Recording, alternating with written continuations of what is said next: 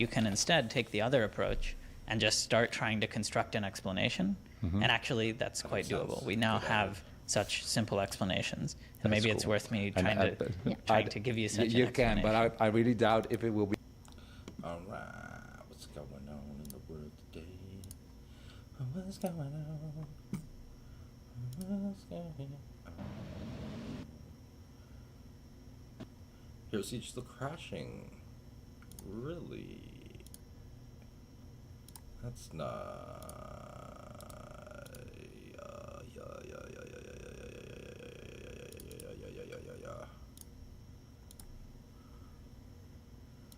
What fuck? What fuck? What fuck?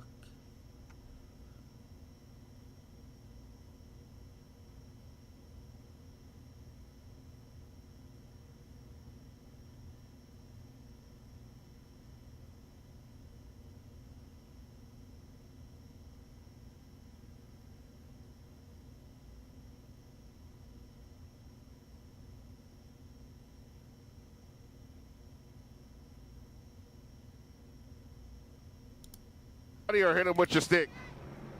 Oh yeah, how did you end up becoming Ice? He just asking these guys so many questions. Is this like a legacy career? Are you happy that Young Thug is free? What's the probability that we're gonna get tear gas tonight? What's your favorite thing to do? Shoot people with non-lethals or hit them with the baton? They don't really want to talk.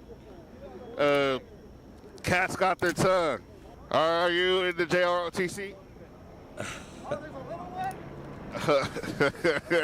Oh, yeah, that nigga gonna shoot me later for sure. Well, we got a man there with a dress coat, tennis shoes, tie, and a black hood over his head, right in front of the federal officers here on Temple. All right, so yeah, we're right here. We're in front of the federal building downtown LA. You know, this is a building where a lot of people get held when apprehended by ICE, federal criminals. So far, like the whole city's kind of just been swarmed by ICE. So we have ICE coming in Compton, Paramount, Linwood, the Fashion District here. The head of ICE just deployed the National Guard. So tomorrow we should see around 2,000 active duty fucking military niggas pulling up. The main reason why people are here is to protest these ICE raids by coming to where all the people are being held at. The cops are lined up. They're pointing their guns at me. They're flashing lights at me. I think they're getting ready to disperse the crowd. Maybe I can ask them something. I don't know. Let's see what some of these is. It's not exactly swamp fest out here, huh? Yeah, no, but I would still say it's pretty lit out here, but you good? It stayed pretty peaceful until the sun went down, which is just kind of how LA rolls. They are detaining people illegally, deporting people illegally without their due process. Can you tell me like what's been going on all day? A lot of tear gas. Did you get tear gas? I did. They're terrorizing U.S. citizens. What they're doing is not okay, and they didn't like that we were gathering, so they started trying to push us back. Additionally, they seem to be doing, I don't like to use this term lightly, but like Gestapo-like tactics to disband people, essentially, and it's wrong. They are sighting people with green lasers and shooting rubber bullets at them, so a couple people got popped. There's snipers on the roof over there, and there's snipers on the second floor over there. I don't know if they're snipers. What kind of guns are these? Oh, yeah, there's a sniper for sure. Lots of people getting tear gas, but, you know, it's LA, baby. We're strong as fuck. We don't have guns. We're unarmed, and we're unafraid. We're the violent ones, but look, all I got in my hands is water bottles when they got fucking guns. These ICE agents are completely different from the LAPD. I've been protesting for over 10 years. It's a whole other fucking level of threat. It's a whole other level of crazy. I feel really sorry for the people who think they're the good guys. They have been brainwashed and indoctrinated and are now acting out, working at the highest level of hypocrisy you can as an American citizen. We're civilians. You're supposed to protect us. Protect and serve. Get another job. Why don't you quit your piece of shit job? You are a terrorist. Terrorist! Put down your guns! Put down your guns! Put down your guns! Are you gonna be out here tomorrow? I am not sure yet. Tomorrow is also LA Pride, and I am of the queer community, so I might have to split my time or go with the biggest cause, which would be this. It's fucked up. Why are they raiding people during Pride Month? What's that? Why are they raiding people during Pride Month? Oh. Who the fuck knows, man? Fuck all your homophobia! Fuck all your racism! Fuck all your transphobia! Fuck all your xenophobia! Everyone go fuck yourself! Charlotte, If you're watching this, I love you. That's your girlfriend? Yeah, my trans girlfriend. You're fucking up my Pride Month. You're killing our fucking Pride Month. What the fuck? Fuck ice, bitch. Fuck ice, bitch. Fuck ice. I got melted ice. I got melted ice. Melted ice. Any of you guys want some melted ice? I'm on TikTok Live, streaming to about 4,000 people. I've been out here since about like 3, I think. Plan on being here tomorrow? Definitely, yeah. Yeah, I'm going Pride tomorrow, and then I'm going to be over here. We're out here protesting, man. We're out here protesting against these ICE raids. It's about human dignity and human rights. I don't know why the LAPD is out here when we're a sanctuary city. It's a sanctuary city. I was part of the movement in Pomona, California to become... Why is the federal government overrunning the national government? That's so weird. Local California. Where were we? Yeah. I did kill that fucking asshole. Fuck that guy. Still rocking the bow. Doing a blade build. Why the fuck not? Let's fucking get it. Get it.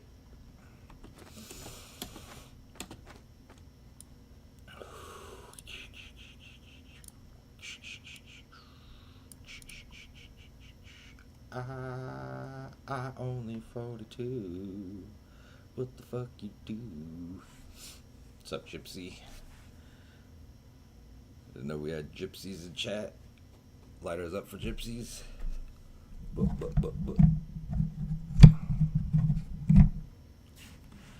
Blood fire, fuss your boy. Okay. We need to fucking find some shit to watch.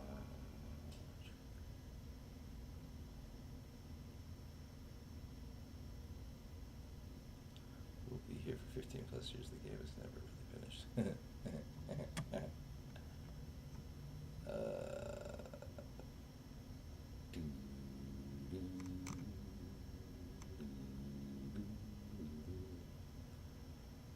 Oh no. Gavin Newsom dared Tom Hardy to arrest him? What is he, fucking crazy? That guy will do all kinds of shit.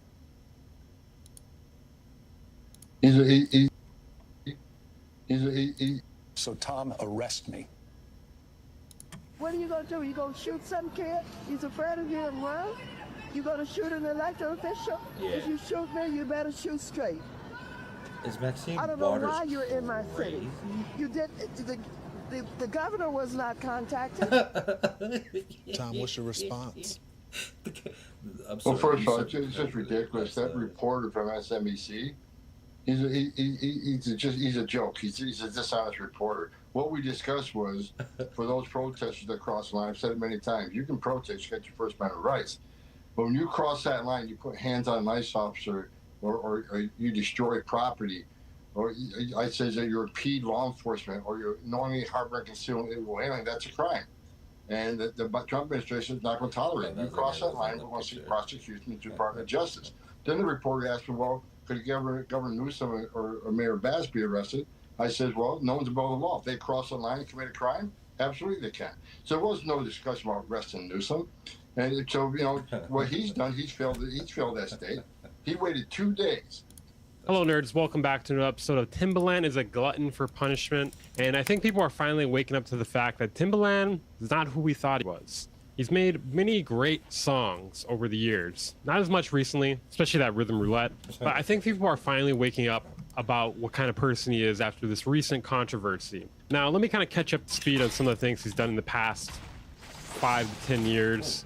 First, so I've covered many of Timbaland's controversies over recent years, but for a quick list of horrible things he's done in the past 5 to 10 years, you may remember the channel CLA Wu, a treasured member of the music producer community.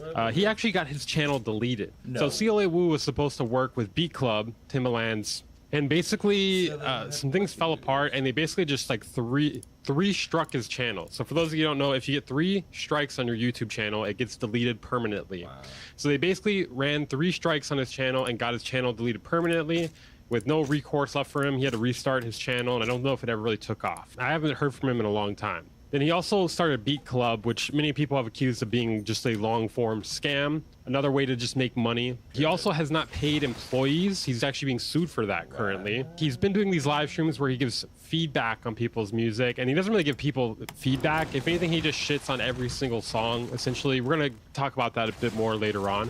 But he basically just shits on every song and then, you know, dumps it in 10 seconds. And for some reason, people continue to give him money to do this. Don't get me wrong, nothing wrong with giving feedback on people's music, especially if you actually try and help them, but that's not what he does. Another thing that a lot of people don't really talk about very much is he actually lied. Him and Akai both lied about this one-of-one Beat Club NPC. So originally it was a prize and you had to sign up for Beat Club in order to potentially win the prize, which was like I said, a one-of-one Beat Club NPC. But then they turned around within a few months and started selling these supposedly one-of-one Beat Club NPCs. And from what I remember, it had like specific sounds on it, maybe. Oh, that's crazy. I thought that was such a cool idea when it happened too. Fuck. Riposaurus Rex. Fuck.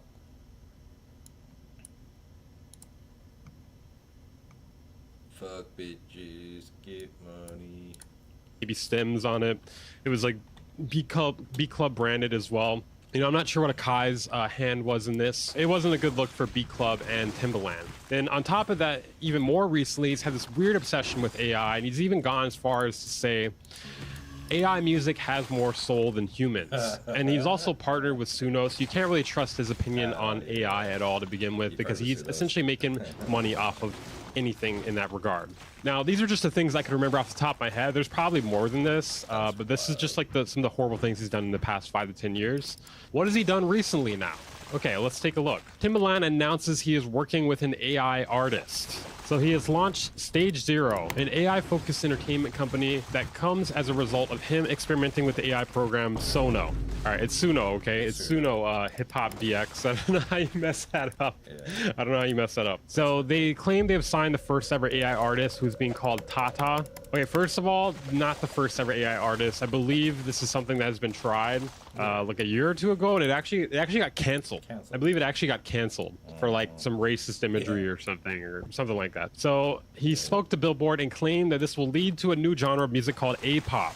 Yes, what could that possibly mean? And the songs for the AI artists are made by putting demos into Suno, which then turns them into voices and melodies which are without using actual singers and musicians. Now, spoiler alert, it actually does use the voice of a real singer. It just replaces it, kind of, a little bit. We're going to get into that in a minute here. He said, I'm not just producing tracks anymore, I'm producing systems, stories, and stars from scratch. It's not from scratch. I don't know, this guy is a fucking idiot, you know? It's not from scratch. AI is not from scratch. It's referencing something else. It's not from scratch. I want to just think this is rage bait because there's no way someone is this ignorant and also a part of the same system. She's not a character. Tata is a living, learning, autonomous music artist built with AI. Tata is the start of something better. Okay, first of all, Tata is the stupidest fucking name ever. That's just like another word for tits. Yeah. And that's fucking dumb. That's fucking dumb. And I don't honestly, I've always thought Timbaland was a gooner because he was giving money to that chick who was like pretending to be an NPC on TikTok, and he was actually her biggest donator at one point, which I thought was really fucking weird. So this is lending more credibility to him being a gooner. The fact he started an A-pop artist known as Tata. Yeah. Never be in the gooning allegations with that one. She's the first artist of a new generation. A-pop is the next cultural evolution, and Tata is its first icon. Now, I'm gonna take a bet here that this guy's out of his fucking mind, and no one's gonna listen to this shit. I really think no one is gonna organically listen to this. It may get some listens from being in playlists, you know, paid to be in playlists, maybe some from, you know, his name potentially getting it in there, but I really don't think this is organically going to take off, in my opinion. You know, hey, I'll eat my words if I'm wrong. So there's actually an image of this woman, like I said, not being the gooning allegations. This is some, you know, I honestly wouldn't be surprised if he creates like a AI robot of this woman and he sleeps with her. I would not be surprised. He stated on the inner court, this election just divided us. What I mean by that is it divided the music. It sounds bland. It sounds boring. This is just him. I have not felt that way. I don't know about you guys. Have you felt all music is bland and boring after the election? I don't know. I have not felt that way at all. I think there's tons of great music out there. I'm not even gonna go into the details of who and what, but there's tons of great stuff out there in my opinion. We talk about AI, but shit, that's the only thing that has a pure soul right now. That you can create something, express your true feelings, and it comes out beautiful. I just think he's just hit like a new level of delusion, you know? Like, I don't know. It's kind of sad, really, because this guy was once such a legend. It's like he has some sort of kink where he wants to be, you know, destroyed. Like he wants to be destroyed. He wants to feel like shit. He wants people to talk shit about him constantly. In the comments, it's just a bunch of people calling it fucking gay. Now, we actually have even more developments on this. I'm a little bit late to this story. This actually all happened yesterday, and I was kind of busy. I was having a rough one yesterday. So it actually gets even worse than this. So this is actually the woman who has been writing this stuff for this pop star. Like, I've been sending Tim my vocals. I've been writing for his AI. He'll send me a beat for me to pen and sing on my Logic, and then I send it to him and he has AI sing it.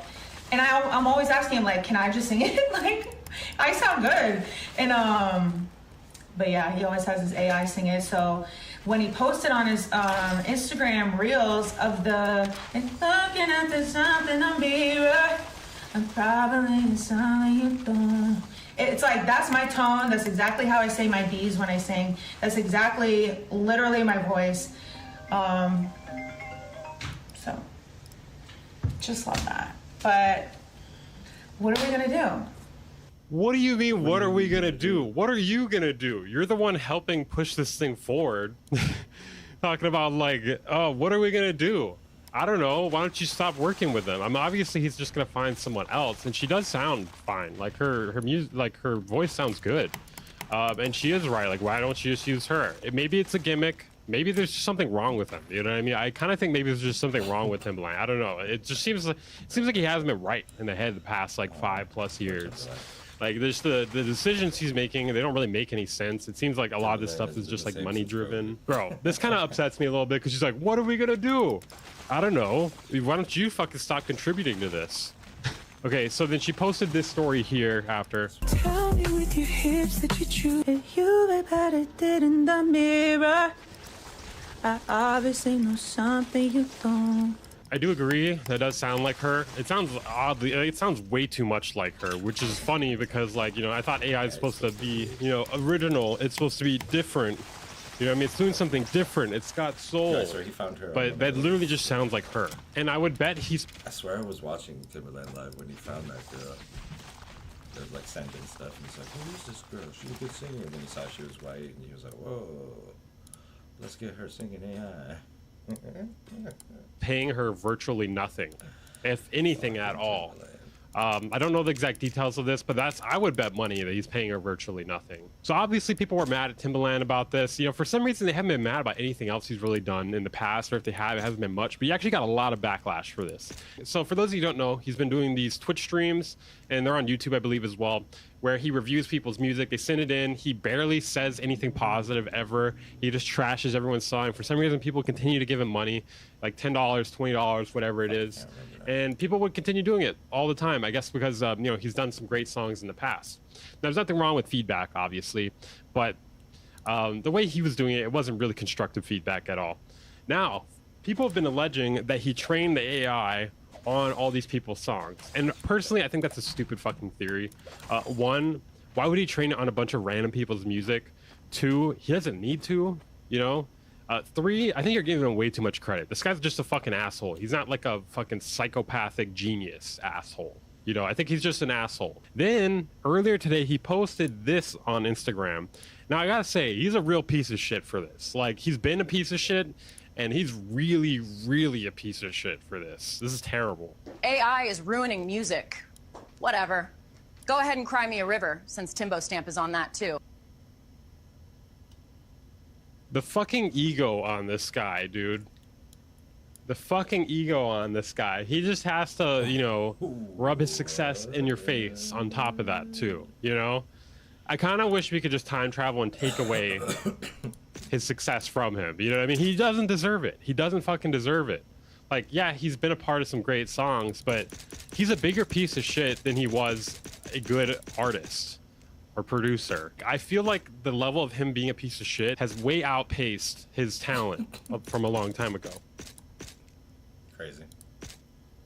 I may actually have to mute the audio for this part because he's a piece of shit and he probably will try to claim or strike this. Y'all crying about AI taking your spot, but your songs barely mix. Why would we train it on that? He does have a good point. See, he does have a good point about that. But also, he's a piece of shit for saying that.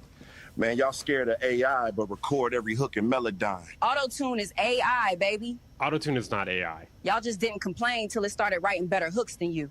Timbo ain't the villain, he just not babysitting y'all no more. You want opportunity, but ain't got output. And I feel like this is just really revealing his thoughts towards other artists. Like, he's such a fucking piece of shit, dude. Like, holy shit. He is a villain. And not even like the fun kind, like the annoying kind that no one likes. You worried about AI stealing your sound? Bro, you ain't got one.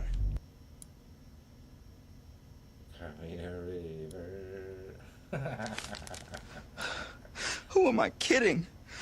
I ain't had no bars to begin with. He's such a fucking piece of shit, dude. Like, there is no redemption arc for Timbaland at this point. Like, he was a piece of shit way before this, but dude, like, it's just, the mask is completely off at this point, you know? And man, I don't know. I feel like I've been saying this for a long time about him too. Like, this is not... Timbo. Best evidence aliens live deep under our oceans. What?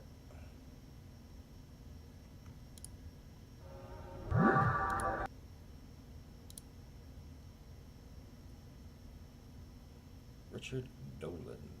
Wait, is this the UFO research?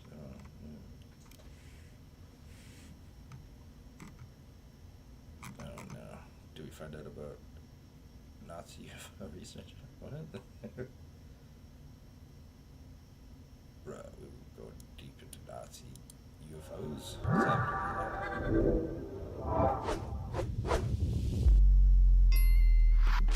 We just had this lady on the other day who was friends with this dude that I just learned about named Joe. I'm sure you've heard of him. Joseph Farrell. Oh, yeah, I know Joe very well. You know him personally? Yeah, we're friends. Oh, really? Yeah, I know Joseph. God, I just learned about this guy. Yeah, yeah. And I was just blown I've known Joe away for years. by some of this stuff. Yeah. What do you make of that research? I mean, this is the title of that book. What was it? Swastikas and Flying Saucers? Yeah, well, Joseph has, I don't know where he is now, because he wrote his first, basically, he became known as the Nazi UFO guy. Okay. Like, that was really, his original training was in, what's it called, patristics.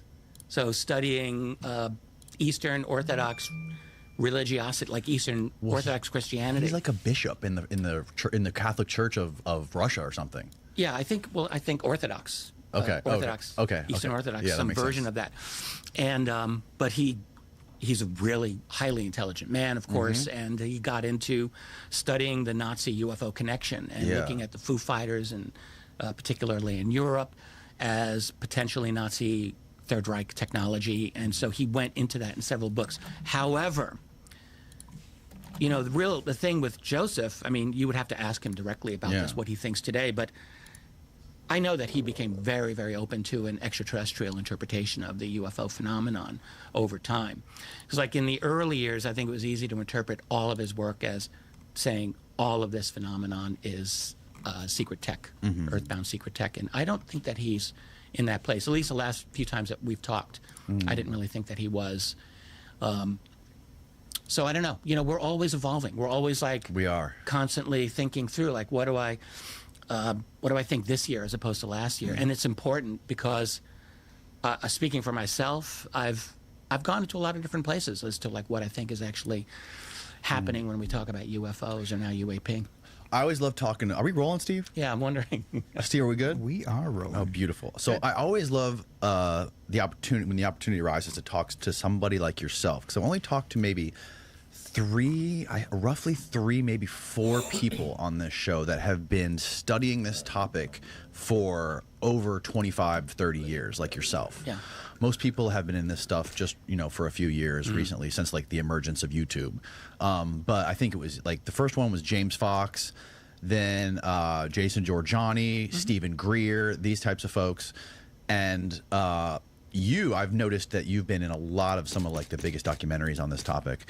So it's always just so interesting to hear people's takes on this stuff when they've been studying it for so long.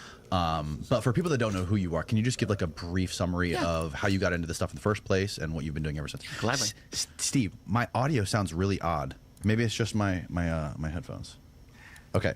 All right. Yeah. Yeah. Brief background. So I got involved in this subject a little over 30 years ago. So it was in like 1993, 94. At that time, I was trying to pursue a completely different life. I was working on a PhD in history, Cold War studies at the University of Rochester in upstate New York. And I was very much into that. Previous to that, I'd studied a lot of European history, a lot of diplomatic history. So that was really my background. And I was in a bookstore in upstate New York, in Syracuse, actually, and I think it was 1994, and I saw on a display stand a copy of a book by Timothy Good called Above Top Secret, which is kind of a classic in the UFO field. And it was the subtitle of that book that really caught my attention, The Worldwide UFO Cover-Up. And I was like, oh, wow. It's 1994, and I didn't know anything about UFOs, like essentially literally nothing.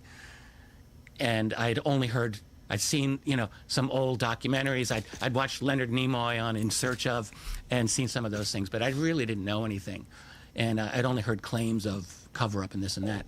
So I remember flipping through Tim's book, and I thought, wow, he's got some interesting documents. He had names of people that I was studying in my own research. And I thought, oh, wow, UFOs. Departments that I was looking into, and UFO connections there. And I thought, this is like a completely unofficial version of history here. Is this true or is this nonsense, right? And that was really my question. So I bought the book, and I liked the book. It's a great book. And at the same time, I got onto what was then the baby version of the internet, all of the Usenet groups, people yelling and screaming at each other. But there were some good threads there, and there were a couple of people that I really learned from.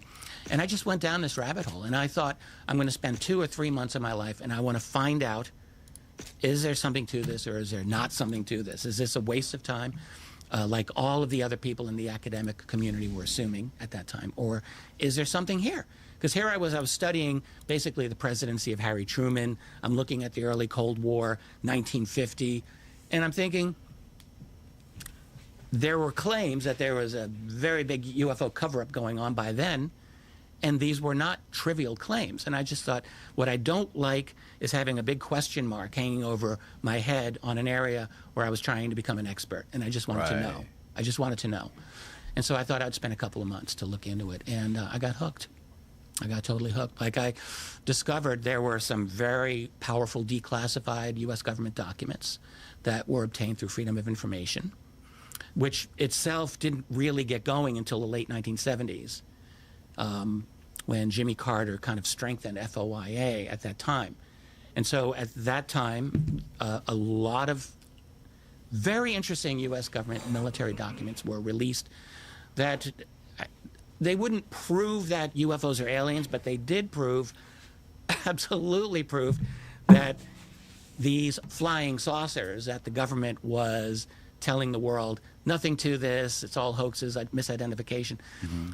They proved that, no, actually military personnel were seeing objects described as flying saucer shape, invading sensitive airspace that they were not supposed to be doing, engaging in maneuvers that were supposed to be impossible, being chased by our aircraft, and essentially playing cat and mouse games over and over again for years and years. And you read statements by the director of scientific intelligence of the CIA in 1952, a man named H. Marshall Chanwell, who's telling his boss, Walter Beadle Smith, director of the CIA, that this phenomena is being seen at such altitudes and over sensitive military installations in such a manner that they are not attributable to natural phenomena or known types of aerial vehicles. That's a direct quote.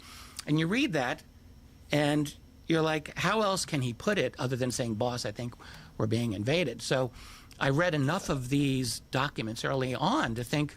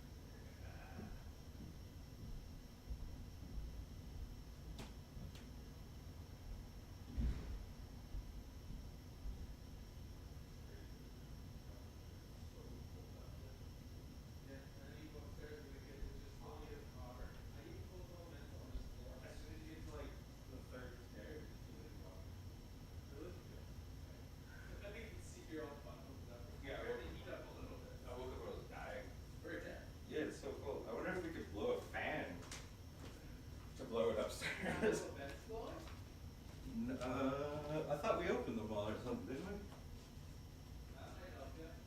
Oh no, they're mostly closed.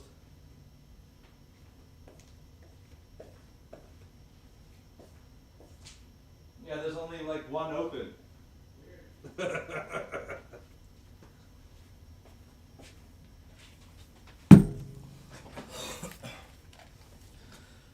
Fucking hot outside and cold inside. Hot outside and cold inside. Hot outside, cold inside. Hot outside, cold inside. Okay. This motherfucker right here.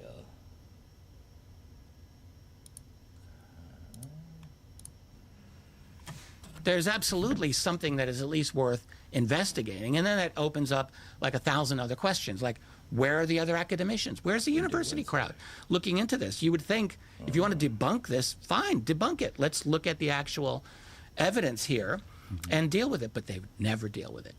They would never deal with the fact that, like, why was the first director of the CIA, a man named Roscoe Hillenkotter, a member of a UFO organization called NICAP in the 1950s? Because it probably was until he something else.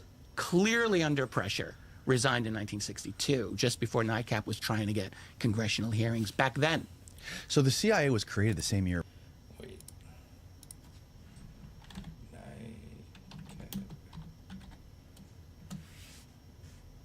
Oh. International Director of the Best UFO Evidence, NICAP, National Investigations Committee on Aerial Phenomena. Founded 1956. Donald Keyhole and Thomas Brown. What did this guy just say? You're like, how else can he put it other than saying, boss, I think we're being invaded? So I read enough of these documents early on to think that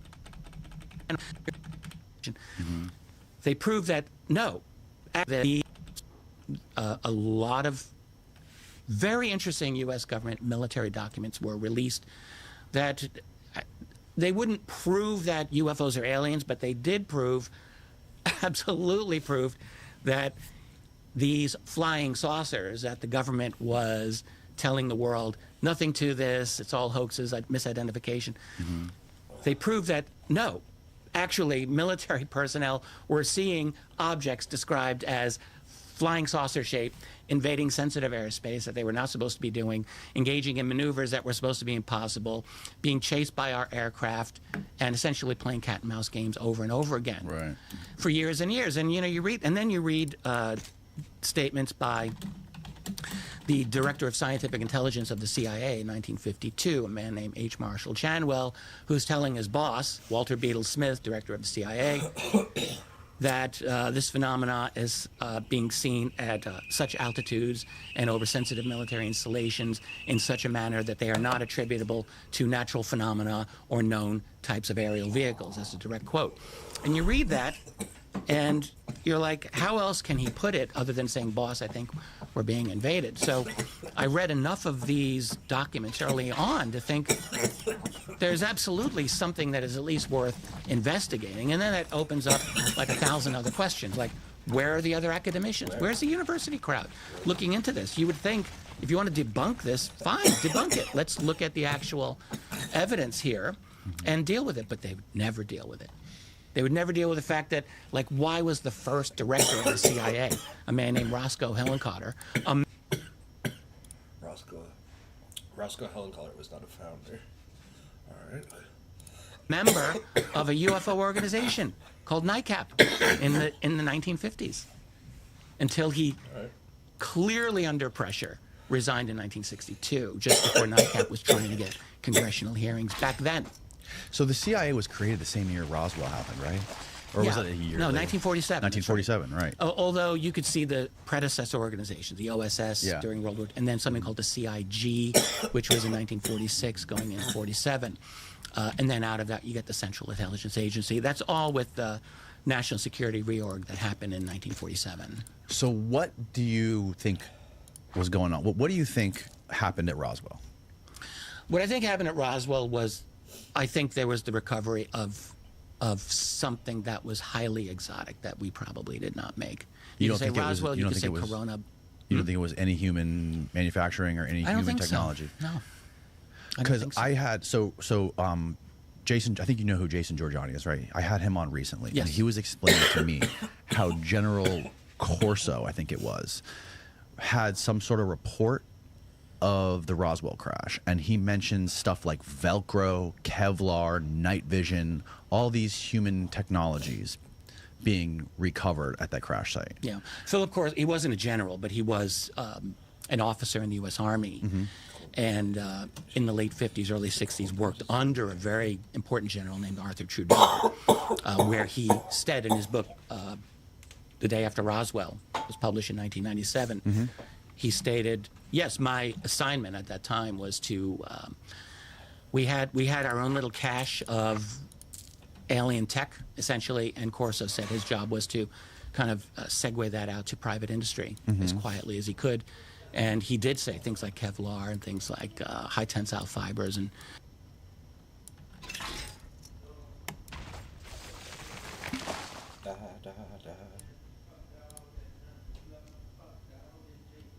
Oh shit.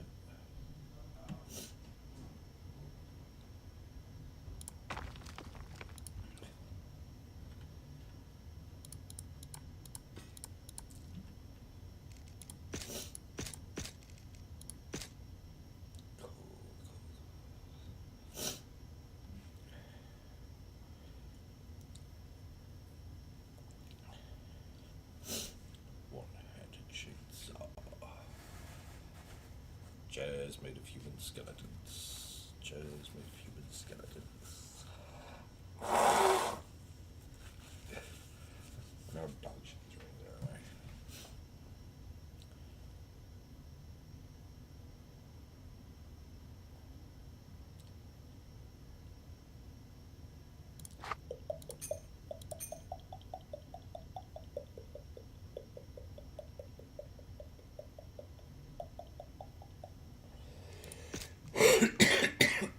Maniac killer. Battlegrounds. Battlegrounds.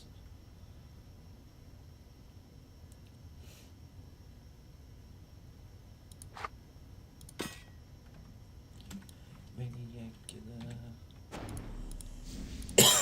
things like, I think fiber optics, perhaps. I think he might have said. I remember night vision and Velcro. Night vision. Velcro, I forgot. Yeah, but I could. So, well, that doesn't debunk the Roswell. I think Corso was very much stating that Roswell did happen as something extraordinary. But like, so the implications of that would mean that either A, aliens use Velcro and Kevlar and night vision, or B, that it was just some man-made thing. Well, no, there's a third possibility, which is that, you know, when we're being all theoretical because, like, I wasn't there, we weren't there. But if you are imagining that you've got a team of brilliant human scientists studying this, like, magical alien tech that they can't figure out, they still might be able to generate some pretty interesting ideas as a result of that, which might be variations, you know, of some of the alien tech. I don't think that's impossible at all. So Velcro, yeah, I don't really know if the aliens use Velcro. Be kind of a handy thing for your sneakers or whatever footwear they got. But other, I mean, it seems to me that if you've got something as exotic as technology that theoretically could be thousands of years ahead of us or more, that A, you could struggle in figuring out a lot of these things. Material science, I think notoriously is said to be one of the most important areas that human scientists are trying to replicate. And material science. Yeah, like, you know, just the other day, Hal Puthoff is on Rogan, and he's talking. And Hal has talked about the so-called meta material. So what is the meta material? It's this artifact that was sent out to Art Bell back in the day, in the 90s, and then Art entrusted to Linda Moulton Howe, and then Linda, over a number of years, kind of passed it out to different scientists, including Hal Puthoff and Eric Davis. They looked at this. And so what they found was that it was layered with, I mean, ultra tiny layers of bismuth and magnesium and I think titanium in ways that we still do not necessarily know how to manufacture. And so that would be the material science, and that would be an important thing. Like, you'd need to master, if you want to do what flying saucers do, you need to have the materials that are sufficient to be able to withstand whatever you need them to do. Or in the case of what Hal speculated, to, what was his phrasing? He said to serve as a wave guide for high-frequency electromagnetic waves in the terahertz range. When I heard him say that the first time, I'm like, what the hell are you talking about? But really what it seemed like is a kind of anti-gravitic type of thing. So you'd have light or electromagnetic radiation hitting this thing, and somehow, in some way that I cannot understand, it would produce a kind of effect on gravity. Wow, right. Interesting. Yeah, so in other words, this is really interesting to me because, you know, normally for years and years you're thinking, how do they do anti-gravity? Pardon me, some kind of propulsion system, some kind of engine. But no, if it's in the skin of the craft itself, that's a really kind of nifty solution. And maybe that's part of what they do. Sounds pretty nifty. Yeah, the only, my introduction to this whole anti-gravity theory was the Bob Lazar story and how he talked about that little basketball-size reactor being inside the craft or whatever, and it somehow like repelled things away, and he explained it. It was a great explanation that made sense to my brain, how basically you like, you're falling through space by creating this crazy like heart-shaped propulsion pocket, right? Oh, this is above my pay grade in terms of understanding it too. But there's a couple of different theories that people have had as to how these craft do what they do. This episode of the podcast is brought to you by my good friends at Verso. The conclusion was very clear that the U.S. national security community knew, some elements knew, this was real. This was not made by the Russians. This was not made by us. Someone else is operating this. We did not have control over it. And absolute secrecy had to be maintained over this at all costs. Like, that was a conclusion I came to pretty early on in looking at these documents. And then just reading book after book after book, as I was able to scrounge them up at the time. This is back in the 1990s. And I published my first book on this in 2000. I self-published it. Wow. And then in 2000, that was still kind of a tough thing to do. But then I got picked up by a different publisher, and then that was the start of my entry into this field back in the early 2000s. And I have never left. It's kept me in its grip ever since. So your theory was that your conclusion was that the national security state knows about something that is not from this earth. Yeah. And has that conclusion evolved at all over the years? Yes, it's developed and it's deepened, I guess I could say. I've never since then formed the conclusion that it's fake or that it's not a concern. I've never gone there, but there's different variations of how it works. Like, I remember when I first published that book, I got an email from astronaut Edgar Mitchell, who was Apollo 14. And it was lucky for me, he was the first kind of famous person to endorse my work. He was like, great, moonwalking astronaut. But he said to me, look, your theory about the cover-up is not exactly right. Like, he said, he believed that my theory was that it's like the government and like the president's in on it and everyone's in on the secrecy. And I don't really know if I truly believe that, but maybe more back then. And he said, this is like, I don't know, 2001, 2002, early. He said, I don't think it works like that. It's very privatized. You know, there's a lot of fingers in this pie, and it's not all federal government. And so over the years, like, a number of people in that crowd, including Hal Puthoff and including a number of other folks, would drop me little drops along the way, little breadcrumbs.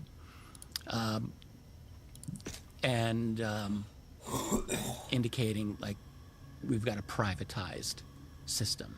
Like, more and more you look at it. There's government, there's classified elements to this, but there is also an element that is beyond government. Yeah. And it's kind of nebulous, like, who are these guys? Is it all think tanks and corporations, or is it something else? And I don't know the full answer to that to this day. But that's a big part of this. So you're dealing with a kind of a labyrinth of secrecy, and to the extent that it's privatized, makes it much more of a challenge for people to use, like, freedom of information, for example. Right. Well, that's by design, right? Yeah, I think so. So that all of that was an evolution through my years of looking into this. I have to say, one of the biggest turning points for me in this whole topic was that documentary that you were a part of about Paul Bennewitz.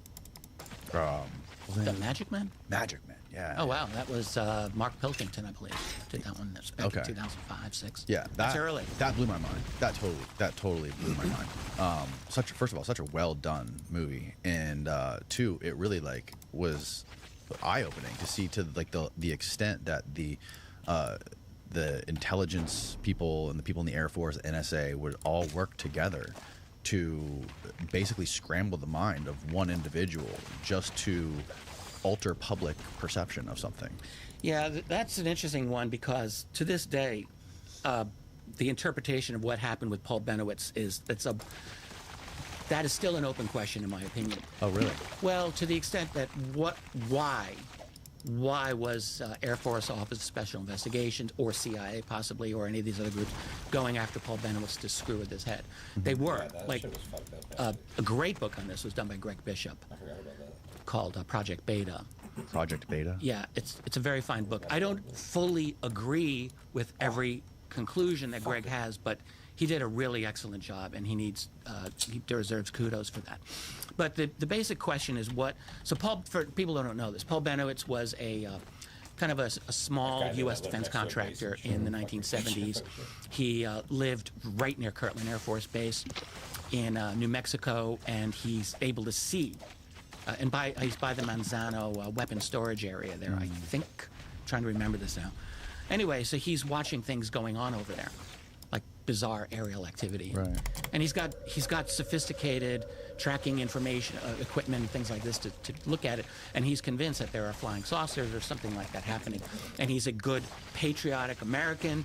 He literally wrote to President Reagan after 1981 about this. Wow. Like saying, you've got to get on top of it. And so he was becoming a hassle and a potential security risk for the people over at Kirtland, whatever they were doing. So Greg argued, and I cannot remember what the Magic Man documentary actually argued here. I think the claim was that essentially, like, 30,000-foot view is that he was a conduit of disinformation in the UFO community to poison the well of the UFO community because they knew there were Soviet spies there. Yeah, that's potential. Okay. That's what I took from it. There's definitely espionage, and there's definitely the attempt to muddy the waters of the UFO community. But the question is, what was Paul Bennewitz actually observing? So was he observing advanced U.S. defense systems that were then being tested, or was he seeing something more than that? And I tend to think that maybe a little bit of both. I don't think it was all just that they were only protecting their own tech.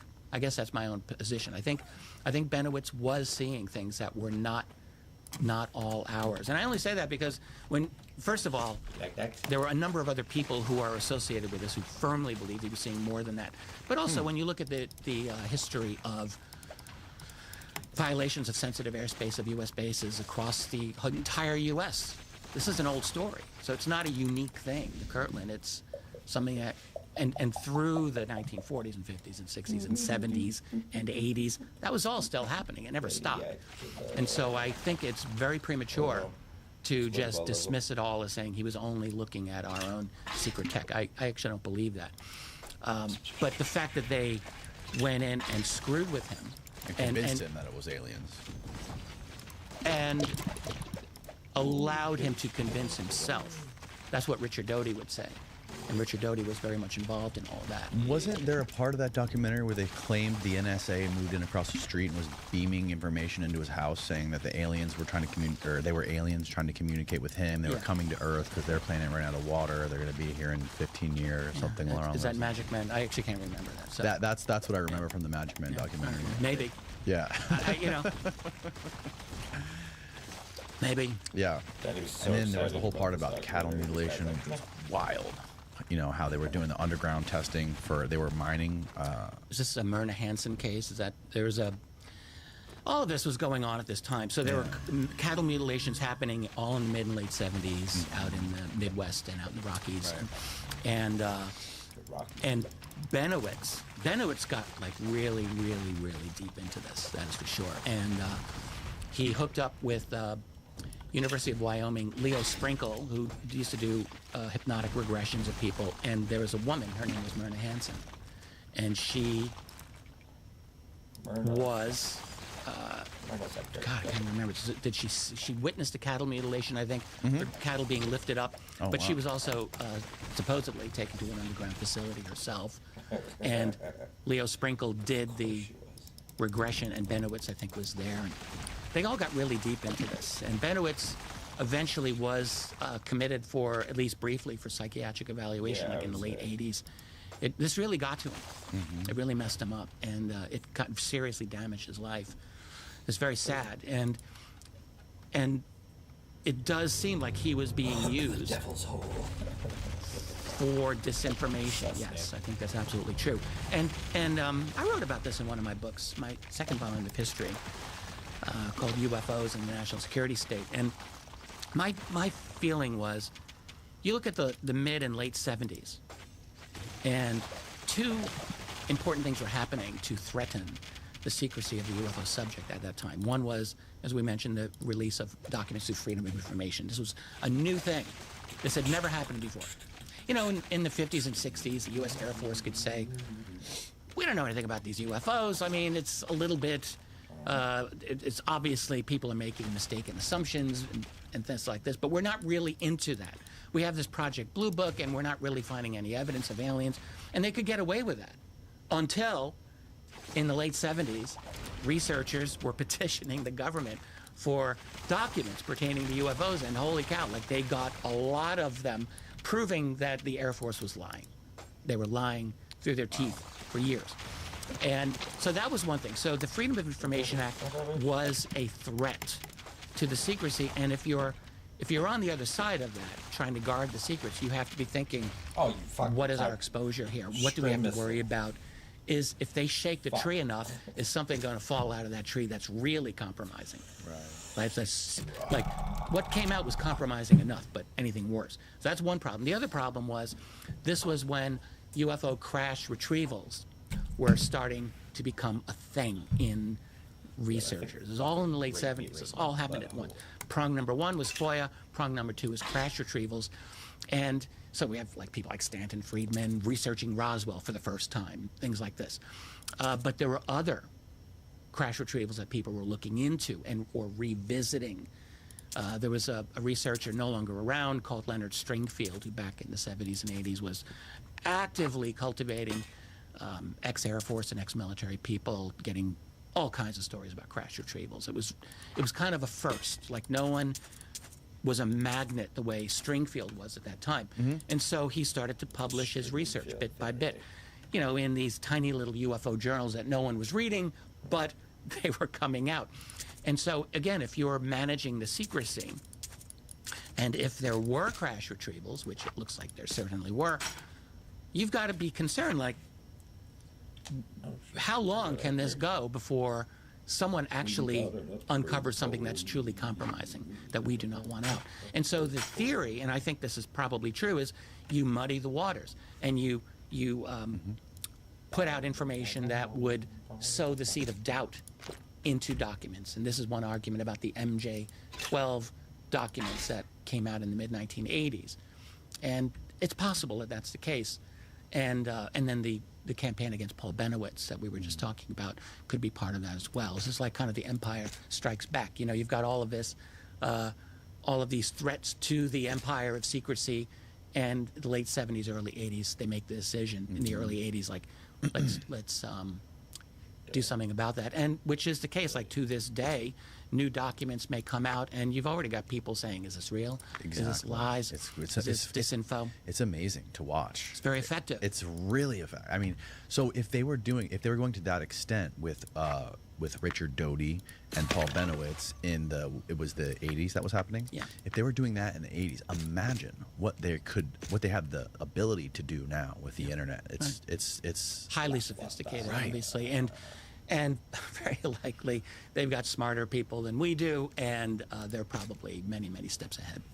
I think it's very tough to deal with them. Not impossible, but yeah, I mean, we're going beyond UFOs or UAP. This is an array of things, I have no doubt. But the UFO subject, which is the one that I'm most interested in, I think definitely, you know, we're in an era now since 2017, New York Times and Politico, they do their articles at that time, and it kind of breaks open the space a little bit where people can talk about this a bit more without necessarily their careers being destroyed through ridicule. So that's good. But to think then that the national security crowd is just going to walk away from the table and say, oh, yeah, here you go. Here's all of our secrets. Yeah, sorry about that. We were wrong. No, that's not going to happen. There's far too many reasons to maintain this and to fight every step of the way. So what I believe is happening in terms of all of this, like this has been an argument for almost a decade now with a lot of people. Imagine what you're going to look like 6 months from now. Now imagine you had Him's hair the whole time and how much better you could look. You're allowed to have thicker, fuller hair. Lost solution ever leaving the couch. Here's the deal. Chewables, visits is right for you. Problem. One low price covers everything, from treatments to ongoing care. And with hundreds of thousands of happy customers, Hims is pretty much the go-to for getting back that thicker, fuller hair and your confidence. Why wait? Hims has you covered literally. Start your free on .com/very based on consult site for it's like, are we dealing important safety information? Make your hair great again with Hims. It's like, are we dealing with a covert op by the government to have a controlled and false release of UFO information to serve their needs? Or what I believe is we're looking at a factional struggle within that community where there are actually people who do believe in getting this information out to whatever extent they believe they want it out. I'm not sure if they even want it out fully themselves, but to some extent. But there's still the secrecy group, if we can call them that, that is absolutely not resolved to that at all, not reconciled to that, and they will fight every step of the way. Yeah, I think when I had Jesse Michaels in here, I think he told me that as far as like all of the information that exists about this stuff on the internet, he was saying only like 20% of it needs to be fake. He's like 80% of it can be real, and still no one will ever know what to believe. Yeah, people will just fight about it. It's probably right. I think it's even less than 20% that needs to be fake. Wow, really? Yeah, I don't. Yeah. I mean, I think so, because there's always. Look, you've got trolls out there. You've got hardcore skeptical people out there. Of course. Oh, it's crazy. People and they will treat this like a religion. Yeah, they will hammer on any little thing that just seems a little off, and they'll just go after it. You know? And you could have. I mean, we just had this congressional briefing just the other day, as we're recording this in the very beginning of May. You had. Oh, I missed that. Well, it was very interesting. So you had Dr. Eric Davis, who's hardly ever. Oh, I did see this. Okay. Yeah. Eric Davis, anytime he talks, you really want to listen to that man. But why is that? He's worked very closely for many years with Hal Puthoff. He's worked with Robert Bigelow's National Institute for Discovery Science back in the 90s and early 2000s. He's the man who interviewed Admiral Thomas R. Wilson in 2002, which was a whole big thing, and that came out in 2019. That was a big mess, but it was all true. Davis meets with Wilson after Wilson had retired from the Defense Intelligence Agency. He had run the DIA. And this is connected. You interviewed Stephen Greer. So Stephen Greer was very much a part of this. So back in 1997, all right, Greer, Edgar Mitchell, the astronaut, and a few other individuals were going through Washington, D.C. And Greer, you know, look, he can be very polarizing, but he was right on with this. And I will always say this. In 1997, Greer was like, there are black programs that are rogue, that deal with ET tech, reverse engineering. They are beyond the formal control of the U.S. government. And so they're trying to get audiences with different people to talk about this. And they get to meet with Admiral Thomas R. Wilson, who was head of intelligence for the Joint Chiefs of Staff at that time. This is April 1997. And they gives a presentation. And Wilson, and I know this is absolutely true, said, I'm going to look into this. The head of the Joint Chiefs? Yeah, well, he's head of intelligence for the Joint Chiefs. Okay. So, or he was deputy head of intelligence for the Joint Chiefs. He then became head of intelligence for the Joint Chiefs, which was head of the DIA. So he was important. And he goes on a 2-month wild goose chase, actually, within the Pentagon's bureaucratic structure, We can go into more detail if you want, but the short version is he finds a number, not just one, several special access programs, that is ultra secret programs dealing with ET tech. He contacts the managers of one of them, and he's actually able to get a private in-person meeting with them. They are the program manager, the security manager, and the corporate attorney. Right, for this, it was a private contractor. We don't know that it was Lockheed, but that's what the betting money is. So he goes to meet with them, and he says, "It is your." We're getting back to Eric Davis, I promise you. Okay. So Wilson says, "It is your oversight that I am not overseeing this program. You need to bring me in. You do not have proper oversight of this." And they are like, "No, we're fine. We don't need you." Well, that's a real problem. And he finds out from them. I remember Greer telling me this. Yes, right. And he finds out, like, they have an intact saucer. According to what they said to him, they've made painfully slow progress in understanding it. They had what's called the BIGOT list, BIGOT, and it's an acronym deriving from World War II. Anyway, that's the list of people who are allowed to be honest, and it's like 500 people. And Wilson's is reading the list. He's recognizing very few names from the DoD. They're almost all in private industry. And he says, "No, I need to be, this is part of my purview." And they're like, "No, it isn't." He says, "Well, I'll complain." They're like, "Be my guest. We're not afraid. We're not afraid of you." And he did go back to D.C. He did complain, and he was threatened with his career. He was threatened he'd lose a star or two along the way and take an early retirement. And he got furious, but he ended up playing ball. So anyway, because he was there with Edgar Mitchell, and there was another Navy commander named Willard Miller, who was part of this. And Miller, these are Navy guys. Miller, Mitchell, and Wilson were all Navy. Apparently, Wilson and Miller chatted about this after, and Miller, I guess, learned that Wilson had failed in getting access to this program. And so somehow this got back to Edgar Mitchell, the astronaut. And Mitchell was in with the National Institute for Discovery Science. That's Robert Bigelow. That's all these other guys, right? Davis, Potoff, and many others. And so they all knew.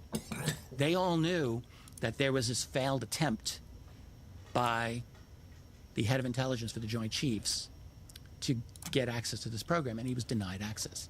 So it's kind of a big thing. Like, you learn this fact, and you're like, how do we get to Wilson? We want to talk to him. So Wilson retires in 2002, and clearly Eric Davis, who was part of the NIDS group, he's the one. He goes out and he interviews Wilson. He got the scoop, and he writes up roughly 15 pages of typewritten notes of his conversation with Wilson. I am mentioning this because someone in that group, and I cannot say who it was, unfortunately. Oh, but you cannot say it publicly. I read portions of that document back in 2000 and okay, so it's still secret. 2006 and 2007. And then, and I read the portion where Wilson is telling Davis this technology was not made by Earth, not made by man, not by human hands. In the Davis notes, it's italicized. And I remembered reading it. It struck me like it's very profound. This is not made by human hands. So they all knew that. So Davis gets these notes.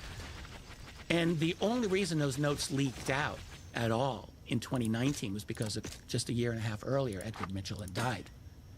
And his estate, it got leaked out. So there was a friend of the family who was able to get some of Mitchell's documents. Those documents went to Australia, and from there they were JPEG'd. And by the early part of 2019, they were quietly circulating around, like the full notes that Davis had written. And then it leaked out. It leaked out enough in the spring of 2019 that I took it upon myself to do my own little YouTube video on it, and I think that's what blew it open in June of 2019. But that's Eric Davis. Eric Davis is... And he's also part of this legacy remote viewing program too, right? He was a part of Putoff. He was with Putoff and Sarfati and all these SRI guys. Is that right? No, I don't think so. No. Okay. And I don't think Sarfati was part of the SRI thing. That's Putoff and Russell Targ. Oh, that's it. Okay, And got it.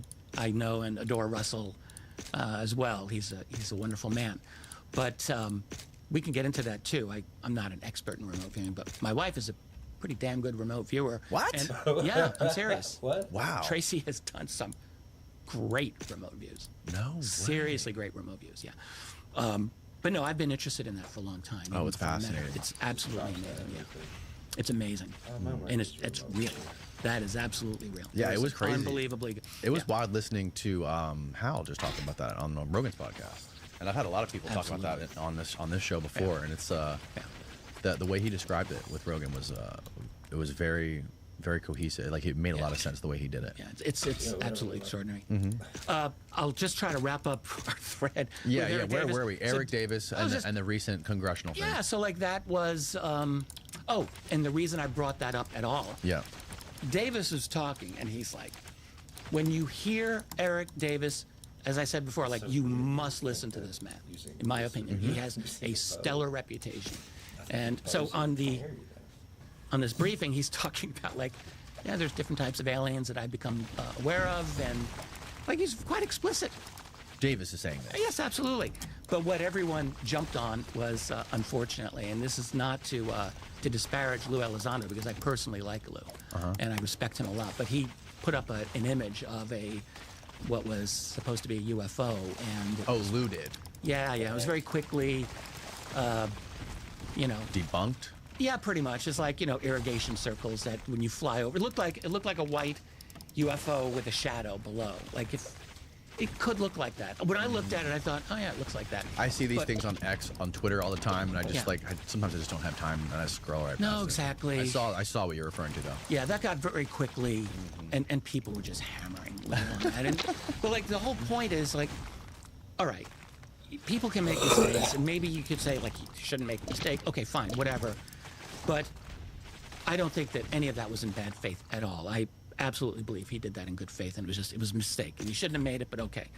But this is what, you're hearing people focus on. I'm talking about the skeptics now. You got Davis with these amazing statements. You had Admiral Tim Gallaudet during the briefing with very impressive statements, and Christopher Mellon, who's always on point, made very good things, had very good things to say, and more, Mike Gold at NASA.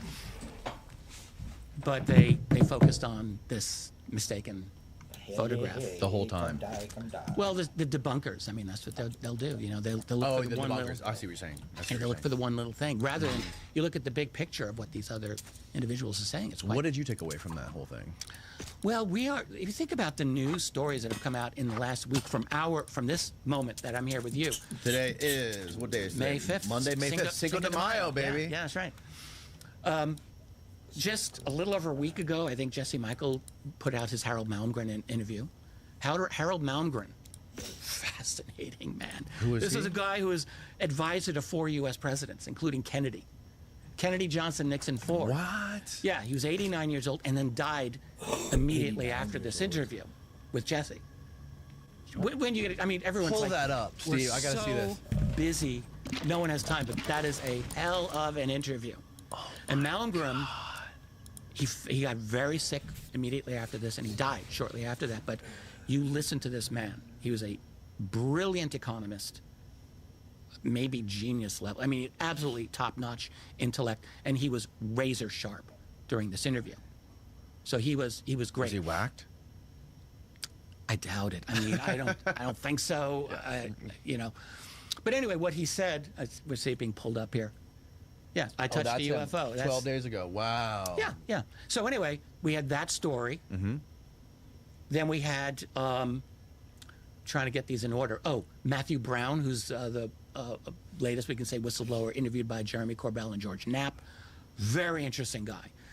And then we had Putoff on Rogan.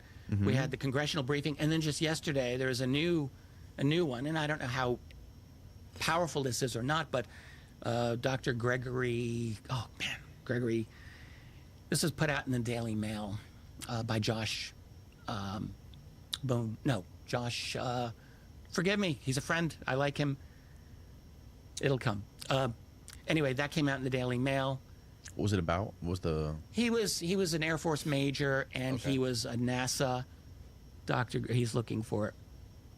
Dr. Gregory Rogers. Rogers. And it's by. I want to give Josh his props. He deserves it. Click on the link. Maybe it'll be in there.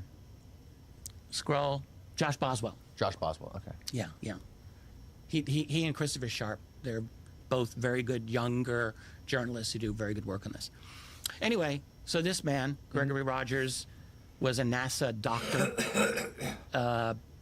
worked on a number of shuttle missions, and said in 1992 he's down by Cape Canaveral, I think, and he saw CCTV footage of he was shown this by another Air Force officer, of a flying saucer that had USAF markings on it, U.S. Air Force flying saucer. He said this thing did things that we did not have the ability to do. Tilt at an angle while hovering, rotate this way, rotate that way. But he supposedly, and look, this has not been vetted. I mean, but this is all just new stuff. He said, I asked him, where do we get this? And he said the guy just pointed up and indicating it was like from up there, from outer space. So it's a new story. Is it true? Is it not true? I don't know, but think of this. In the last less than 2 weeks, all of those have come out. Like, that's profound. That's powerful stuff. Yeah. More than a decade ago, you would have had to wait. Like, there would have been years in between stories like that. Yeah, it's drinking from a fucking fire hose. Exactly. So I don't remember why I got into all of this, but yeah, I guess we're like. I asked you just like what your ultimate takeaway was from that recent congressional thing with Eric Davis and all those guys. We're looking at a kind of pile-on effect, with the momentum of all of these new revelations, new claims. Maybe it might be a better way to put it, but more and more new information is absolutely coming out at a rate that is unprecedented. We've never, in all of the history of UFO research, and this is something I can speak very confidently about. There has never been anything like the time that we're in now. This is unprecedented, and where it will lead is a really good question. Yeah. So over the last couple months, I mean, like my emotions on this whole topic vary. It's like I ride this roller coaster of emotions on the UFO topic, from being I get burnt out on it super easily. Yeah. I get like this UFO fatigue. And then I also go back and forth between like, is it really aliens? Is it time travelers? Is it DARPA? And like, my recent thing has been like, this has to be all just military bullshit mixed with internet psychological psyops, or just like you just alluded, feeding us this fire hose of misinformation just to get everyone confused, so nobody can. No, like it doesn't matter what the truth is, because there's just everything's out there and everyone's fighting about it. There's too much noise and no signal. Yeah, I'm very sympathetic to that. And as far as the burnout goes, I'm totally. I've done this for 30 years, right?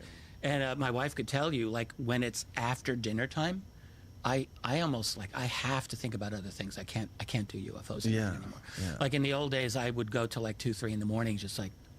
And nowadays, like I do it in the morning and the afternoons, and then I have to end it. Yeah. I have to have other things going on in my life, so I can sympathize with that. But as far as like what's going on, the reason that I very much believe that the significant portion of this phenomenon is from non-human intelligence. And the reason I believe that is I look at the earliest history of this, particularly the post-World War II, but even there are some very, I would say good, not perfect, but good accounts from prior to World War II that are worth looking at as well. And so when you look at some of these early cases, and then particularly when you read the declassified documents that I mentioned earlier that are available, it's hard for me to square that with a secret U.S. black budget project. It just doesn't, because all the intelligence officers that we know of at the time in the 40s were looking into this, and there's nothing that I have seen that really even you mentioned Joseph Farrell's work. Yeah. Were we on camera when we talked about Joe? I can't. Were we, Steve? I don't remember. Well, anyways, we were talking about Joseph Farrell before this thing started. And And I'm a friend of Joe's, and I respect and admire his work a lot. But I don't even think that he has made a clear-cut case that it's definitely all like, you know, Third Reich tech and all of that. I mean, there's definitely the Horton brothers, which was yeah. There's the Horton brothers, and I think now we're seeing more and more support for the idea of a 1933 Italian recovery. Right. Italian. This is, I think, Grush talked about this, right? Grush talked about it. Malmgren in his interview with Jesse Michaels, and Eric Davis in his congressional briefing talked about it. So we're seeing all these different perspectives coming in on this. The real man who researched this is an Italian researcher named Roberto Pinotti, who looked at a lot of the original documents that do exist in Italian from 1933. And interesting. So I think, yes, like this goes back farther in time than a lot of the American researchers, like, because we're so American-centered. It's like Roswell, it all starts there. Yeah. No, I think there's, even in the U.S., there were prior cases to Roswell, but certainly this 1933 case. So you think the fact that these cases of crash recoveries, retrievals, whatever you want to call them, they go back so far earlier than the 1940s, you think that points to it being of non-human origin just because of how advanced it was and how early it was? Yeah, I think so. That's what I believe in. And where do you think they would have come from? I know we're being super speculative here. I'm just saying, like, if I would say another planet. Another planet, right? Or there's a couple of different ways to look at this. So, you know, Hal Puthoff wrote a very interesting paper a number of years ago on ultra-terrestrials. This concept, and it's a very interesting paper. I highly recommend people read it. And I think his take, and he just mentioned this the other day in his interview, but maybe there's been a group that's been here a long time that originally comes from elsewhere. They've set up shop in some manner, which I think is a totally possible. I would imagine that the extraterrestrial hypothesis actually still makes more sense to me than anything else. I mean, we can get attracted to interdimensional theories, but does anyone actually even understand what another dimension would be? Like, how does that work? How do they materialize in our? Maybe it's possible, but I don't really understand how that's possible. I can understand how it could be possible, even despite the vast distances, to go interstellar if you can manipulate space-time in some way, bending space-time. We have math for that. A guy named Miguel Alcubierre in the 90s apparently came up with some version of warp drive mathematically. The problem is finding the amount of energy sufficient to do it, but same thing with, I think that's the same thing with time travel, right? I think so, yeah. You know, so I love Michael Masters' time travel theory. Yeah, I don't know if I'm on top of that one, so maybe you can educate me. But I guess I'll just say I think the fact that they come from another place still makes the most sense to me. The fact that we would be of interest makes a lot of sense to me. The fact that Earth would be a very interesting place also makes a lot of sense to me. I think all of that makes perfect sense. That if you have the ability, if you've achieved a technological capability to detect advanced life elsewhere, which I don't see that as impossible at all. I mean, we're already looking at exoplanetary systems and looking for life signatures, and we just started with this business. So if you've been doing this for 1,000 years or more, maybe you can detect consciousness. You know, you can go, we talked about remote viewing. Could they actually have the ability to detect advanced consciousness? I don't know. Maybe they can. Or maybe there are other technologies that we just haven't envisioned. So they could find us, and then could they get to us? Yeah, probably. I don't see why not. At least in theory, I think it could be entirely possible. And we would be interesting. Because, A, there could be a lot of life in this universe, but how common, really, would planets like ours be? We're in the Goldilocks zone, but it takes a lot more than that. Right. We have the moon. We have the moon. Incredible. Which is, what's the word? It's the perfect terraforming device. It's I think it's 1/20th the size of the sun and 1/20th the distance from the sun. I think I'm getting that math Oh, right. it's a lot less than 1/20 at the sun. Maybe I'm getting that math wrong, Steve. Maybe you can correct me with the fractions there. Anyways, the fractions are exact. The exact size comparison to the sun and the exact distance from the sun is equal. So it creates that perfect eclipse. Yeah. And so that makes that's an amazing thing. If that's a significant part, the fact that it's a stabilizer of our environment is very significant. It's always got one side turned to the Earth. I can't remember the word for that, but that could be significant. Tidally locked. Yeah, thank you. Steve, what's the fractions of the distance ratio and the size ratio? Find that, and then it is it is the perfect terraforming device for us. And yeah, it's sun size and distance ratio. There you go. You could figure that out. I'll let you Let us know, Steve. That's your homework assignment. But we also have water and land. But we're not completely covered in water either. So we have enough water for life to evolve in the water, but then we have enough land out of the water that life can crawl up and evolve on land. I mean, that's kind of an interesting thing right there.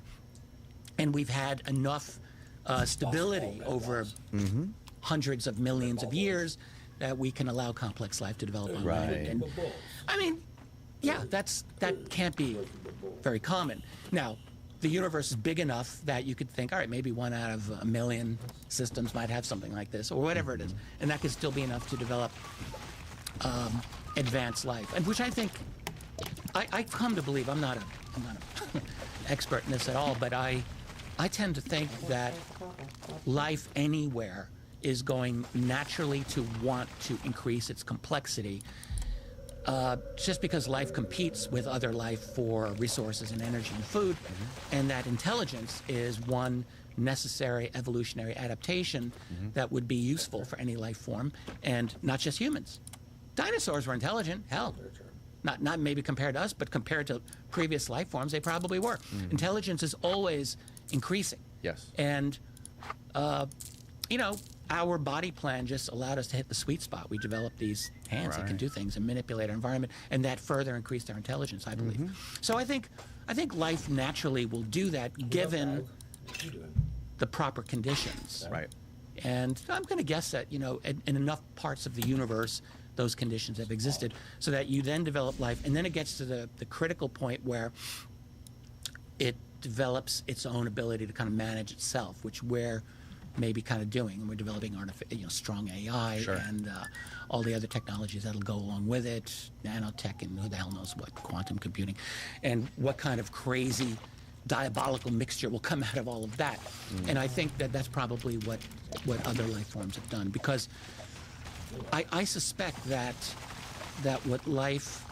what intelligent life will do is it is guided by the requirements of constantly developing that intelligence. In other words, it's not about, our society isn't about the human race anymore. It's really about meeting the needs of the demands of a highly integrated, digitally advanced, artificially intelligent system of which we are now just a part.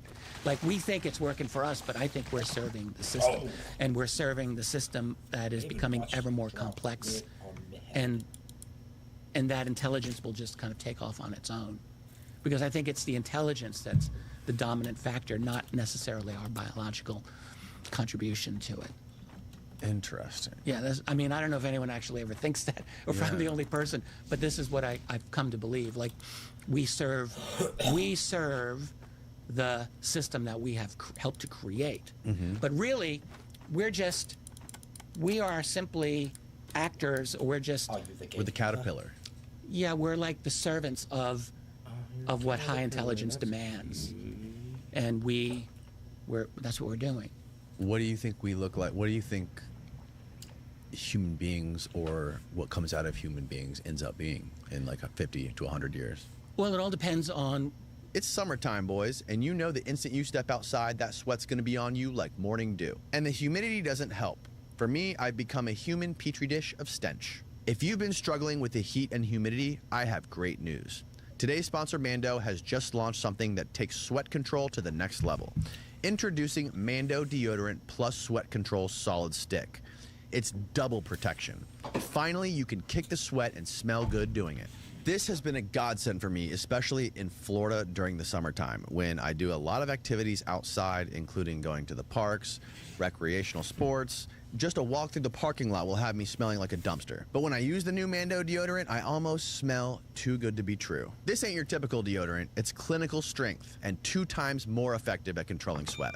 It kicks sweat and odor for over 72 hours. Even after 12 hours, sweat was still reduced by 92%. Mando is known for using premium ingredients like gentle mandelic acid. Mando deodorant plus sweat control solid stick. Don't wait. Grab yours today at shopmando.com and experience double protection. Mando starter pack is perfect for new customers. It comes with a solid stick deodorant, cream tube deodorant, 2 free products of your choice, like mini body wash and deodorant wipes, and free shipping. And as a special offer for our listeners, new customers can get $5 off the starter pack with our exclusive code.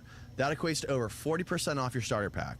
Use the code DANNY, D-A-N-N-Y, at shopmando.com. That's shopmando.com. Please support the show and tell them we sent you. With deodorant plus sweat control, Mando's got you covered. Say goodbye to sweat stains and hello to long-lasting freshness. You know, because all that we do is we adapt to the environments that we live in. And we are now radically changing our own environment technologically in all different ways. And so clearly you're seeing probably a speeding up of human evolution is probably happening. Right. I think it is. Right. Experts would be better able to say this than me, but I think it's quite. I mean, look, even in the last technology, right? Yeah, in the last 10,000 years, we're not the same as we were back then. So, and we've domesticated ourselves. It's just like you look at domesticated sheep as opposed to wild sheep. Well, domesticated humans as opposed to wild humans. Right. Before we started settling in large communities and societies, roughly 10,000 years ago. So we're going on a path. So what we're going to look like. The problem with our future is that every new technological leap you make, whether it's mastering the use of fire or stone tools, or now working at it, getting to AGI and whatever else we're going to get to, means that you become dependent on that for your species survival. Like, honestly, like once we've had fire for like a couple of 100,000 years. Right. It would be very difficult to probably for those people to survive without it. Yes. Because you become dependent on it. And then not only that, but the fact that you have fire means you have to develop all of these other technologies because we have to maintain the fire. We have to protect the fire. We have to find and process the right kinds of wood. Like all of that prompts further intellectual development. Same with stone tools and all that. So once you develop that, you have to maintain it. And now we're so deeply embedded in our technology. Can you imagine? Spain and Portugal just went without electricity for 5 hours last week. I have a sister who lives in Seville. And trust me, I live in Florida. I had to go through a lot of hurricanes. Exactly. So, but they were freaking out, man. They were not happy. So imagine if we had to go without electricity. Forget internet, just electricity. Yeah, it sucks. Well, it's even worse. For a week, 2 weeks, a month, forever. It would suck. It would more than suck because most people would probably not live. Going back to this, this technology conversation and the evolution of human beings is really, it's something I've been thinking about a lot recently. And it was interesting because I think Hal and Rogan touched on it a little bit on their conversation. But, one of the ideas that I've been throwing around is the idea of like this ESP telekinesis, having these senses that are not apparent in everybody, but they're kind of like extra. Some people have them more than other people, and especially when it comes to things like remote viewing and ESP. So like ancient human beings, right? Before we had the development of language, before we had the technology to record memories externally, and when we constantly were trying to avoid predators to stay alive, and before we had anything, like I'm sure we had some sort of extra senses that have atrophied since we've developed language, since we've developed computers. We don't have to memorize shit anymore. Everything's on a computer or an iPhone, and you know what I mean? Absolutely. So I feel like that is radically we have senses that are radically have been diminished and atrophied over millennia. My wife and I talk about this a lot. This is like one of our pet theories that we've been hashing around for a couple of years. Excuse me, I totally believe that that's the case. We actually are, the brain capacity of the human being today is less than it was among our ancestors, even more than 10,000 years ago. I think it's like the amount of a golf ball, or no, more than that. I think maybe a baseball amount of brain. We have less. We have a little bit less. And that doesn't mean that we're less intelligent. It just means that domestication has enabled us to need less, because the brain's expensive. I mean, in terms of energy, like it's not free, and so you have to have a reason for it. It's got to provide an evolutionary benefit for you to use it. And very likely, I think that you're right. I think that's true. Like, we've probably atrophied, and what that, of course, this is material that I'm just barely, I shouldn't even really talk about, but you hear people talking about microtubules in the brain and the ability to access quantum information in some way. And I'm probably saying this wrong in countless ways, but essentially that we have the capacity to perceive some various forms of non-locality, things that are far away, that logically you wouldn't think we were able to perceive.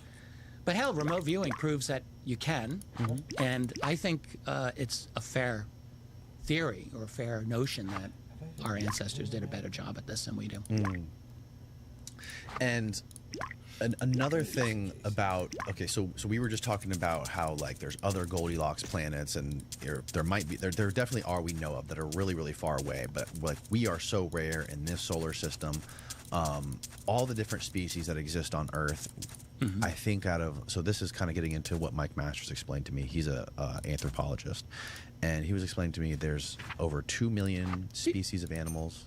I didn't mean to interrupt you. Isn't he the one who, am I getting my people mixed up? He came up with a paper about a year or two ago that got a lot of attention. And I should stop. I'm probably getting it wrong.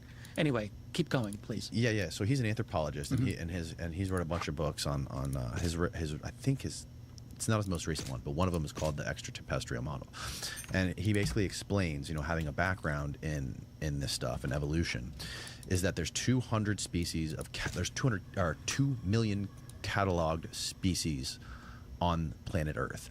Out of the 2 million, 20 of them are hominids. Out of the 20 hominids, we are the ones that developed technology that was able to escape the Earth. So we are like 0.0001% of all species, human beings, on Earth. So that is extremely rare for Earth, which is an extremely rare planet, being such a, having the moon the way it is, being this, having so much water and land, being inhabitable, teeming with life. So now let's go look at all the other Goldilocks planets that we know of that are so far away. How many of them have the same gravity, the same atmosphere, how many of them are water worlds or not? And what is the likelihood that those beings that evolve on that planet, that Goldilocks planet, are going to be exactly like the 0.00001% that ended up being human beings on this planet? So he's like, basically the case he made was it's virtually impossible for them to have 2 arms, two legs, upright walking hominids. There I disagree. I disagree with that. I think, respectfully, because I'm sure he knows what he's talking about. But no, I think that our body plan is probably not unique to us. And I think if you're going to, again, I think because what life does, life evolves and life adapts. And so if the necessary thing that you have to have is an ecosystem that can support enough diversity of life for this to happen. And yes, you need water and you need land. You need both. And so it's going to be very rare. Like, I completely agree with all of that. I think that's entirely right. But the fact that our body plan is an anomaly, I don't agree with that. I think our body plan is probably... How did I get higher? I don't really, do we really truly understand what is the mechanism of evolution? What is it really? Is it truly just random mutation? Or is there something else going on? And I'm not going to pretend that I have that answer. But I think that somehow life... Didn't Jeff Goldblum say this in Jurassic Park? Life finds a way. And I think that life does find a way through adaptation, through the need for survival and luck yeah? But, like, this is, if you're going to engage in planetary domination of any capacity, honestly, I think this plan, this body plan of ours, might just be the best way to do it. Because what you need is an ability to manipulate your environment. That's key. And so hands and fingers are perfect for manipulating environment. What's better than that? I don't know of anything that's been better. And then the thing is, once our, Australopithecine distant ancestors of 4 million years ago, or 3 million years ago, to realize, oh, I could break this stone. Wow, this is really useful. So that encourages further intellectual development. Just even napping stones is like, that's a skill. So you're working cognitively here. And so I think adaptations, I don't think it's impossible that life would form adaptations similar to our own, that you would have humanoid beings that develop that way in other planets. I just think that, I remember as a kid reading like what certain scientists thought like life elsewhere would look like, and some of those ideas were kind of goofy when I look at them now, and I don't think they make a lot of sense, because a body has to be efficient, and it's got to, and so you're looking at all of these different factors that go into it, and it seems to me that bipedal, standing upright with a couple of extra hands to do your job, like that's quite useful, and I could imagine that happening elsewhere. What do you got, Steve? Oh, the crab species convergence. Yeah, it's similar to what he was talking about. Like you have 5 different species that have independently grown crab-like bodies. That's just what works in the ocean for little creatures like that.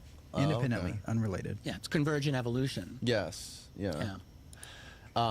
Which means basically species that are not related to each other can, due to the environments that they live in, develop very similar. Like, bats can fly as well as insects can fly, and birds and that type of thing. Yeah, that makes a lot of sense. When I brought this up to Greer, he was explaining to me he believes it has something to do with morphic resonance. This theory by Rupert Sheldrake. To win theirs, it's like some sort of a quantum idea. It's a quantum theory essentially. So I guess one of the examples that Sheldrake used was a monkey on one side of the world discovers some sort of technology, figures out how to crack a coconut open with a rock or whatever, and at the same time, in this quantum field, the monkeys on the opposite side of the world figure out the same thing. Yeah. So he thinks that might tie into evolution between planets. He said this isn't just on Earth. Hey, I'd entertain that. I mean, there's The Secret Life of Plants, which came out over 50 years ago, which talks about there's all different ways.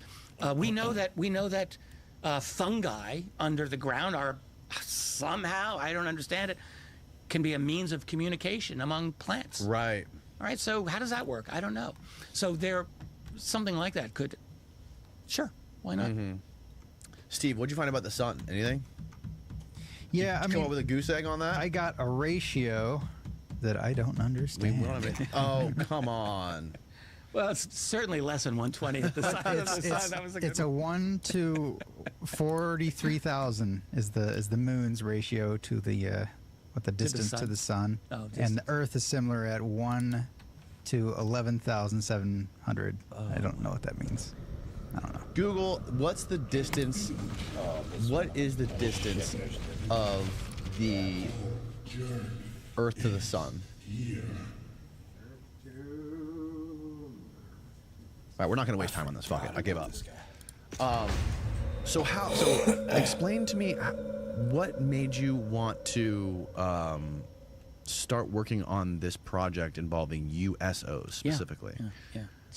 One of the most rewarding little rabbit holes I've ever gone down. So I have, I've had a long-standing interest. USOs simply means unidentified submerged objects, water-based UFOs or water-based UAP. That's it. And I'd heard of this type of phenomenon for many, many years. It's always been very interesting. I mean, to me, intrinsically, it's interesting to hear a story about an object that comes out of the ocean, making a big display like that. And I thought, how many of these stories exist? I have a website with a lot of amazing members, and they'll ask me questions. One person asked me a question about a particular case from 1945 near the Aleutian Islands, a little island called Adak Island out there. And there is a case from the summer of 1945 where a U.S. transport ship, the Pacific War was still happening.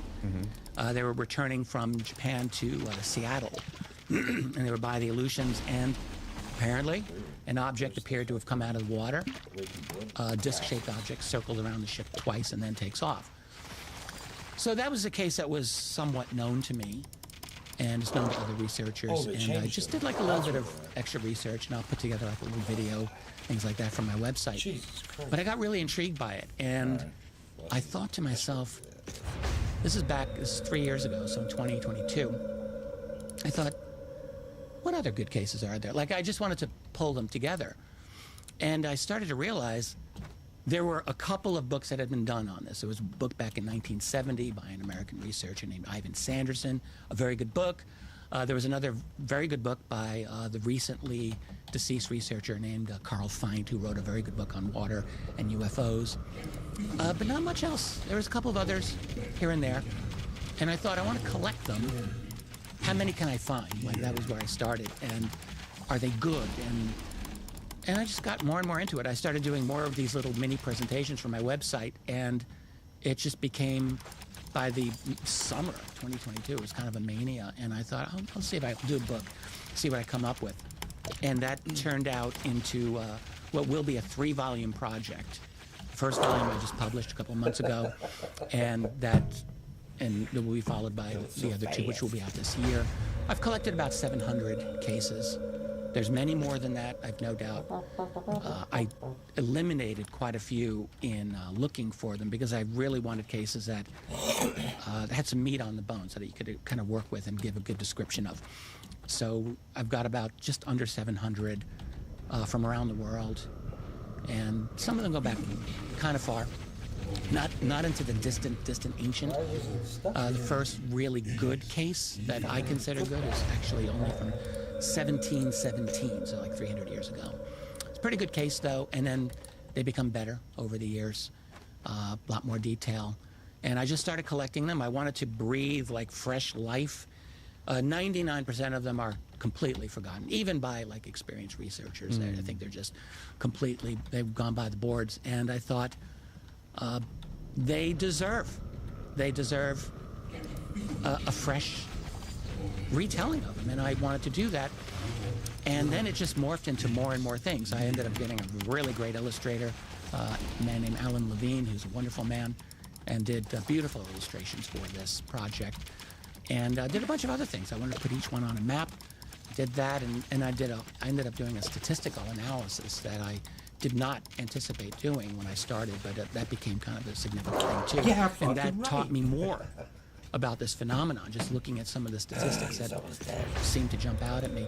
So all in all, like you're seeing this phenomenon evolve over, especially the last couple of hundred years. It's like a little dance, like where they're observing us, we're observing them.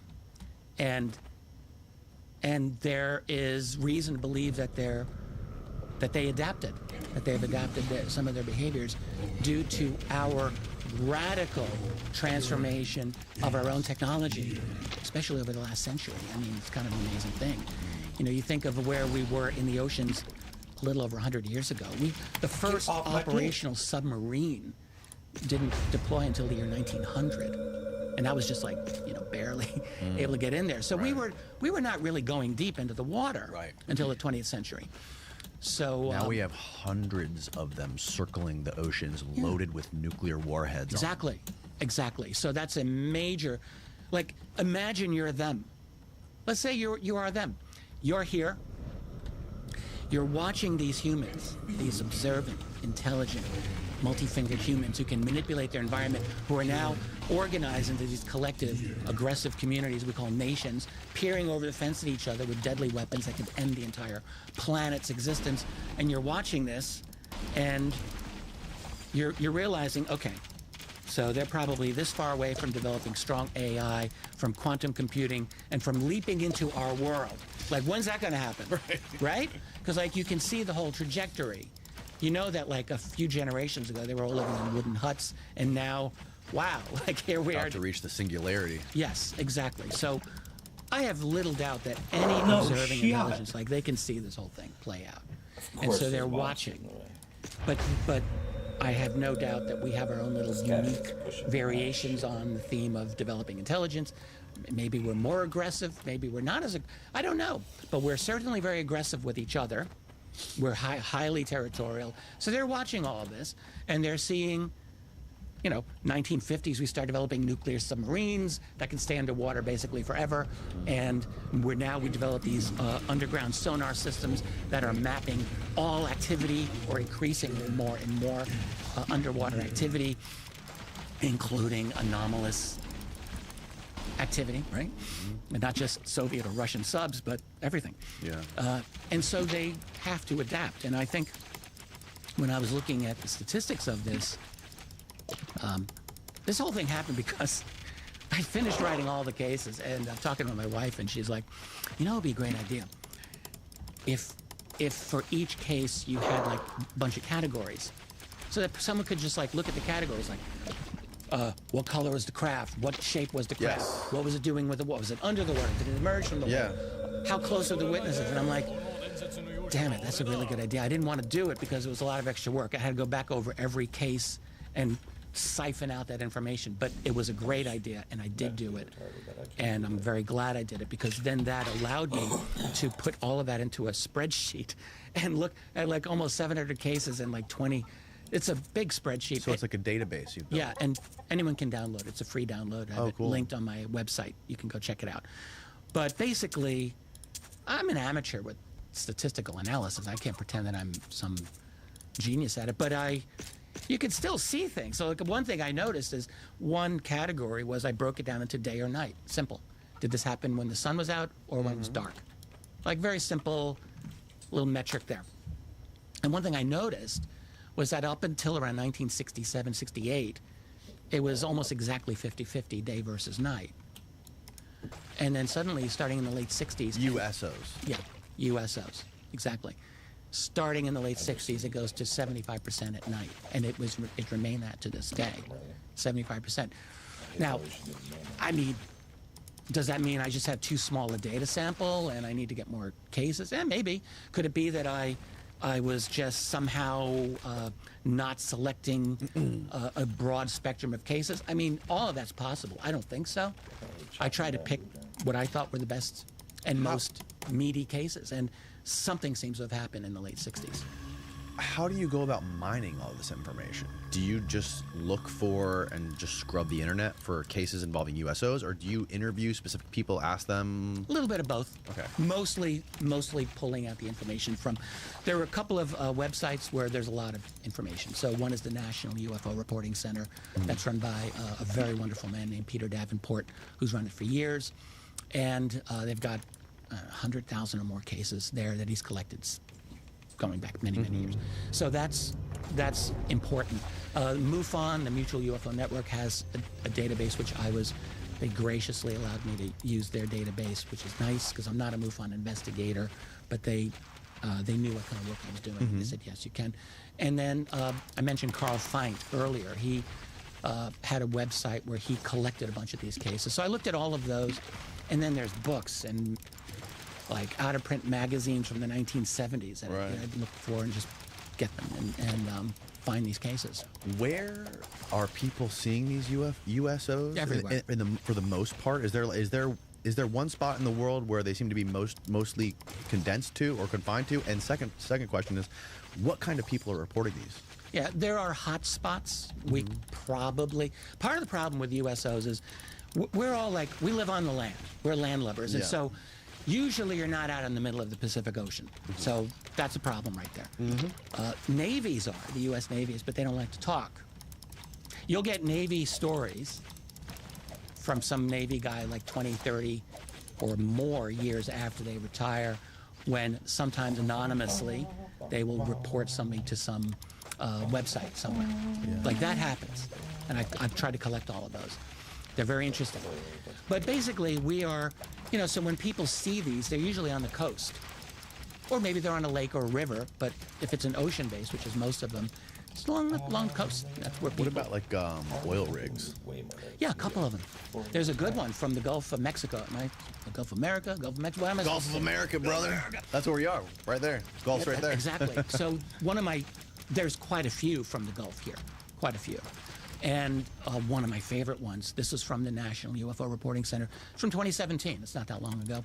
A guy operating on a rig rode into Newfork, the website, and he described this. He said, I was with a bunch of other guys on our rig, and there was another rig, he said, a couple of miles over this way, and in between this humongous, gargantuan, like football field plus size object comes out of the water, dripping water, flying saucer, disc football field? That's what he wrote.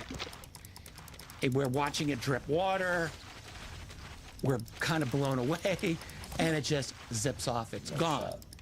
Now, how do you investigate that? It's almost impossible. So Peter Davenport wrote as an addendum to this case. He said, I spoke with the witness on the phone. Peter will do that sometimes. He said, I found him to be highly credible, highly this and that. And like, apparently this was a very well-spoken, believable individual. Peter found him credible. And that's really all that we have on this. But it's a pretty interesting story, and I read the account. And that's one of the cases that goes into the third volume of my study. Did that corroborate any other accounts? Were there any other similar accounts with football field? Really? Yeah. Also, not just USOs, but you get UFO cases of gargantuan-sized objects that have been reported over the years. You wonder, like, what are they doing? It's like a small city, you know? It's the best place to hide. It really is. The oceans are... Yeah, you know, there's a really great guy named Dr. Kevin Newth out there. He teaches... I've heard of that name. Yeah. Kevin's a really good man. He teaches at Albany and in New York State. I think he's on our list, Steve. He's coming on the podcast. Is he really? Yeah, he's good.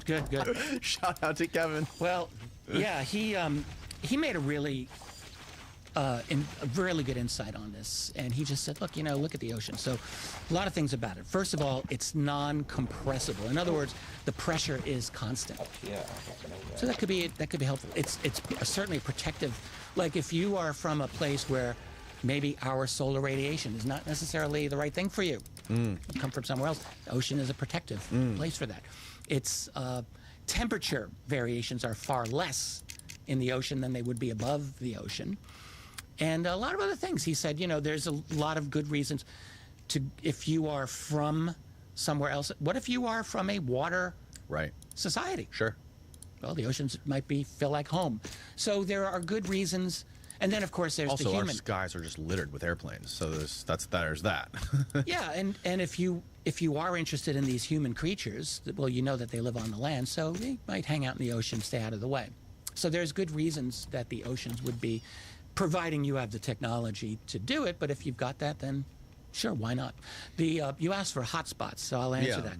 One is Puerto Rico, and particularly, I think all around Puerto Rico. Really? But especially the east, west, and northern coasts. The southern coast, yeah, but I think I just haven't found as many. But along the, you get like northwest Aguadilla, or you go out to the east. The U.S. Navy's got a big presence at a place called Roosevelt Roads there, facing Vieques Island. There's a lot of activity there.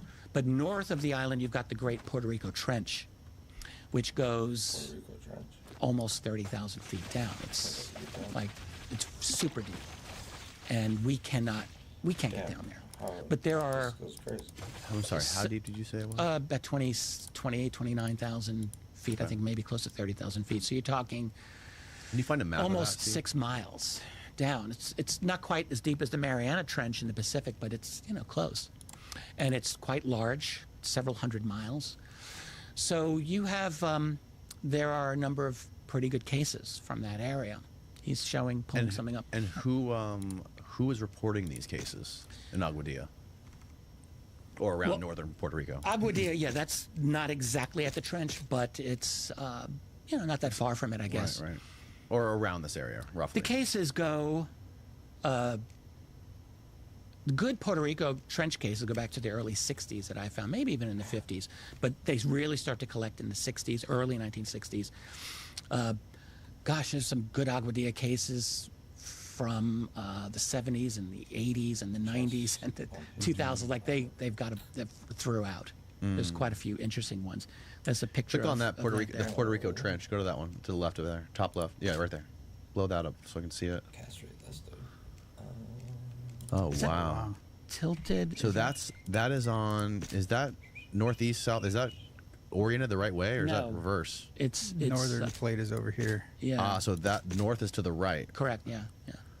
And that would mean that Agua Dia is where? On the top left. Top left. Top right. Excuse me. Top right. Exactly. Okay, I see. Well, you got it. Yeah, that gets really deep right there. Wow. Yeah. It's super, extremely deep. Are there military people that are reporting any of this stuff? Yes, absolutely. Okay. Well, reporting is a hard way to put it. So, years after the fact, it comes. These stories will come out, in a variety of ways. Yeah.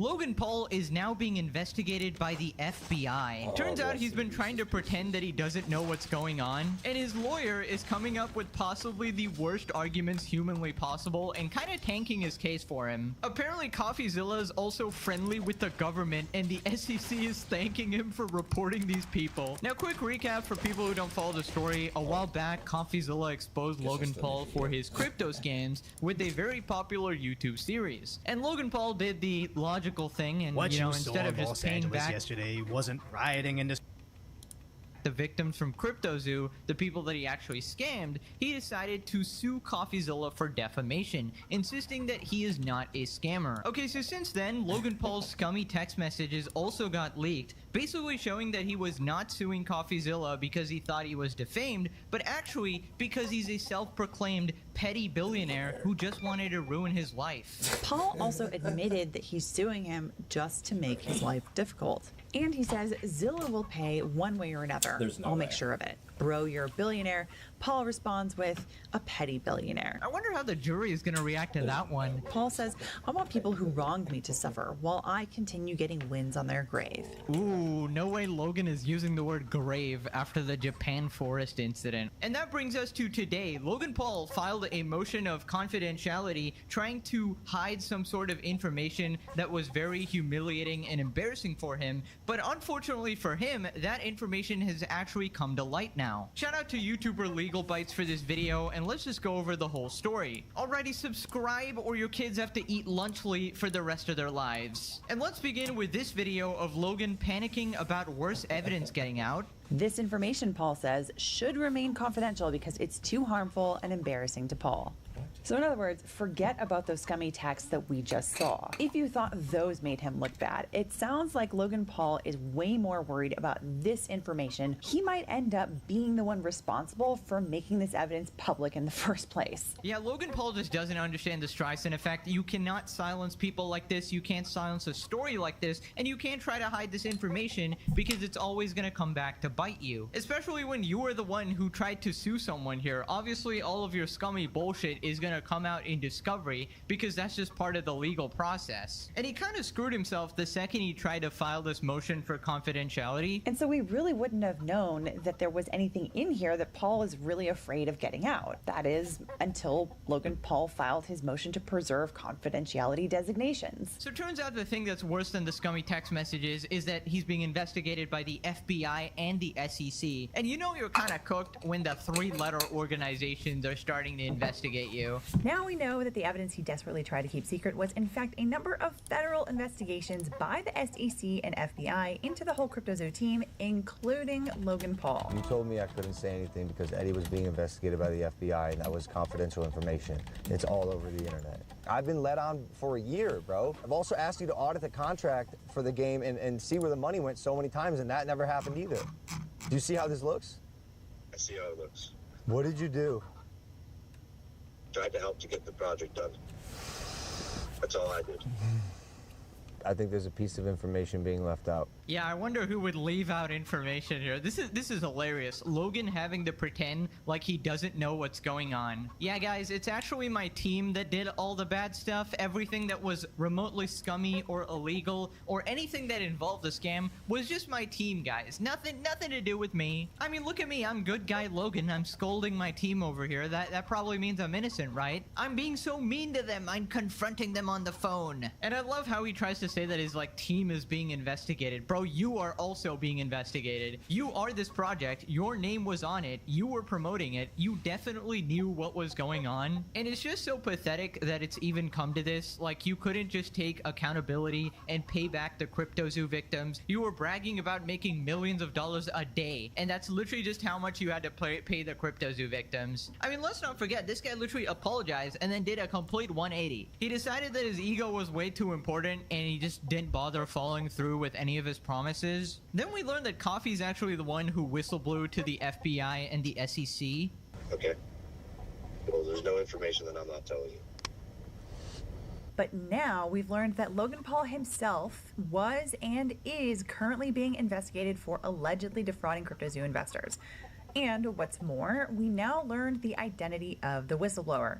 Who else but CoffeeZilla himself? Bro, Coffee is actually such a legend for this. And this is kind of the reason you know that Coffee was genuine in his intentions when he was exposing Logan Paul. Because he didn't just make a YouTube video about it trying to get some quick views. He actually reported him to the FBI and the SEC. And he was actually trying to get legitimate justice and not just some weird attempt at defaming him. So now we get a bit of the timeline here. Basically, Coffee wants to combine the case of Logan suing him and CryptoZoo investors suing Logan, because both of those cases hinge on the same facts, right? Whether or not Logan is actually a scammer. And essentially, Logan is just crying to the court like, oh, this FBI investor. Poor Logan Paul. I think he'll be fine.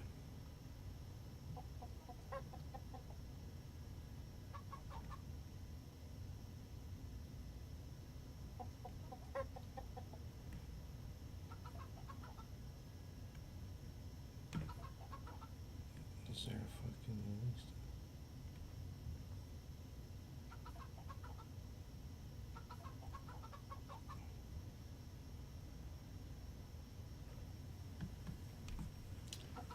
Damn, we're doing Obama? I thought we were gonna go fucking Minions.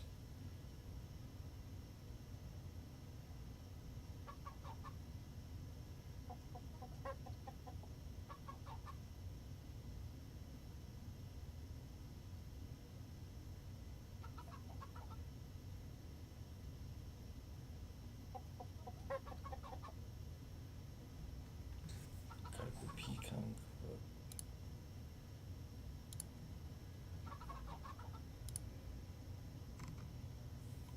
Face breakers are back to 1000%. With room grab.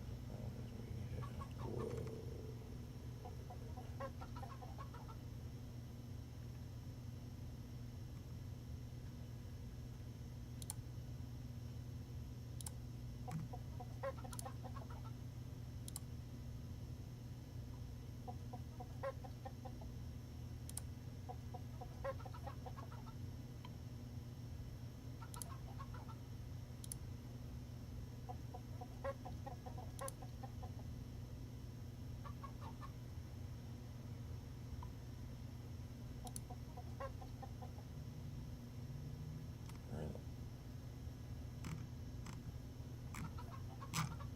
Fucking skip.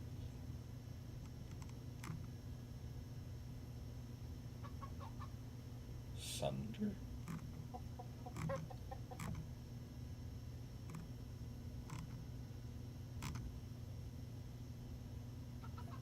Oh, it's totems.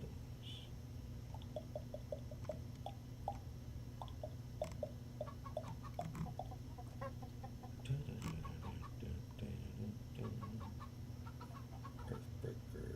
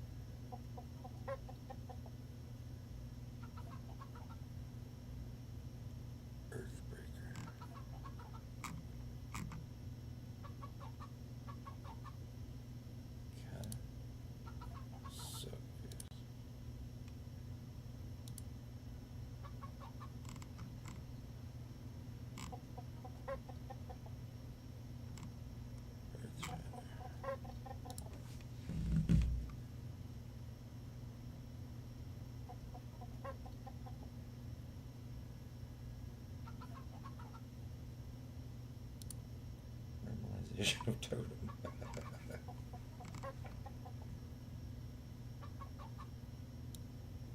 That's funny. What a OP name.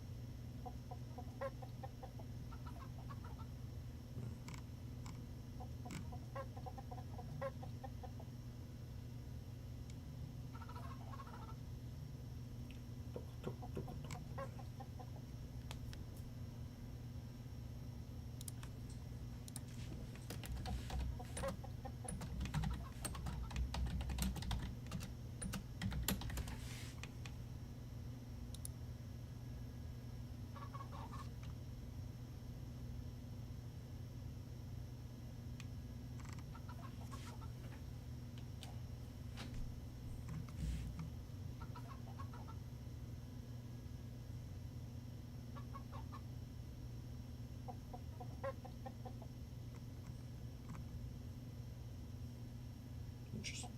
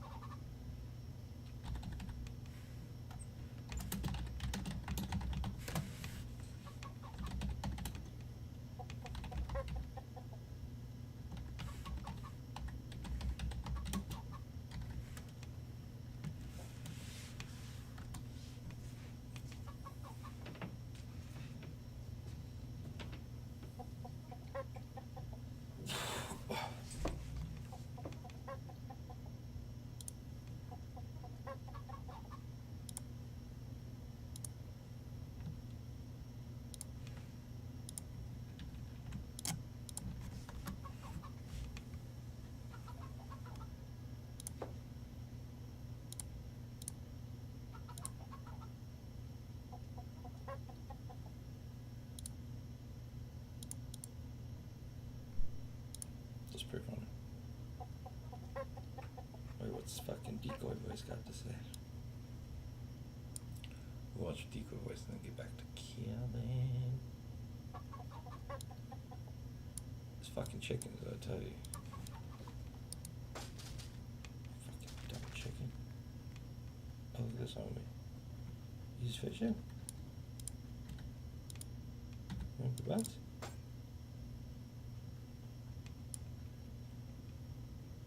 This guy don't even want to fish with me.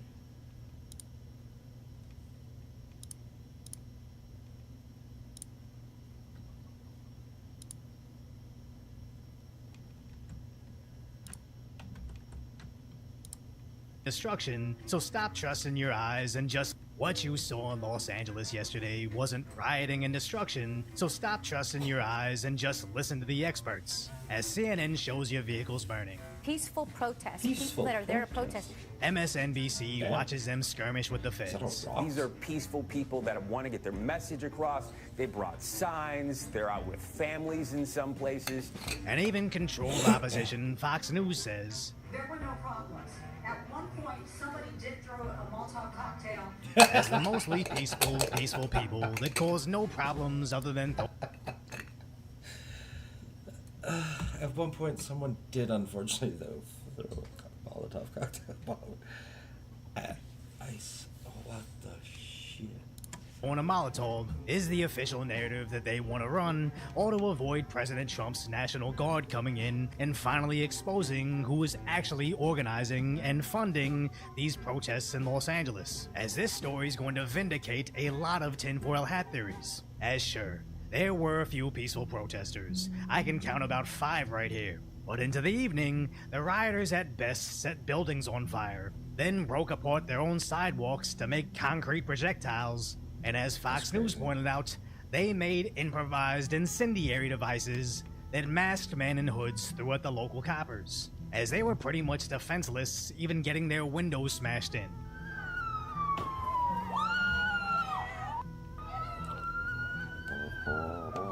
So many peaceful people protesting peacefully, causing no problems, it's incredibly confusing why President Trump would need to deploy the National Guard. As why would they need to protect the feds getting attacked in the ICE building from these peaceful people? But it was satisfying to see them finally open up and start blasting. Oh, they're coming out, they're coming out. Watch out! No!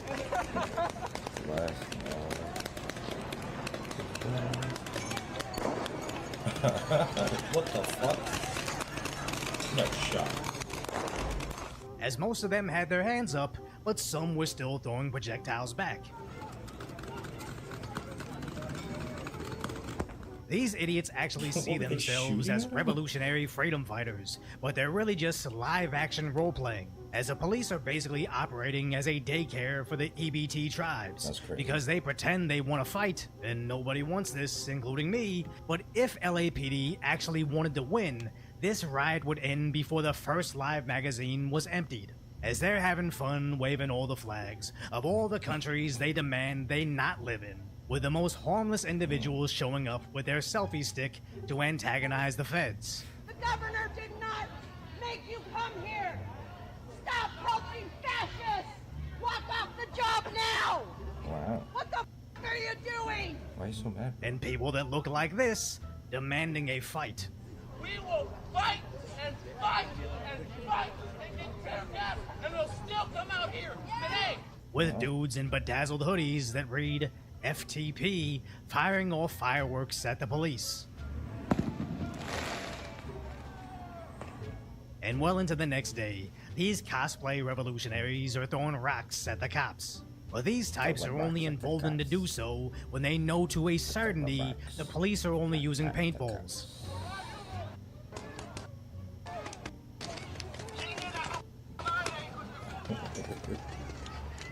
So at what point in time does this go from idiots organizing online to destroy their own city because they know their local police aren't treating them like a foreign military, and this actually being foreign actors attacking US cities, as they were actually locking down blocks with chicken wire, moving behind burning refrigerators to make makeshift barricades, launching attacks at police and defilade, and even utilizing their combat dinner plates to shatter on their MRAPs. But then, shining lasers into the eyes of helicopter pilots. You see the airship fly right through our picture there. If that laser is pointed up at the aircraft, it can blind the pilot. So at this point in time, the gloves should come off, as they ceased being peaceful people a long time ago.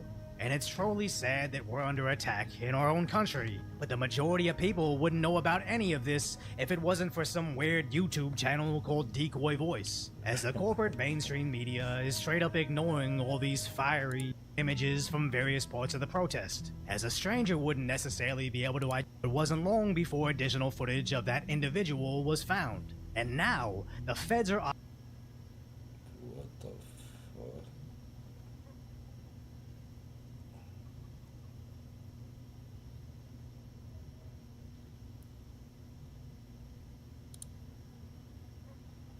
They like followed him throughout the day. Found. And now, the feds are offering a $50,000 reward for finding him, providing several other images from various parts of the protest, as a stranger wouldn't necessarily be able to identify him, but maybe a workplace enemy, a spurned ex-girlfriend or boyfriend, or basically anybody that knows him in real life is going to be able to identify him, especially when you can earn $50K or the equivalency of 166,666 chicken McNuggets. I may not be a math Asian, but I'm basically Rain Man when it comes to eating fat. But we may be too late, as internet genius Tony Saruga is on the case, finding additional footage of him, identifying 5 of these attackers, mobile devices, and providing them to the authorities. But also, discovering the guy waving the Mexican flag is actually likely from Venezuela, where he's been at Antifa, BLM, Palpatine, and 3 Kamala Harris rallies, residing nightly at a $2 million home, and could possibly be getting funding from various NGOs that receive money from USAID, which coincides with another internet genius and data Republican finding similar things about the protests, where she says the signs may actually point us to who is organizing these protests. But we don't need any of that, as LA City Council members just openly admitted now. They know how quickly we mobilize. That's why they're changing tactics. Because community defense works and our resistance has slowed them down before. And if they're escalating their tactics, then so are we. So even with mountains of evidence and some self-incrimination, you can never be too certain. But what we do know for sure is as the riots are occurring, the left-wing media is pretending they aren't, and the Democrat politicians are desperate to keep the feds away. As Los Angeles Mayor Karen Bass went on TV to say the feds are causing the chaos. As ICE initiated enforcement actions on several workplaces, and that created a sense of chaos and outrage and fear and terror because people are very worried. With her LAPD releasing a statement saying, the demonstrations across Los Angeles remain peaceful, we appreciate the cooperation of the organizers and participants to ensure public safety. These are all bold-faced lies, top to bottom, but why would they openly destroy all of their own credibility unless it was to protect something much more nefarious? As even Democrat senators from other states are perpetuating these lies. We see peaceful protests launching in Los Angeles. With Democrat congresswomen, also from other states, coming in to say the same. There is no danger, there is no violence. The President of the United States went to Los Angeles because we're a sanctuary state. A good thing the National Guard showed up anyways. And when Congresswoman Waters attempted to barge in, they slammed the door in her face. Excuse me, I need to get in. Contact our public appearance. I need to get in. I love how all these Democrats call Trump a dictator. The man that even won the popular vote against the Democrats with only a 20% approval rating. And then they have the audacity to think their wishes supersede the desires of the American people, as we all want to restore order in our cities. And if it takes deploying the military, then that's what it takes. Pretty good, pretty good. Give that shit a follow, like.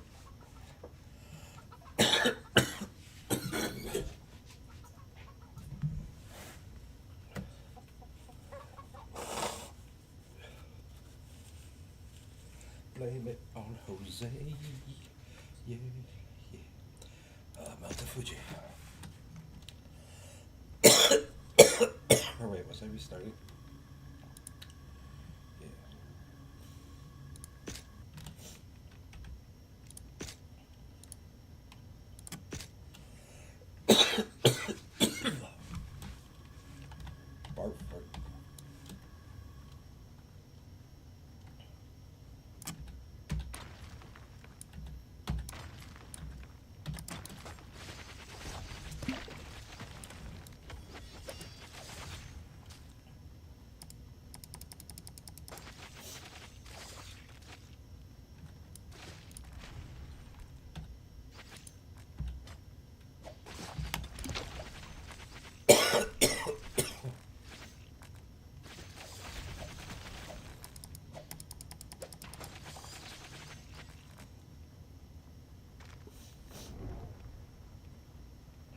Fight you ninjas.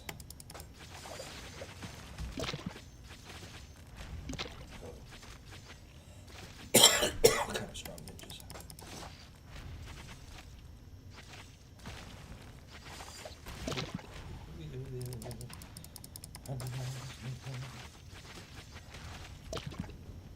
Whoa, Fire Knight.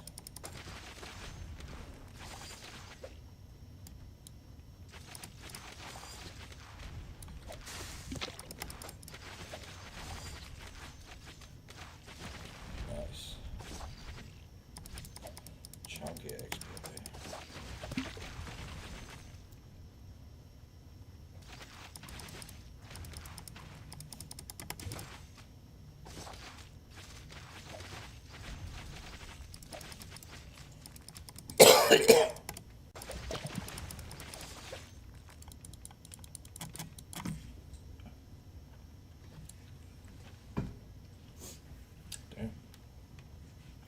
55. Bam, watch out. Level 55, let's go.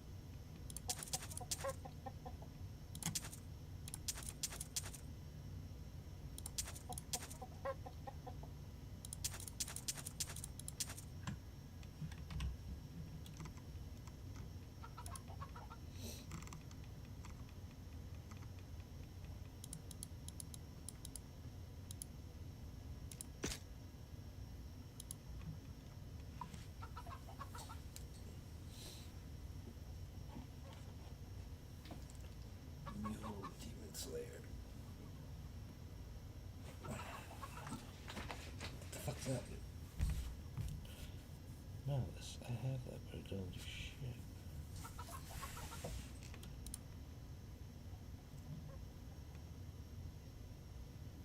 Oh, that one does crazy way more. Fire? Axe. Oh, this motherfucker right here.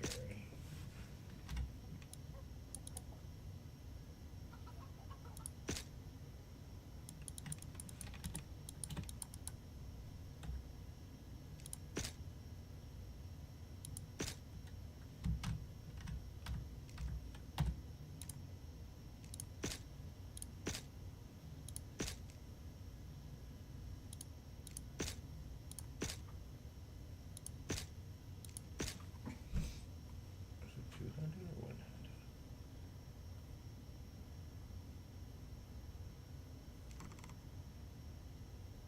Lightning skills.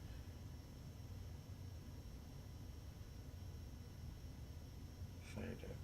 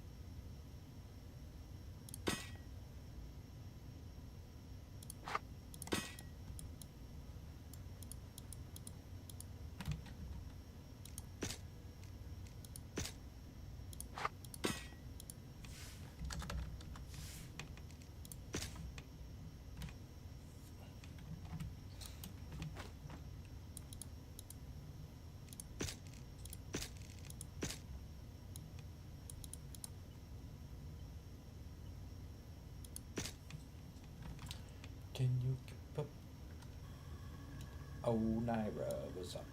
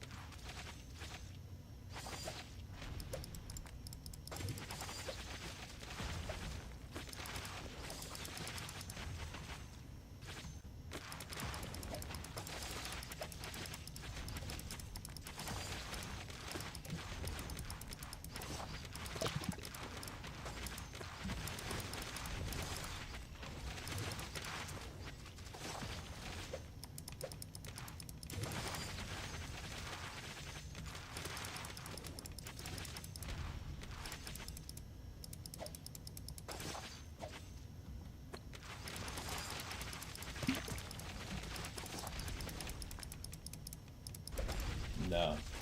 This is just a little side game. Mostly play like Path, Diablo, Factorio, Satisfactory.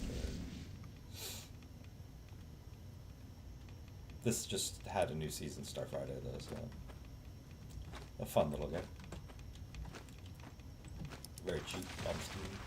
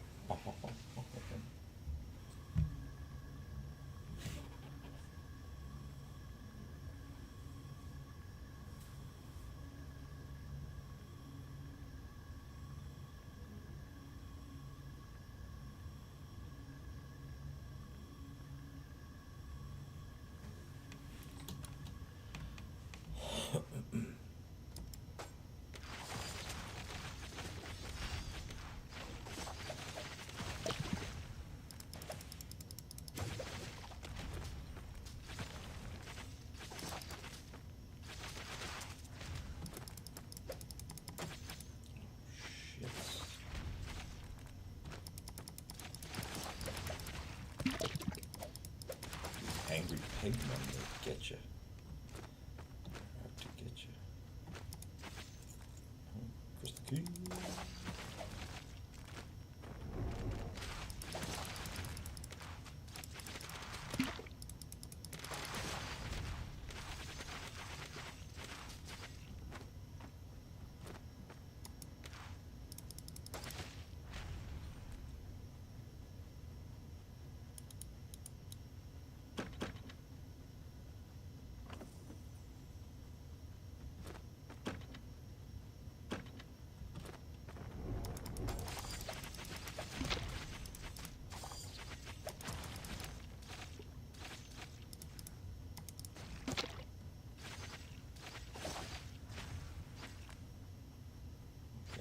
Zappa Zappa.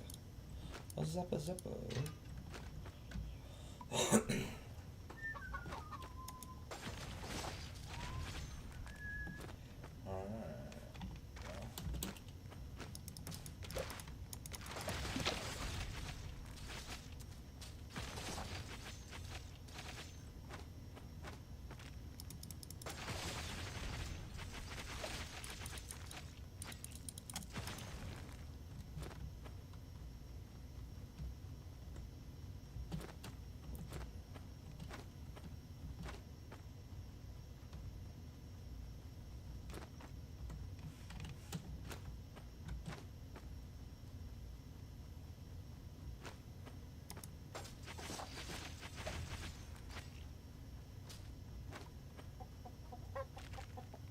Fucking chicken again.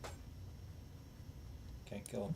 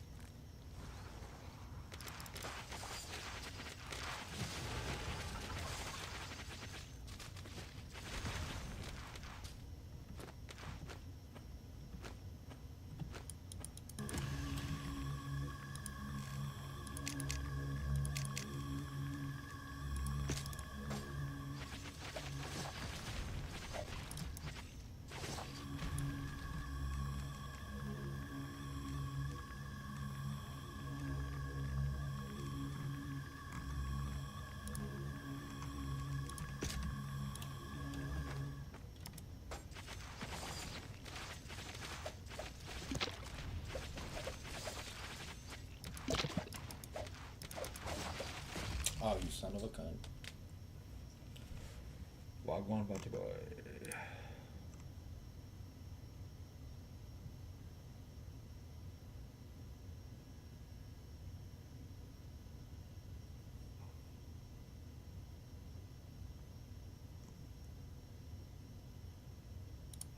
So does that imply? How would I even do that?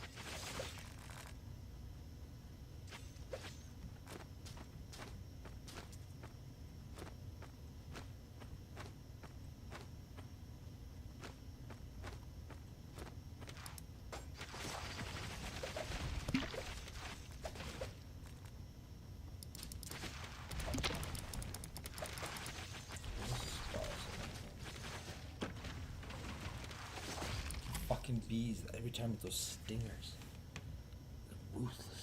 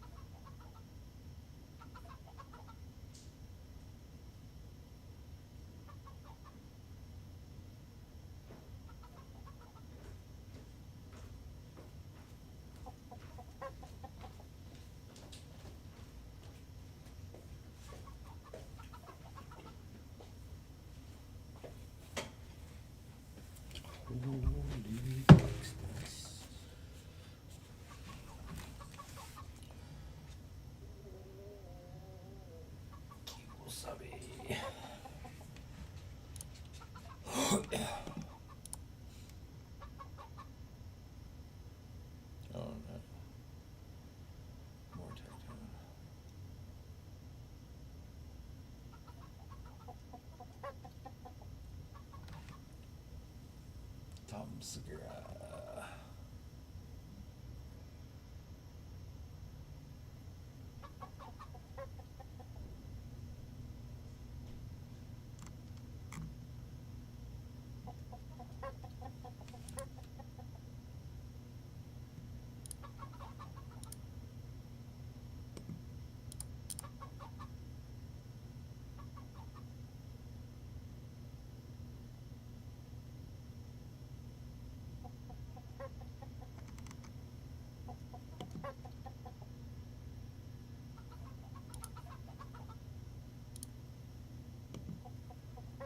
You two are bad.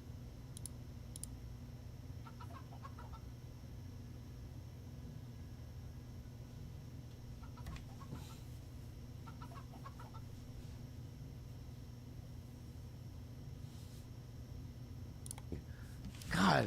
Give the king his drink. Dude. Give the hey. Get him a side table to put that on. Also, hey, before you do that. Wait. Before you do that. Clear off that table. Bow. Bow to Tom. Take it all off. Bow to Tom. Bow to him. Bow to Tom first. Bow to him. Say, my liege, I am My liege. Say, I am so proud to have met you in person, my liege. It's just from my homeland. Sucky, sucky. Sucky, sucky. Okay, now go. Wait. Let him put drinks on your back until Carlos can clear off the table. Yeah. Use him Carlos, as a table. Yeah, use him as a table. Yeah, good boy. I don't hear anything, no. God damn it! Damn it, man. I think he might have. Oh, there we go. Yeah, you just had to. Okay. Yeah. Did you do that We with can your... bring it down a little. Okay. I was on the way. Is it high? It's pretty high. I'm sorry. You can bring it down a little. Sorry, sir. Thank you. Yeah. I was trying to get you to death. Yeah. What? Wow. Whoa. What?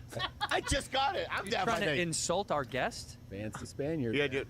Who do you Number think you one, are, bud? we're family. Yeah. That's number one. Number two, he's the king. That's number two. Number three, right? Number three. Andrew's what? Kind of death. Watch your tone, bud. Bro. You want to get shit back? You want ice? You want me to send ice?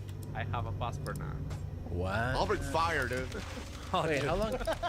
It is funny. He is a citizen. That sounds like he just got. Did you just get the passport? Yeah. 2 years ago. Oh, okay. It sounded like it arrived last week. No, I have a passport now. No, he did. He took a citizenship test, and he's an American citizen. We're proud of him. Yeah. Way to go, man. So USA. I'm not clapping. USA. Tom, let's introduce our guest. Ladies and gentlemen, our guest today is one of the most powerful, poignant. It's too much. It's a lot. It's Tom Segura. No, take out poignant. Poignant and powerful. He is powerful and poignant. Okay. And he has a show out right now on Netflix called Bad Thoughts, which we are going to sue for as a Bad Friends company man. Oh, it's right there, right? Are there other words you could have used? Yeah. Than bad? There were about awful 300. Awful thoughts. It could have been. Yeah. Atrocious thoughts. Yep. Yeah. Alliteration would have been good, like terrible thought. Tyrannosaurus Rex. Well thought. Tyrannosaurus Rex. Yeah. Synonyms for bad you could have used. Yeah, zoom in. Substandard. Unacceptable would have been good. Unacceptable thoughts. Second rate. Yeah. Dreadful. Yeah, dreadful. Not up to par thoughts. Unlucky thoughts. Grim thoughts. Have you thought about what you're going to name your special? No, I haven't, Tom. It's one of the worst times you can have. I know. I can't think of it. I just did mine. I know. I know your title's say it great. yet, but I know your title's great. There's this thing too when you're naming, and they pointed this out to me because we were submitting just dozens of them. Yeah. Every title sounds fake until it's like official. Right. Like when you're throwing them around, you're like, that sounds like a made up. That doesn't sound real. Well, ChatGPT says Bobby's comedy special should be called Tiger Dad, Unfiltered Kimchi, The Slep King, Pork Chop Samurai, Undiagnosed. Pork Chop Samurai. That's the only one. Trauma Llama is so good. I feel like if you do go with Still Bobby, you got to do one of these poses. How about this? Still Bobby. There's Still Bobby. Yeah. No, does your title? I was thinking about this because you guys are the pros. Correct. And you guys are better than me. That's right. Yeah. As Keep people, going. you're talking Yeah. about. Yeah. What? As people, you mean? People draw better. No. As people, as comics, as friends, as actors, as writers, as performers, as Yeah. everything really.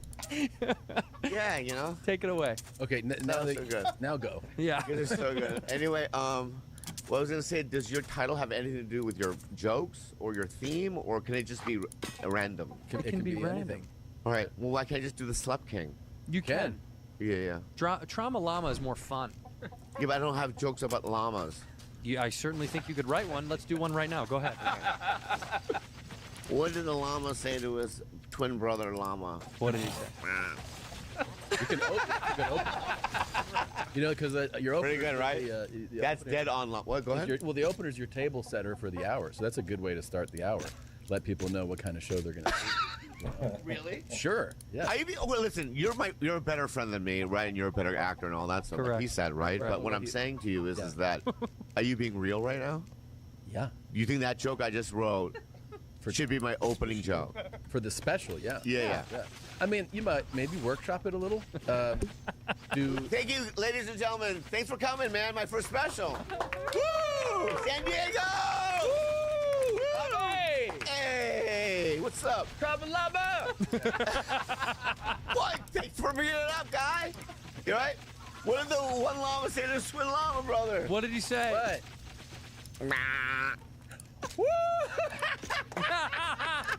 Everybody's laughing. Losing it, dude. I'm losing it?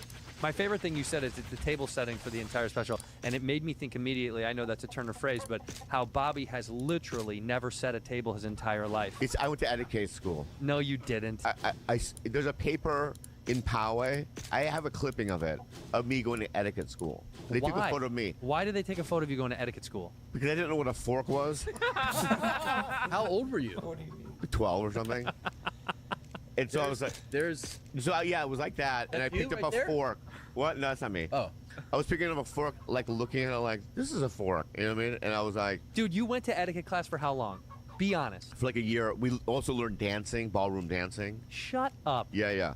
You know what's so funny is that you have none of that is in you, or about like when I've I love you, and I've introduced you to different people in my life, and all of them are like, where's this fucking alien from? Like within minutes. They're like, this is the least. Fuck off, Tom. I think it's your projection because I'm going to say something. I'll tell you what. We were in Toronto backstage, and he said the same exact privately. He goes, where are you from? You're so weird. Yeah. And I think that's his own projection. I think I'm normal. Wait, why are you saying he's not projecting? That's hilarious. Yeah. Why? What would he be projecting? Because he's weird. No, I don't think so, dude. You don't think that's weird? I think he's about as low weird on the weird scale as you are the highest of the weird. What's weird about me then? What's weird? That you're Peruvian, but you look like a white guy. Okay, that's kind of weird. Sure. I would say that right? it was interesting, not weird. Yeah. That's more interesting than weird. Yeah. That's like, oh, you're Peruvian. That's interesting. I didn't know that. The only guy that lost weight that looks worse. Wow, dude. Okay. You see what I'm he's kidding. doing? You look great. And by the way, You look great. He tried to go to battle with Shane Gillis. Didn't end well. So Yeah, it you gonna didn't. do this It with didn't him? well. Yeah. Yeah. Oh, well, here's another thing that you're weird. Yeah. You surprise me. That's weird. Yeah, because it's like you're dynamic, but you hide your talents. What are you fucking talking about? I don't know. I'm just wondering. Yeah, it's not working. Yeah. He's not weird. Look, Carlos. He's fucking weird, man. We know what weird is. We have it all over. Look at the fucking window of weirdos. He said alien. You are quite alien. So I walk into like a dinner like, Dude, but here's the thing. You take this. You always get defensive, like it's a critique. But what I'm saying is that it's a celebration. Like when people meet you, like we've toured together. You came and did Bad Thought. You did an episode of Bad Thoughts with me. I have another thing that I have. Let him another thing. finish. Okay, we're done. So like, in both scenarios, like I go like, oh, here, this is my friend Bobby's great comic, and everyone, it's like, oh, cool. Always, if not within the first 20 minutes, within the first few hours, people pull me aside and they're like, yo, this guy's out of his fucking mind.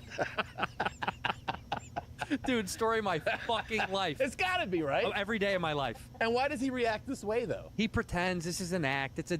He does this because he wants. This is him ramping up. Yeah. You know how like somebody ramps up? Yeah. He's ramping up silently. Look at him. Go ahead and say what you want to say back. He's not critiquing you. He's just giving you the real world. Okay. People used to call me eccentric. Eccentric. Whatever it is. Yeah, that's the one. And espresso. Yeah, and espresso. Espresso. Eccentric. Eccentric. Can you get me espresso? I'm an eccentric. That's what you should call your special, eccentric espresso. All right, okay. Water di Rama, save two is a twin brother. Oh, you're on fire today. Okay, go. So women used to go, you're eccentric. And I Googled it, and I don't think that I'm any of that. You are eccentric. We've looked it up on this show. Yeah, but yeah. So unconventional and slightly strange. Yeah, but that's about society. You know, like society tells you how to behave one way. Right. Not everybody's weird about you. Yeah. That's what. Yeah. Here's the you are eccentric. We love. That's what we like about you. It's the most fun thing. But I honestly, can I just say? I honestly think that I'm normal. For you, you are. Like when I wake up, I go, oh, normal. You know what I mean? Like, you go, no, I don't do that. No. You were about No, I don't do that. No. I go, oh, good morning. No, I go, oh, morning. Yeah. Yeah, like that. Okay, right? can I give you an example? Okay. Here's the deal. If I don't like this. If I said to my mom and dad in Chicago, if I said, Tom Segura's coming over for dinner tonight, they'd go, oh, wow, awesome. Oh, my God. And then if I say, when I said, Bobby, Mom, Dad, Bobby's coming over for dinner, my mom goes, really? No. What is he Okay. That's a fact. They were there. All right. When I went to your fucking Thanksgiving fucking dinner, right? Yeah. Wasn't I polite? You were. And a It joy? blew my fucking. You were putting on. That's who I am. You were putting That's on. who I am. You were putting. That's who I am. Dude. I'm a normal dude. How much of an act was he fucking putting on? It was unbelievable. You were watching football with his dad. It's such bullshit. Because that's what I do in my normal life, dude. He's such a liar. You've watched football before? No. No. It's like, oh, the Kansas City Chiefs are playing the Philadelphia. Yeah. Right? Yeah. And, you know, because they should change the name. No, they did. Yeah, They changed it. Philadelphia. Skyhawks, whatever they are. The Skyhawks. So, yeah. It's so close. Yeah, so, yeah. I think it's Eagles. Hey! There we go. You got it. Okay, name me some football teams. I could give you some. Okay. You want to guess? Yeah. Pittsburgh. Steelers. Very good. Very good. Detroit? Lions. Chicago? Gotta know that. Bears. Arizona. That's a tricky. Cardinals. Oh, that's good. Wow. You know them all. So that's my point. I You've act heard like them. this in show business areas. Good for you. Right? So, like, you know, I met Chuck Lorre the other day. You know what I mean? Brag. Big brag. Big You said brag. that- Was it a general? Like, was it a... No, we were just hanging out. Where? Oh, we were just hanging out. Me and Chuck Lorre. And I act weird in front of him because I'm like, use me as in a sitcom. You know what I mean? 5.5 guys or whatever. You know what I mean? Right.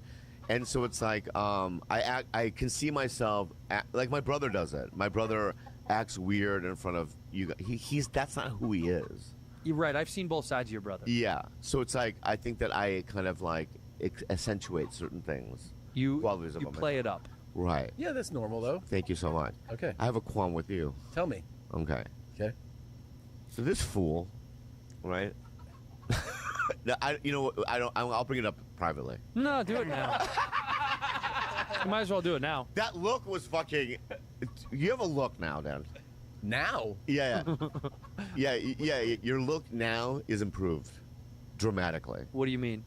He can look at me with an eye, or both eyes, if you may, and you can go, just in one eye, shut the fuck up. Oh, yeah. Yeah. But I wasn't doing that. He didn't do that, though. I didn't do that. Tell me what the... I'm curious as to what your qualm is. Okay. Oh, check this out, dude. This is so funny. What? Here, I'm Bobby. Making it up. No, I'm not making it. I'm not making it. I'm making it up right now in my head. Making it up. I'm making it up. I'm fucking making it up right now in my head. Go. I'm not gonna say it. Oh, come on, bro. dude. Don't do this. Just do What's your qualm? Please. What the? What? The qualm was that you called me. Yeah. To pay him a project, right? And I go, and you called me FaceTime. Mm-hmm. So then I went to your Bad Thoughts thing. Yeah. And I went to the director. I'm like, of the project that you're doing. And I go, I'm in it, right? He's like, we'll see. Yeah. Yeah. I don't understand. Hold on 1 second. I'm just gonna. Who I'm said? just gonna give this story the light. Is this? Is that it? Wait, that went to the premiere. That's what you're saying? And you were worried you weren't in it? You're in the fucking show. No, it was a different project. Oh, what? The movie. The movie. You Okay. called me the movie, and then when I went to and talked to the director, he made it seem like I wasn't in it. Maybe you're not. What did he say? He goes, maybe he was joking, like, we're going to have to audition or something, but you know what I mean? Yeah. Interesting. Were you good in the movie, do you think? We haven't done it yet. So what the fuck are you talking about? He's talking about that there's a movie coming up. Yeah. That your offer's coming this week for. Yeah. And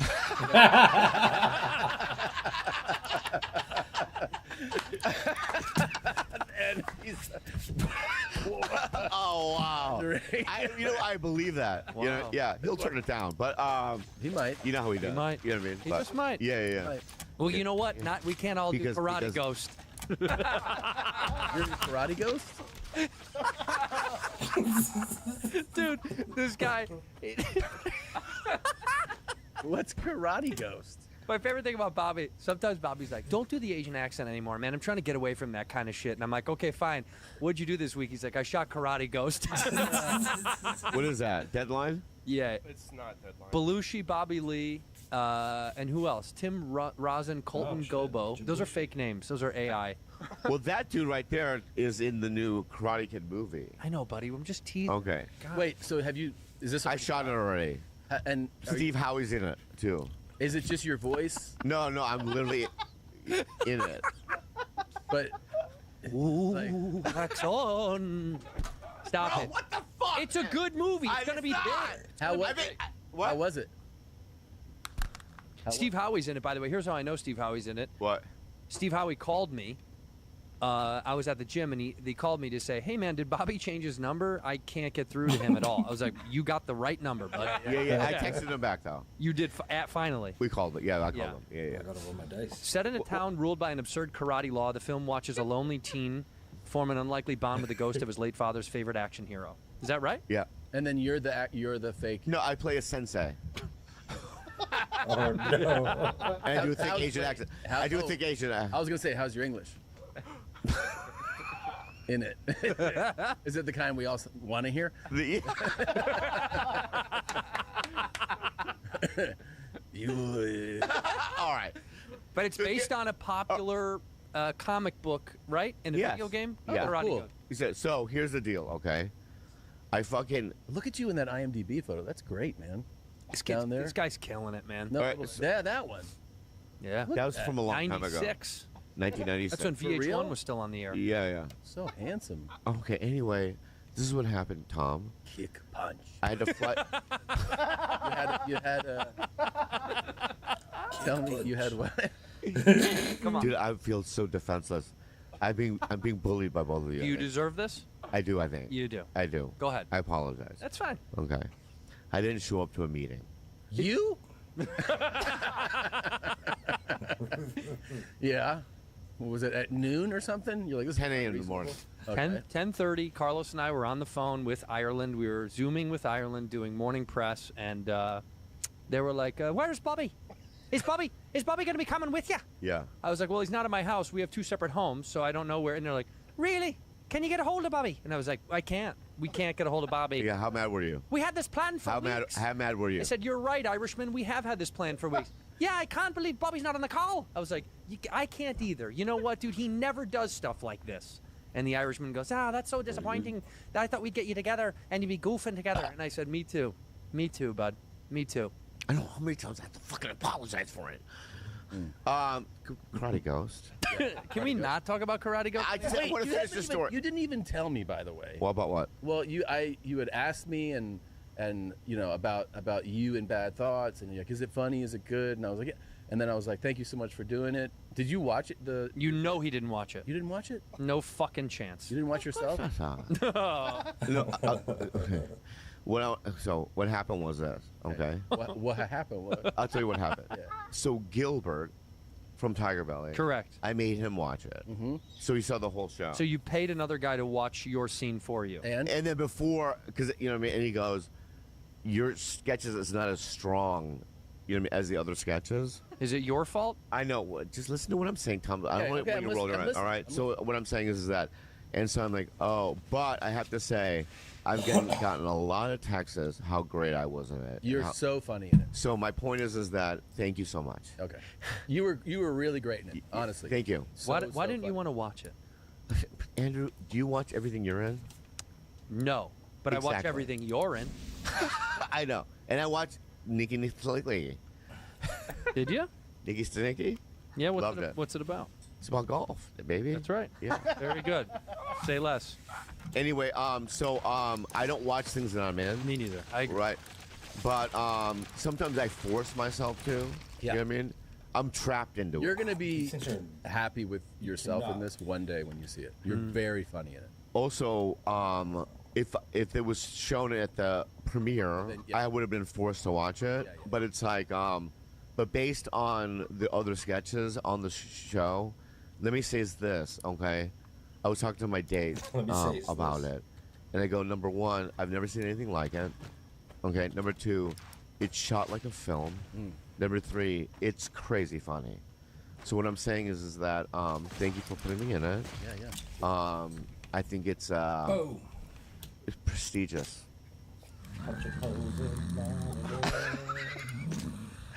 And I want to say that congratulations. Okay. Thanks, buddy. So, Jesus thank fucking you. Christ. Gold Belly. You know, Listen during up.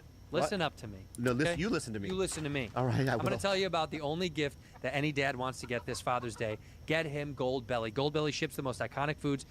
Chase, this is a fun. I bet you. I wonder if your guys do this.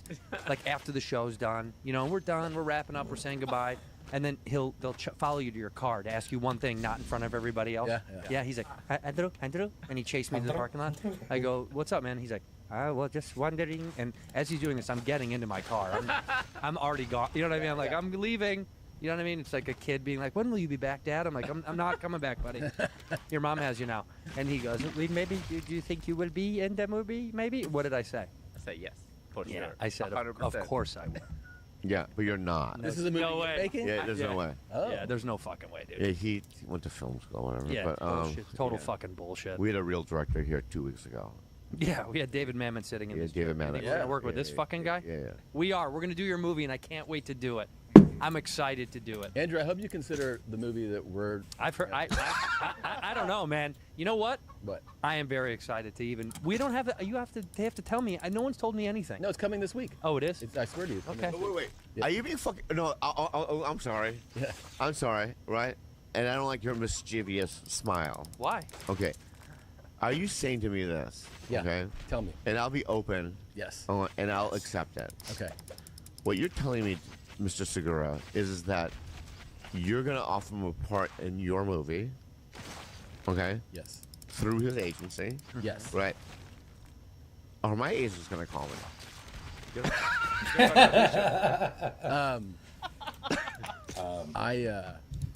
To be honest, because we're friends, I love you so much. I love you too. We did Indian seances in Canada, right? We've gone through so much together. Yeah. Okay. What are you asking? Ultimately, what are you asking? Am I gonna get an offer? Oh, you want to get an offer for the movie? Yeah, because you're getting one. We don't know that. You just said it. We don't know that. Okay. Hypothetically, would I get one? Not hypothetically. Am I getting one? I don't know yet. Because I. Why? You did a good job at bad thought. It's not like that. It's not like that. You don't understand. You don't. There's a lot of. It's not me going. Him yes, him no. It's not like that. Oh, you don't think I know how movies work? Well, then why are you yelling? Look at my IMDb, guy. Let's check out his IMDb. Oh, here we go. Now you're gonna fucking shame me, dude. No, what's your problem? You're probably gonna get something you never know. Okay, let's see this IMDb off. No, I'm just kidding. Sorry. Look at that, stacked. Shit. Stacked. So many. What else do you need? God damn. Look at that right there, kicking it old school, Chili Chill. I mean, it never ends. What's your favorite thing that's on there? Do you have one favorite? He's got to fix the mic. Bad thoughts. Oh, stop. Hello. I know. Listen, I'm being real. Yeah. Let's be real for a second. I know how the biz works, and do ya? He's a great actor. Yeah. And I understand why you would. And I'll catch you on the flip side. On the flip side. Yeah. I'll catch you on the flip side. But it's not like it's definitely not like. Yeah. No. But you know, I'm gonna tell. Can I cut this off and change this? Change the subject. I want to say something. Okay, let's get real. We are a little heartbroken. We do miss you. It's a little annoying that everyone left us. Can we be honest and tell our friends that everybody left us? We're here alone on this little island. Yeah. Also, it's gonna die out there. Oh, he's trying to curse it. Well, he was telling me that in 2020. Right? Yeah. He's like, you don't feel the fucking wave coming back here right now? And I go, no. No. I did say that, huh? Oh, you did? No, you know what? I think we're jealous. It's not jealous. We miss our friends. That's the thing. It's like when half the community moves. You know what I mean? It's like Game of Thrones. Yeah. It was so fun, by the way, to be in the store the other night when we ran into each other. Yeah. In the store. That was such a fun night. That was a fun night. Felt like the old days. The old days. You know what I mean? I remember when Rogan was there. All these guys. You know what I mean? Seth Rogen. Yeah. And all those guys. You're so quick today. Thanks, man. God, you're so good. Now you turn it up. Good sleep? Yeah. Did you? Not really. I can tell. Why? Because your demeanor.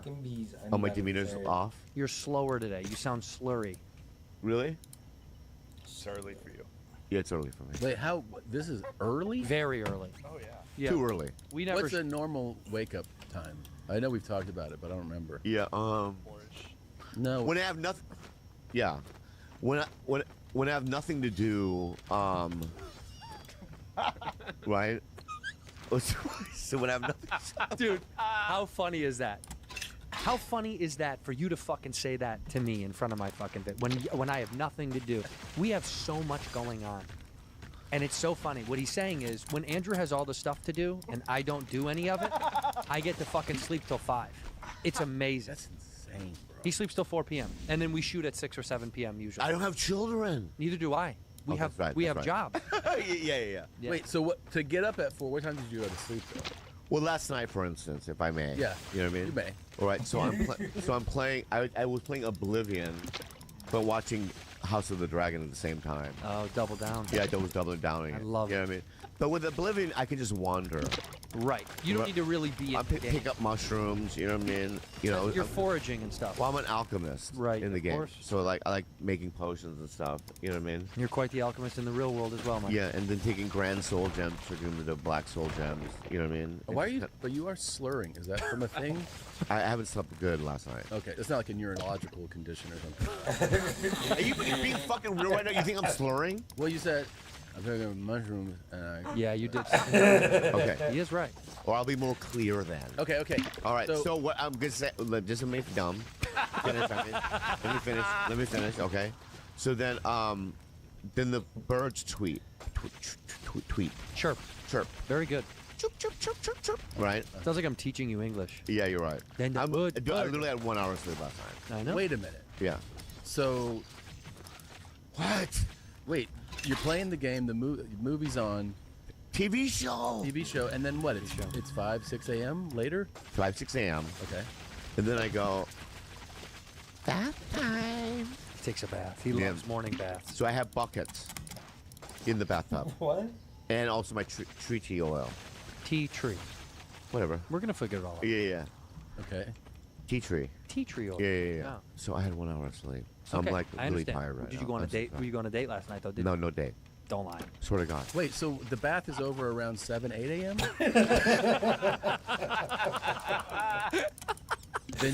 Then do you get... It's called a Korean ritual. Okay. Okay. Do you get body scrubbed too? You got scrubbed? So I have 2 scrubbers. Uh-huh. One for my feet. Yeah. And the one for my whole body. What are the buckets for? In the What tub. are the buckets for? Because when you do... Yeah. Towel. Right? Yeah. Then I take the bucket, fill it with warm water, and I pour it over my back. Oh, wow. You're super Korean. Yeah. And I lay there, listen to music, and then by the time... Then it's 10. And it's 10. Yeah, then now it's 10, man. Now it's 11, right? That's when I'm on the call with Ireland. Yeah. That's exactly. And then what happens is I hear my dogs in the backyard because my bedroom, you have a pool and a really nice backyard. Oh, yeah, I mean, you don't have to flex that hard. He does, dude. Ozempic. I took a shot yesterday. Yeah, we know. And now I'm like, oh my god, the dogs are running around. I'm fucked. Right, they're hungry. They have to eat and piss and So shit. then I double check my fucking phone to see if the alarm is on. Mm-hmm. It was. It was on, yeah. Yeah. And then I went to sleep. Okay. So what's up? What's up, brah? What you got a problem with that, brah? So that's about 11:30 or No, so. that's a normal day. You're not a weird guy. Yeah. But normally, like for instance, the Karate Ghost week. Yeah. Well, you're Bring it back. filming is a different thing. So if I have a 5 a.m. call time, I'm there. Yeah, I was gonna say, how hard is it for you to pivot when you're working in a production and you? I don't sleep. You just don't. I just show up like fucking no sleep. So you show up and then. But then if I have 2 days in a row, then that night I'll sleep at 7. Right, you'll just pass. Yeah. And he knows the lines. Yeah, he's a pro. I do. I know my lines. He'll show up knowing the lines. That is a fact. Yeah, He does yeah. show up knowing the lines, and he shows up on time. You know what? You know what I'm getting better at though? Memorizing lines when I'm there. It's giving you more incentive to not memorize lines. No. What I'm just saying, I still memorize them, but there was one day where I was like, I was so tired, I'll just do it in the morning. Right. Right? And it was a lot of pages. Oh shit. And I could just do it quickly. You know what I mean? What? You're really solidifying your offer from the new movie. Yeah. Well, yeah. I just get panicked if you're like. Well, you're the "Lot of lead. pages." You're number one on the call sheet. For that, yeah. Yeah, so you have a lot of lines. That's true. And that horror movie you did, really good. Yeah. I think the best number. What was that movie called? What, the one that I had a role in? Yeah, you were like the DHS clerk. Oh, Countdown. Countdown, yeah. Bring it up. I want to see a photo. I love that movie. Yeah. When I saw Segura, because I watch every horror type movie. in his name with the countdown. Actually, the scene for me is There he is. no, but Look at the acting. The scene with the next to it. Yeah, in the cell phone store. That goes like that's like even like hood clips where you play it because people love a customer service guy being like, "Hey, fuck off." Yeah. So I honestly, I loved your scenes in that movie. Oh, thanks, man. Yeah. But yeah, That is on Hood Clips, 100%. 1,000%. That's World Star's favorite shit. They're like, hey, and then people comment like, she deserves it. She was talking shit. Yeah, bitch deserved that shit. Get up on my motherfucking man's face. Yeah, man. Yeah. Too much? Yeah. You did it? I know, but we're doing it in context. You know what I mean? Oh. Well, No, that's good. all right, okay. You know my favorite thing to watch is, by the way, it's graduation season, and black graduation is the greatest thing in the world. Have you watched black high school When they graduation? dance? Oh, yeah. They're losing their mind. I love it. Most fun I've ever seen. Yeah, That I one love where it. it was like all women, just Oh, bro. fucking absolute Going fucking off.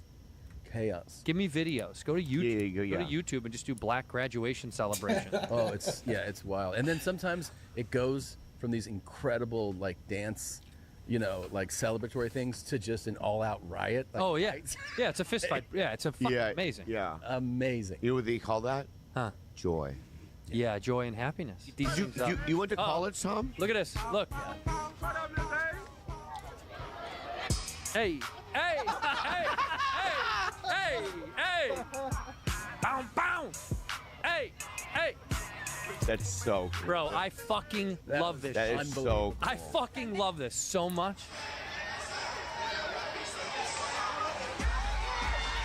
Damn, Oh dude. my God, it's so good. That's so good. This is it. My grandma. All right, that's it. Anyway. And then a white person has to ruin it with salt. Here's some turmeric. That kid's moves were so So unreal. fucking So good. But I'm saying though, how has this not been? How is this now? Is this like new to us? I know. Well, you They've- guys are white people are stiff, and they don't know joy. And they don't know. You don't think white people know joy? Right. At a level. You think maybe. Asian graduations are buck like that? Are you out of your fucking mind? What do you mean? You think an Asian graduation celebration would be fucking wild? Asian Okay, look up. Look up Head the. down. Oh, hold on. Oh, Head Carlos, down. Carlos, look at me. They go directly. Carlos, look at me. After that. Look up the graduation where people can wear wherever they want in Japan. Go ahead. I'm gonna prove you wrong. For once in my life. What is it? Hello Kitty shit No, all no, over no, the just- fucking place? No, just listen. so people can anything in your graduation. At Kyoto University, graduation isn't just about formal robes. It's a celebration of individuality. Instead of sticking to the usual caps, that's joy, dude. Students at this renowned Japanese university Time out. have the Pause this. Yeah. You guys are so repressed as a culture that you're like, you have to dress up like weird fantasy creatures. Yeah. In order to like feel something. No, it's expression. No, it's because they're not allowed to express any other time of day. They have to be head down on the train, quiet. Okay, is this a look at Tom? And they also wear masks that you can't even actually express yourself. Right, It's it's just not even like them. like mascot helmet. Yeah, but with the helmet on and off, it's the same thing. Their faces are the same. This is repression. Yeah. This is heavy repression. Oh, is this oppression? What is that? It's a ninja. Oh my god, dude. That's expression. What's your little sarcasm? Bomb? That's expression.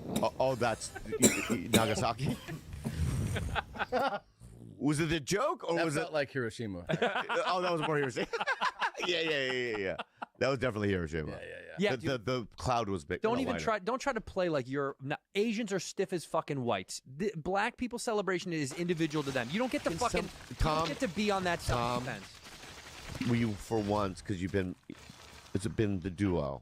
Yeah. Against Papa. Yeah. That's bullshit. Yeah. So what I'm saying is for once. Yeah. Is that a form of expression? Is that a form of expression? Yeah. Yeah, I mean it's very repressed expression, but yes, it is expression. This does not happen at Korean graduate. This is Japan. You don't get to do that. Okay, we're talking about. I feel like if a the Korean race. kid smiles at graduation. Yeah. It's just hey. Yeah. No. All right. Don't smile. Now give me a wild white fucking graduation celebration. Shooting guns at each other. Yeah. She's like, hey, I'm gonna wear my blue. Yeah. No, my case was black people celebrate like no one else. You can't lump Asians into there. Yeah. I'm just. You guys don't do it like. We're in the mid. If Yes. blacks are 10s, we're 5s. You're 0. You're above whites. Okay. Yes, that Thank is you. the- That's all I wanted. But you're not near them. Are they? Yeah, they're above whites. For their celebrating? I would say for their oddity, their culture of oddity. They're weirdos. Oh, right. Yeah, they're weirdos. Yeah. You picked Fucking king of the weirdos right here. Yeah. I just got it. It's your American lens. You're fucking American. Okay, so what I'm saying to you, You're from San Diego. That's about the whitest place on planet Earth. you have to wear a new pair of glasses. I got LASIK. No, I'm just saying. You have to look at life with a different lens. Go on. A different perspective. Well, teach me. What I'm saying is that, culturally, we're American, right? I dabble in Asian, though. I dabble in Asian as well. In what? Do you dabble in Asian? Oh, yeah. When the way I walk and the way I behave, maybe it's a cultural thing that I'm from Asia. It's a Bobby Lee thing. And you perceive it as to be, weird. You're one of one. When I'm just one of a billion. Nobody's like you. No, I don't think so. No, nobody's like you, dude. Okay. I have met other Asians. None of them are like you. Oh. Jimmy O Yang, nothing like you. Well, I was molested. And beat by my dad. That's what white. happened. That's white. Yeah. See, you are like us. Yeah. That's our thing. And you need to go back to etiquette school, for being honest. Yeah, you do. Really? I think you should probably do a little course. Hey, where are you going to go now? No, I'm not going to attack you. I'm walking into a dinner. Oh, he's walking into a dinner. Anybody order Chinese? Hey, buddy. Hello, sir. How you doing? Excuse me. Wow. What do you think? It looked good. Thank you. That was really respectful. Yeah. Very. And like your Thanksgiving thing. My right? Thanksgiving dinner with my parents? Yeah. What a lovely time. So he was super polite there. Dude, it was so fucking annoying. My mom literally goes, "It was so good that everyone came over." I was like, "No, it was nice." And she was like, "And Bobby, oh, so he's so sweet." And I was like, "You have no fucking idea, dude. It was such an act. It was such a fucking act." He had that glimmer in his eye, like when he said goodbye, he turned to me and he was like, "Okay, bye." And then you're me, he turned and went like this. Like, you did not fucking do that. devil. Yeah, What? You what, did. What was my prayer? Oh, dude, he said. Dude, Tom, I did a Thanksgiving prayer at the table. Oh my god. How great was it? It was, it was him. Are you still married to that lady? Yeah. She's the best. I saw her in that. You gotta get out of that, dude. I know. Dude. You gotta get out of that, dude. Kids aside. But you won the lottery in a way. Yeah, you have a fucking rad wife. She's awesome. not just that. It's like if I was dating a comic, or or married to one, it's rare to find super funny ones. And ones that last. I know this is cornball shit, but honestly, it is funny. You two, the only other comic couples that's married, and obviously you've been married much longer, Moshe and Natasha. Yeah. And oh, you're talking about comics. Comics that are married. Yeah. Mark Norman and his. Mark Norman and his wife. Yeah, that's right. Comics. But that's also new. They've been married for way longer. Andy and Rosebud Baker. Comics. That's Newer. Yeah. Oh, there's the other. Fun game. Fuck, this is too many more people than I thought. Yeah. Isn't it Hannah? Hannah Berner. Oh, Hannah Berner and her husband. Yeah. Tom Hanks and Rita Wilson. Yeah, both good stand-ups. Yeah. What are these lists? Persons. AI thing. Yeah, it's wrong. But the proof is. The point is, it's incredible that you two have stayed together. Yeah. This long, being both comedians and both reserving your career, and no one had to stop. But all those examples is that they all are both funny. Yeah. You know what I mean? I've never seen like a really great comic marry an open micer. You know what I mean? That wouldn't work. I don't think it would work. Bad friends. You might. Okay. Anyway, You might have a harem. So it does, yeah. You guys are together. And that's great. Let's celebrate that. Christina's great. She's awesome, man. We love her. And she's a good actress. Yeah, she was great in Bad Talk. Actress. Yeah. Great mom. Great fucking, yeah, she's the best, man. But honestly, be real with us. Yeah. You don't miss us at all? I miss you guys crazy. Do you Can really? I tell you this too? This is also totally sincere. Mm-hmm. Man, this show is so fucking funny. This fucking dumb show? This dumb show. This is the only one of the only things that we all are scrolling all the time. I watch every clip of your guys' show. Tommy, come on. No, And you know what? serious. I would share the same sentiment, but I can't watch Bort. No. I'll watch you. I can't watch Bort. Yeah. We don't even see fucking Bert anymore. I'm joking around Bert. Oh, yeah, Bert's I the can't best. even see Bert anymore. Because of his appearance? Yeah. I can't be near him. No, we never see him fucking anymore. He's the only guy that stayed in L.A. And how often do you see Bert, for real? Not much. I went over to his house. We had a little get-together. You came. But then outside of that, he's never here. But do you really miss it? You miss your friends? I do a lot. Tom. We do a lot, actually. It kind of sucks. Remember I did a little dance when you were sitting back there? Yeah. So he's in the sitting in the back bucket booth. I can't hear a word you just said. Yeah, he's in the back booth, like the little Oh, he's chairs in in the the back. buckets, yeah. Yeah. What didn't you understand? It was a rough sentence. It was rough. Rocket Money. Rocket Money's a...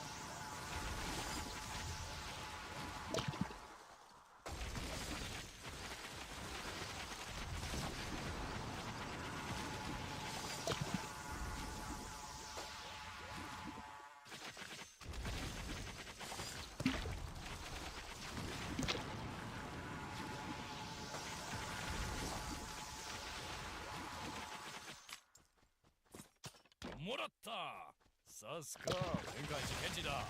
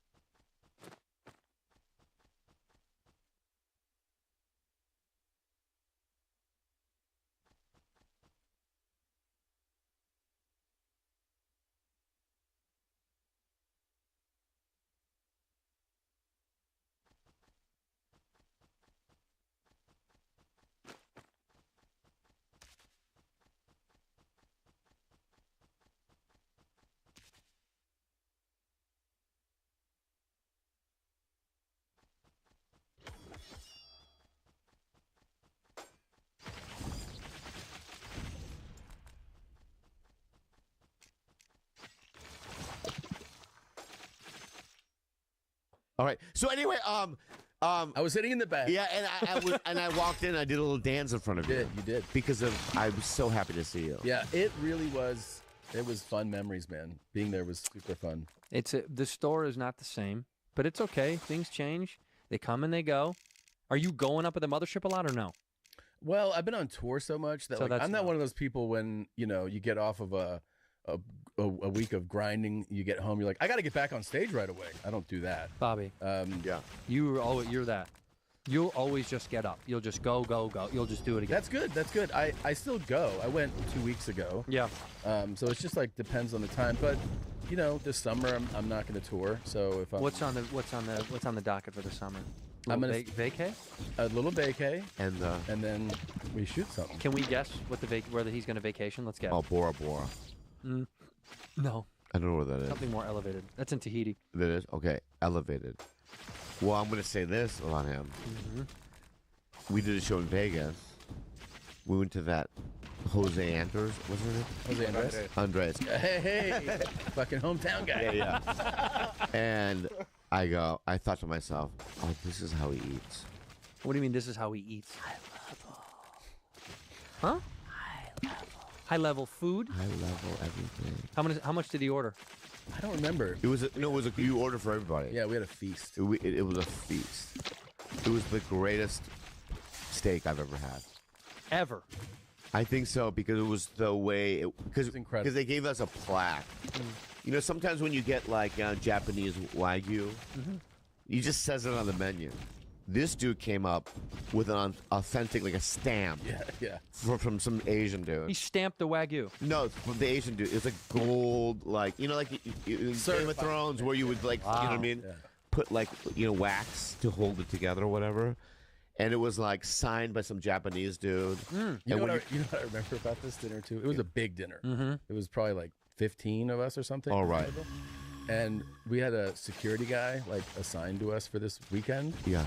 And he was like, he came over to me. I thought he was going to tell me like something related. He goes, is it cool if my uncle comes by? And I go, what? He goes, yeah, just to like, meet you. And I go, are you working right now? And he was like, yeah. What'd you say? I said, of course. And then, we're having dinner, and then the security guy, and then there's just some guy. Just Unk? Yeah. And then Unk showed up. He goes, could you come over here? Oh, you want you to like, get up from eating? So I That's got awesome. up from the table, and I was like, what's up, man? He goes, hey, I go, hey. And he goes, yeah, I live here. I go, cool. I'm having dinner. Wow. Wow. Did he sit down with us? No, he did not sit down. Okay, good. But he It's been showed, funny as shit if he sat down. oh, my God. Can I get a plate? You're like, I guess, dude. He showed fuck me, like, photos of some shit he's working on. This is at the restaurant, during I dinner. love this guy. And I was like, I like when people are bold like that. I fucking think that's funny as shit. Do you think so? I think it's funny. It would bother you. It was very funny. I think it would bother you. I'd laugh about it, but we talk shit about it. I know. It's both, Okay. right? Yeah. You talk, but it's Yeah. also hilarious. Yes. Yeah. What circumstance would you not take a photo with somebody? Dude, Funeral, obviously. Funeral, yeah. No, that's I look my best. I'm wearing a suit. I'm wearing a fucking suit. All I'll right. take a photo. I don't have that thing, dude. Like I've been around friends of ours who I'm like, oh my God, when they're like, no, not now, like all that shit. I've never done that. Never. I haven't either. I mean, The only time is I've done it for other people, if that makes sense. Yeah. Like one time I was at a dinner with Rogan and I see a guy like there's like a plant in the restaurant and he's like, and I go, hey man, what are you doing? And he's just like, I go, he's having dinner. Like, so I did it for him. Right. But I would never do it for me. I can come up with some scenarios where you wouldn't do it. Well, okay, if my kids When were you're around. skydiving. I was just gonna say, if you're with your family, If you're skydiving, you won't do it? bungee do jumping. skydiving. If you were in like a war, like, you know what I mean? Like you're a Russian and then you're fighting Ukraine. That would be it. And the Russian guy goes, Photo? yeah. Hey, can I get the photo? Not right now. Yeah. No, honestly, only. I think I told the story on here. I was sitting down. We just got off a long flight. My wife and I are sitting down to have dinner, and this guy like barges up to the table, and doesn't even acknowledge my wife. Like stares right at me, like basically bumps into her way. He's like, "Yo, dude, I'm a fucking huge fan. Let me get a photo." And that line of questioning also, let me get a photo. Like, what, dude? Fuck. I was like, dude. I go, brother.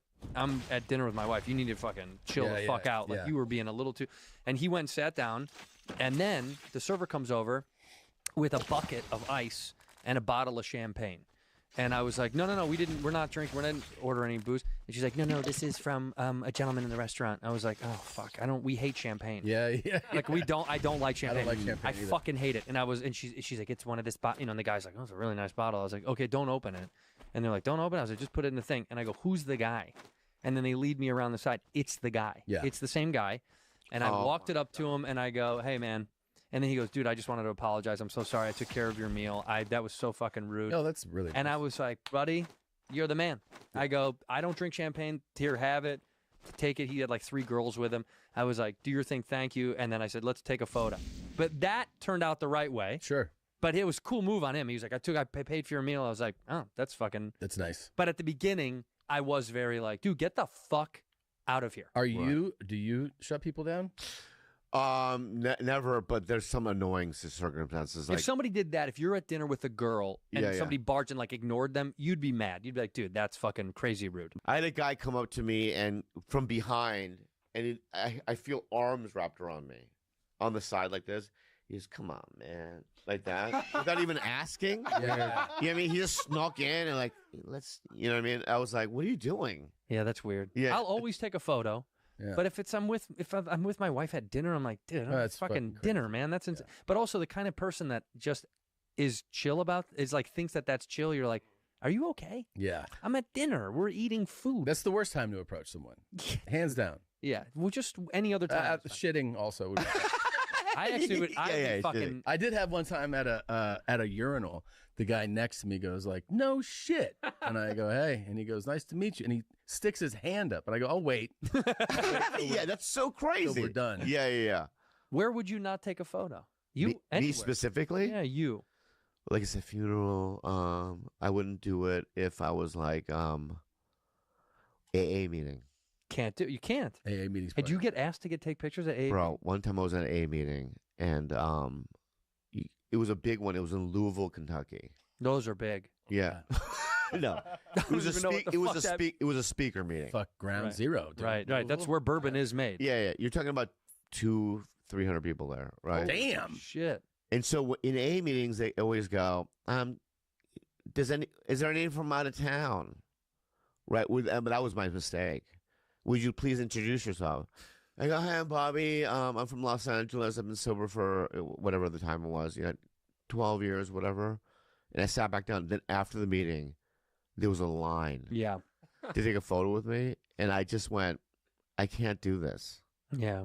It's because it's an invasion of your privacy. But not only that, it's just like, you know, I go to regular meetings. You know what I mean? Sometimes I go to celebrity ones, but like, you know. He does, dude. He loves celebrity meetings. Yeah. Who's going to be there? No! Oh, who can I else ask is you- getting clean? Yeah. Well, I want to ask you a question, and obviously I'm not asking you to reveal actual details, but in a broader sense, have you ever been to a celebrity meeting where a celebrity reveals something? Oh, yeah. And it's just like your dopamine rush is just like, Oh, yeah. wow, Oh, man, I've heard some crazy shit from gigantic people. Really? Fuck. I go to this meeting. I'm going to tell you what night. Yeah, yeah. But it's an all men's meeting. Thursday. Tuesday, yeah. What? Thursday. Yeah. No, it's not Thursday. No, it's Tuesday. Yeah, yeah. And it's invite only, and it's all legendary rock stars. Mm-hmm. Okay. And I got in it way back in the day when I was on Mad TV, when I got sober then. You have to get recommended. It's like Raya. Somebody has to recommend you. No, somebody has to go up to the guy and go, can this guy come? Right. You know what I mean? Right. And I've been turned down by celebrity meetings. You know that? No. I swear to God. What, do they check your star meter? Why the fuck No, would no. they...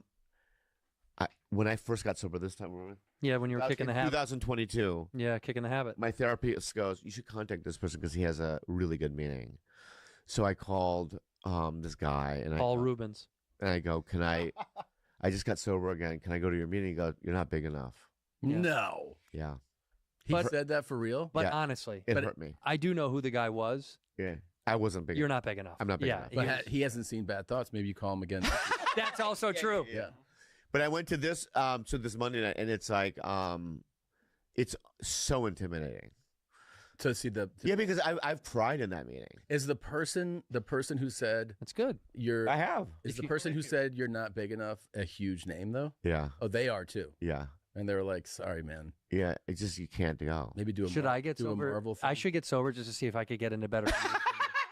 I would relapse then. Fucking love that. If you called me and go, hey, he let me in the meeting, I would be like, how funny would that be if I got into more important meetings than you? Dude, you got to do it. I'm gonna do it, dude. I'm gonna do it. Yeah, yeah. It's weird, but I like to go to the regular ones like the plumbers and all that stuff because it's like I want to feel normal. Yeah, but also like you're also the. No, wait, that's not no. What I'm saying, let me rephrase But it. don't you want to be the big shot at the? No, no, no. He does. Yes. He does. Cut all that out. Shut up. Cut that out. Stop it. They're all like, "We're just regular guys," and you're like, "Me too." No, because with alcoholism, right? It's just like you want to have commonality with people. Yeah. And a connection, right? And I want to bond people through alcoholism. And to Do you hear the share a stories. lot? Are you a sharer? I do. You do? Yeah, and dude, he loves to share. yeah. He gets up there. In fact, he kills. You know what I don't like? When it's like, so there's three types of meetings. Okay. Okay. Speaker meeting, right? And then there's like a circle where everyone shares, but the worst kind. And I went to one Tuesday like this, where it was like anyone can share it, but you have to raise your hand. Ugh. Right. So I can't. I can't do it. No. Right. And so when somebody doesn't raise their hand, they'll pick somebody. So sometimes I'll go, you know what I mean? But I can't raise my hand. Because you feel like it's too desperate? Yeah, I just want to, yeah, because it's like, you know, and I'm always. Because you're an attention whore. I'm not! No, we're stand-ups. Oh, yeah, I am. Yeah. We are. You are. Yeah, I am. You're an attention. Look at how you just reacted to that. You're an attention whore. Yeah. And those things are, I mean, that's. So you'll speak, but not if you have to raise your hand. So in what circumstance do you? So some meetings He are wants them. He doesn't want to. He doesn't want to be like. Pick me. Yes. Some meetings are like this, where the secretary goes, "This is we point to you. You don't raise your hand." Those are the ones I like. You like that? Yeah. Yeah. Could you share something with us that you've shared at one of those? Really? Sure. Because if I say it, it's gonna you're gonna cringe. No, we won't. I promise. Yeah. We're your friends. Well, I'll like example. You know what I mean? You know, I'll say something like, you know, Socrates once said, "A life not self-examined is not a life worth living." You know what I mean? And so what I love about AA is like it's internal. You know what I mean? And it's like It's about looking in the mirror and looking inside yourself. Mm. And so, you know, I do the steps, you know. I think it's very important, you know. The weight lifted from 8 and 9, you know what I mean, is absolutely incredible. Oh. You know what I mean? And I think it's very important. It's that kind of thing. Thank you, Robert. like that, and then everybody. Well, no, but sometimes they'll have a music. And they'll play you off. They'll play you off like the Emmys? That's incredible. Like they know when they say you're done? Yeah. Wow. You're like talking about, I was molested. Who let the dogs out? You know? Really cool. Yeah, and you're like, okay, I'm done. Yeah. I think that's pretty incredible that you give them that shtick. I have so many different shticks I can use. You know what I mean? When are you actually being real? When there's a hot girl there. No, dude. How many times have you scooped one up? No. It's gonna be so One. Throughout my whole life, Sarah. Yeah, Sarah, that's right. Yeah, I didn't blow her anonymity, but yeah, that was the only one. I don't go there to like hook up. Isn't it's against the code? No. They call it the 13th step. What is that? It's so gross. It's like these old timers, guys, people with time, men and women. They see a newcomer and they go in. And it's like that's the 13th step. Yeah, it's not in the steps, but it's like Oh, I know, it's a hypothetical. You're taking advantage of people's vulnerability and desperation because you don't get sober unless you lost a lot. You know what I mean? No, if you lost a lot, you get. Did I say that wrong? I have no idea. You have to be a very low point in your life. The worst. You know, I mean, people that are newcomers have lost a lot. Right. You know what I mean? And they've, well, it's a great place to be a predator, is what you're saying, right? What I'm saying is that some people, not probably 1%, right? They'll go in and not predator, but they'll like, hey, let me take you to after the meeting. Yeah.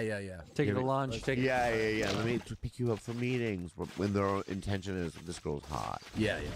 And it's unfathomable, and I think it's fucking wrong. Wow, you're a really good person. It's not that. It's just here's the thing, and let's be real for a second, okay? The whole point of it is to get out of yourself. Right. So when there's a newcomer, like if I'm sitting there in a meeting and a newcomer goes, "I'm a newcomer," I'll always reach my hand out and go, "Hey man, welcome. If you need anything, let me know." Nice. I think you're being a jerk.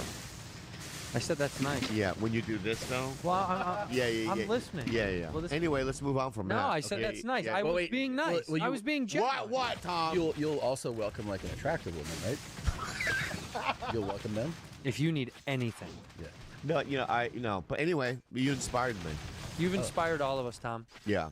And the biggest bummer of all is we don't get to see you more. I know, dude. But the only way we can see you is by watching Netflix. Bad Thoughts. Available right now on Netflix. Yeah. Streaming.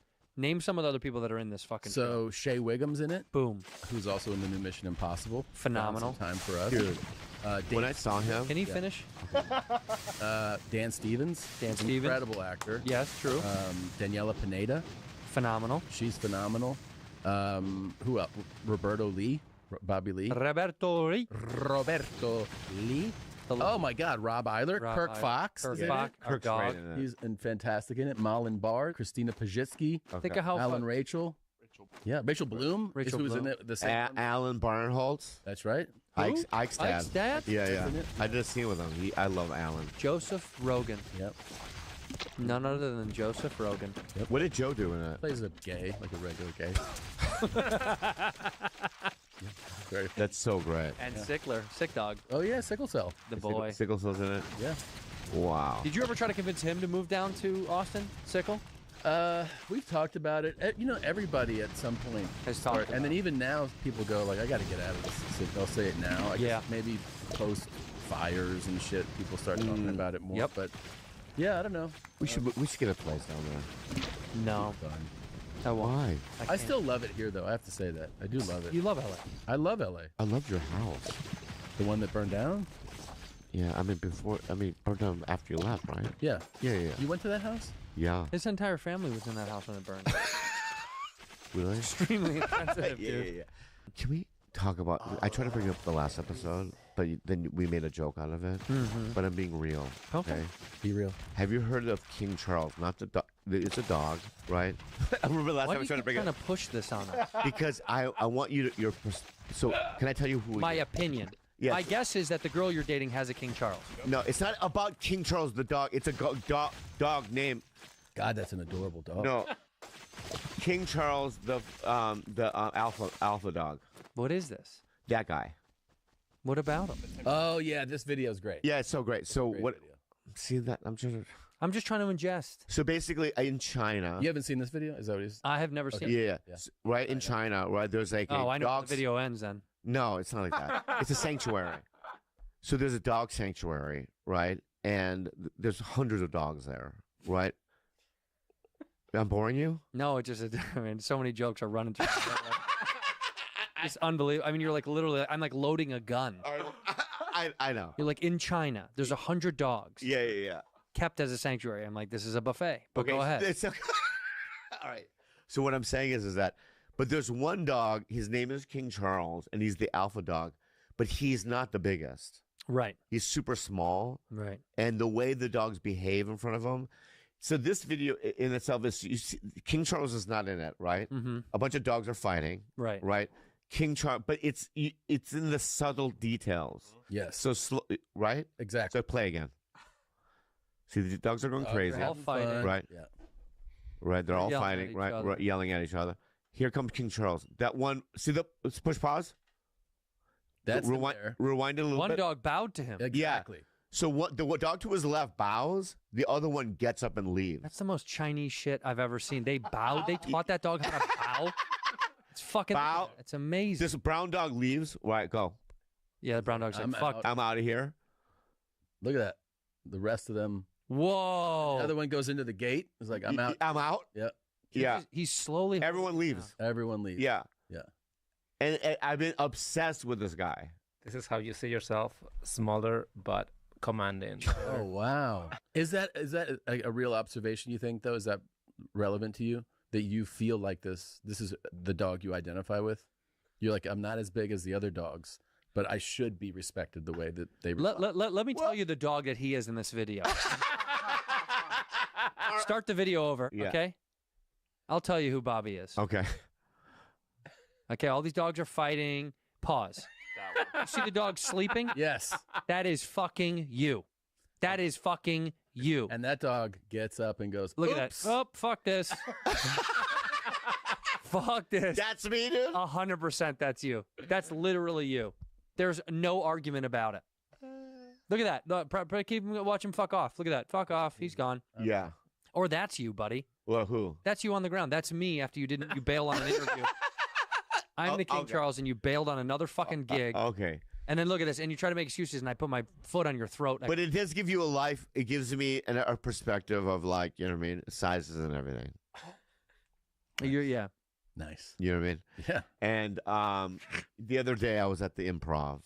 There was a gigantic door guy. He's like 6'3". Mm-hmm. He's standing out front, and I walked up to, and like his breasts, you know what I mean? My head is at his breast. Yeah. Right. I just walked up to him and kissed his breast, How'd and that walked go? away. It's King Charles shit, dude. How did he react? Didn't like it at all. Yeah. He's that bottom dog. Yeah, hell yeah, dude. Yeah. You kissed that man's tit? Just like that. What did he say? He laughed. Yeah. Of course. When Bobby Lee kisses you in the breast, dude. It's funny. It's funny, dude. It is fucking funny. I don't know how you get away with that. What do you mean? I don't know how you do that. Imagine if Tommy and I kiss somebody's tit. It wouldn't go. Is that the weird thing? Is that the weird thing you're talking about? Yeah, dude. If we're gonna go full circle, that's what we were talking about at the beginning. Most guys don't kiss other guys' tits. The only thing you should leave with here today is just knowing how not normal you are. But in a good way. In a good way. It's so endearing. I want you to impart some words of wisdom for our good friend Tom Segura before he leaves, because you are an all-knowing.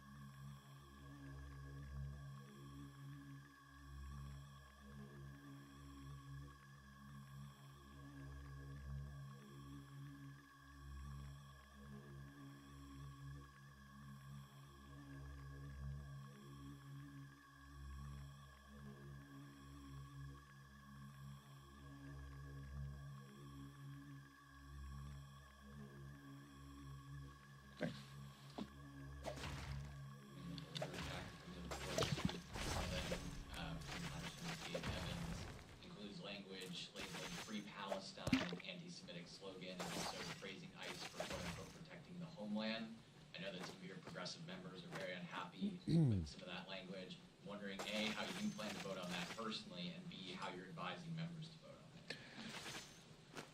It's not simply a subset of members of the House Democratic Caucus who oppose the so-called Evans resolution. Who is this guy? He's not seriously concerned with combating anti-Semitism in America. This is not unrelated. by all accounts, according to Governor Newsom and Mayor Bass, to make sure that the lawlessness and disorder that the Trump administration is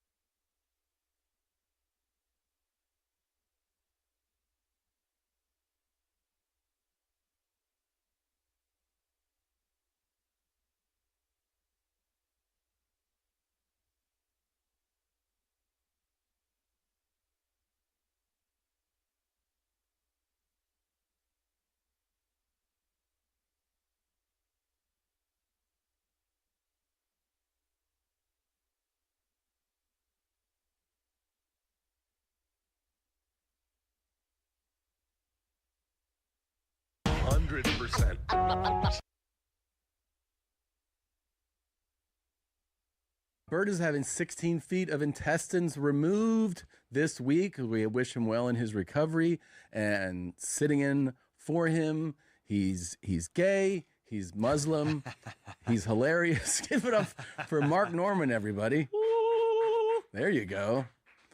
Thanks for coming in. Good to be here. Good to be back, Tom. Thanks for having me. Absolutely. Nice fart, man. I was sitting on that one for a minute. Have you ever had farts go wrong? Yes. What are you kidding? I'm American. I'm human. Definitely had some splatter in my day. Yeah. We've all had a shart. Oh, yeah. Yeah. Trying to think of a good one. One time I sharted on a date, and I could feel we were going to hook up, and I had to just get out of there, like get the panties off. Yeah. My panties off, and before we, you know. Did you leave the date, or did you just go like, oh, I gotta go to the bathroom? And I had just did the bathroom thing and cleaned up. Yeah, because if you're getting head or something, you're just assuming she can smell the shit. Oh yeah. You know, right when those pants come off, the air opens up. Oh. And was it bad? Was it pretty bad? It was pretty bad, yeah. And I'm not a sharter. I got a tight beehole. Yeah. Quite the balloon knot, but every now and then, I feel like once a year you get stung.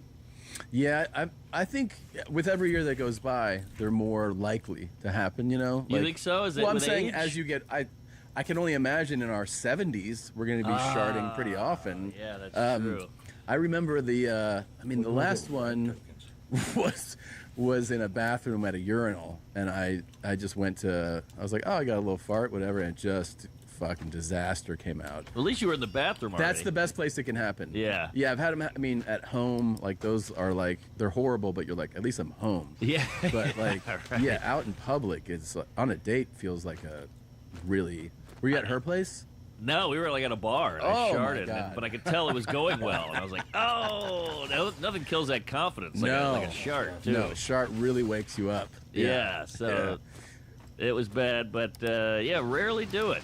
I got a baby now, and he's sharting like a motherfucker. It's what they do, man. They just fucking shit and piss for years. But the beauty of a baby is when it sharts in the diaper, you're like, "Hey, this is a good day." Good day. Yeah. Usually it's fucking Katrina and Flint water in there. Oh yeah, it's fucking, and then you get sprayed and it gets everywhere. Yes. Yeah. You ever have the thing where you change the diaper and you're like, all right, that was a giant load of dung and waste, and then you put a new diaper on and they shit in that one. Of course, like within. How old's your baby now? He's 38.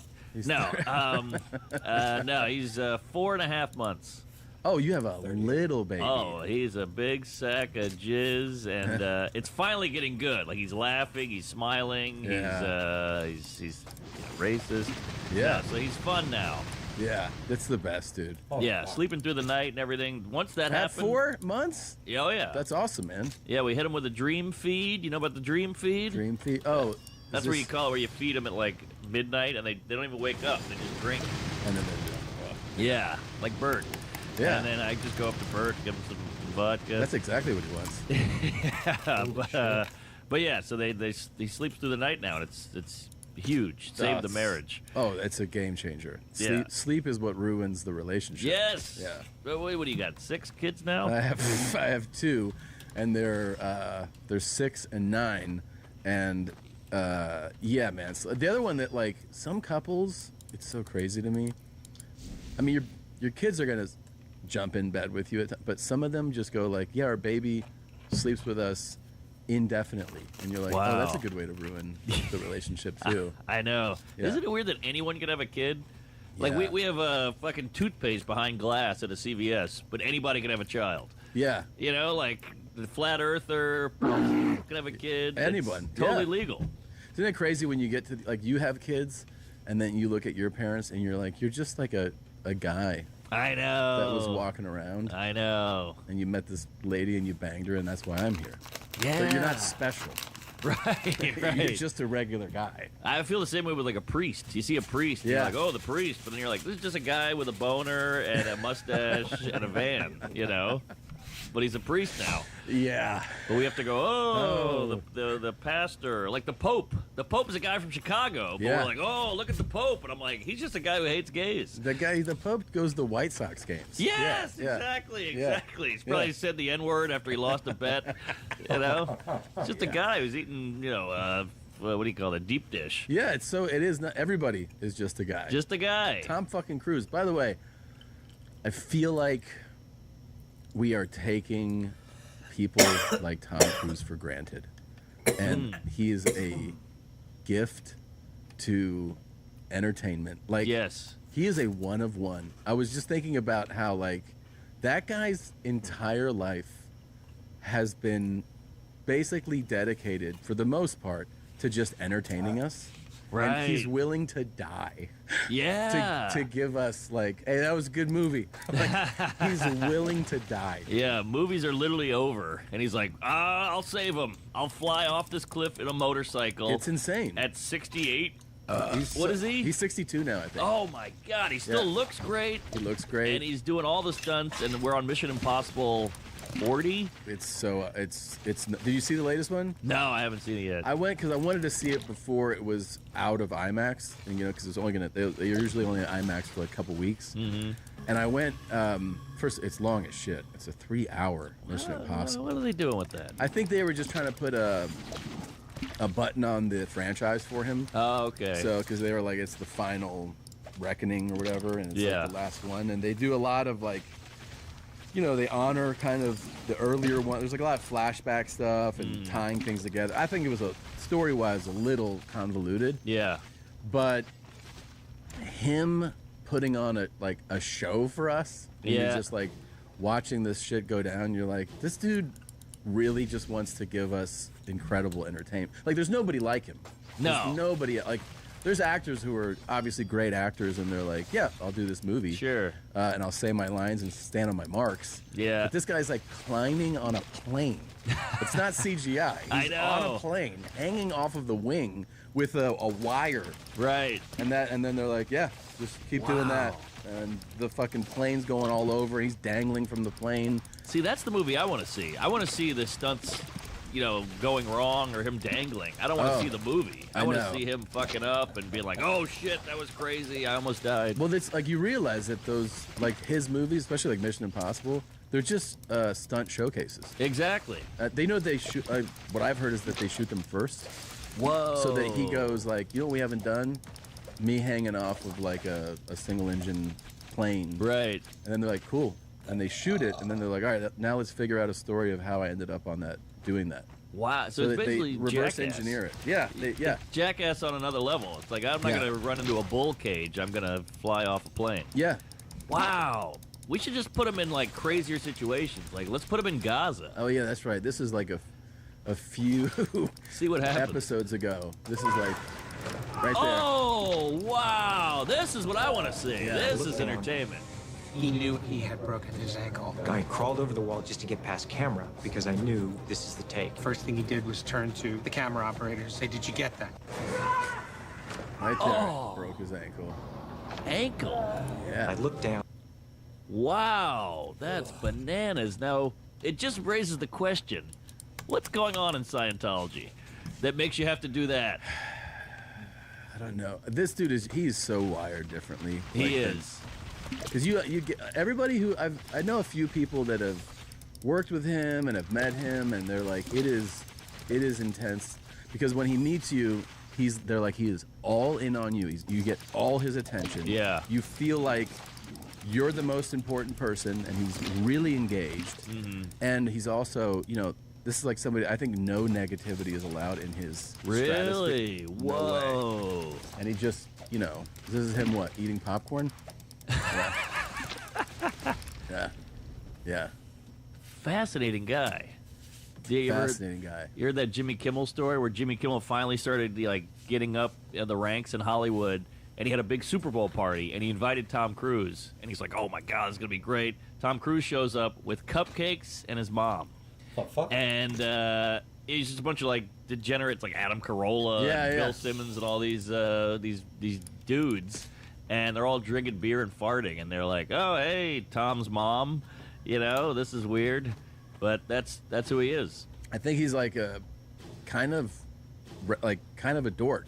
I think so. Yeah. Oh, 100%. But like, I don't mean it in a bad way. I just mean like, he's so type A and Yeah. like so structured. Probably like, wake up, it's the train, egg whites, meeting. You know what I mean? Like, goes through his shit. Yeah. And then he's obviously like every year he's like, no, I'll do another fucking insane action stunt movie, and I'm 62 years old. Wow. Yeah. You'd love to talk to the Nicole Kidmans and the Katie Holmes. Yeah. Get some scoop on the sexual side. Yeah, what do you think? I think he's, well, if he does anything like the movies, he's got to go all in. Yeah. He's probably, really lasting a long time and... a lot of breath work. Yeah. Yeah. Yeah, a lot of wacky positions. I'm sure he's got to swing. Right. It's not just like, hey, blow me. No, God, no. He's got to go all in. There's mom's there. There's cupcakes. There's cupcakes. At True Classic, the mission goes beyond fit and fabric. That's funny.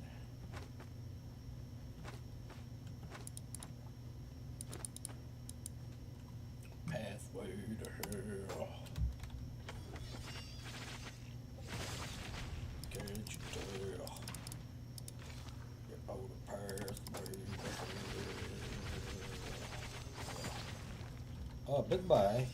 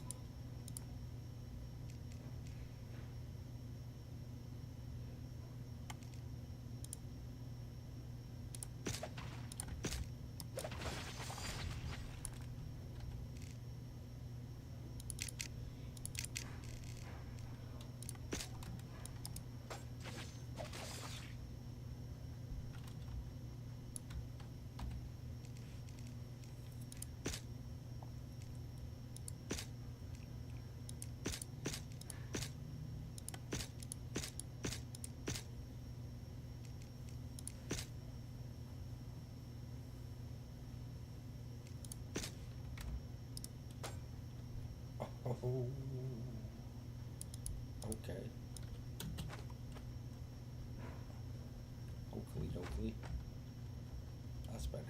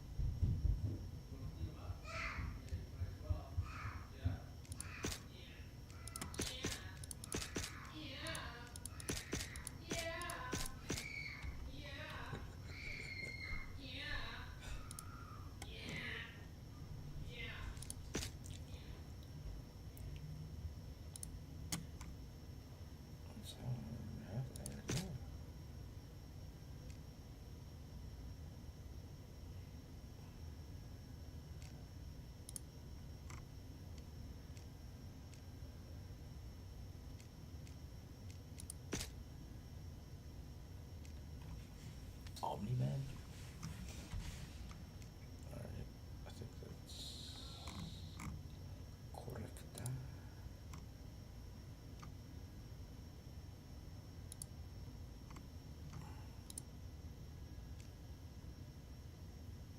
So I gotta create that on X.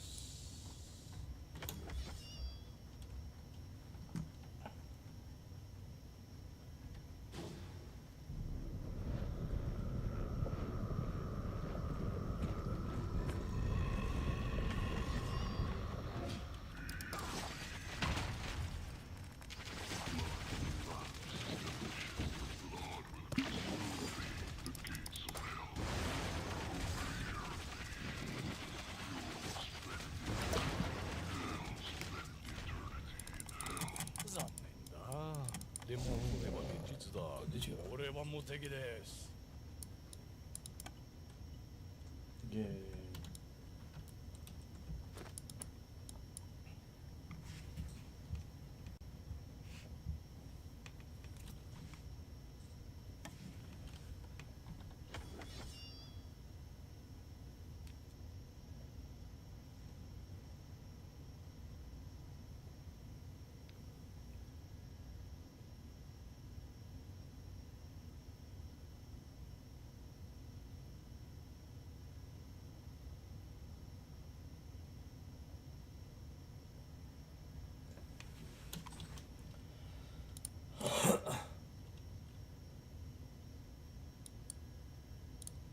Are you loving being a dad? Is this like a fun? I'm loving it now. The first 2 months are pretty brutal. It's just keep this thing alive. You're on no sleep. You're not getting laid. So now it's great. Yeah, it's a fun. But are you gonna do more? You think? I think I'm gonna do one more. Yeah. Two is great. Yeah, I'd like to have one that's not Downs. Yeah. So that would be helpful. But yeah, 2's fun, and you got the good ages. You're right in that gooey, fun kid phase. They are very fun.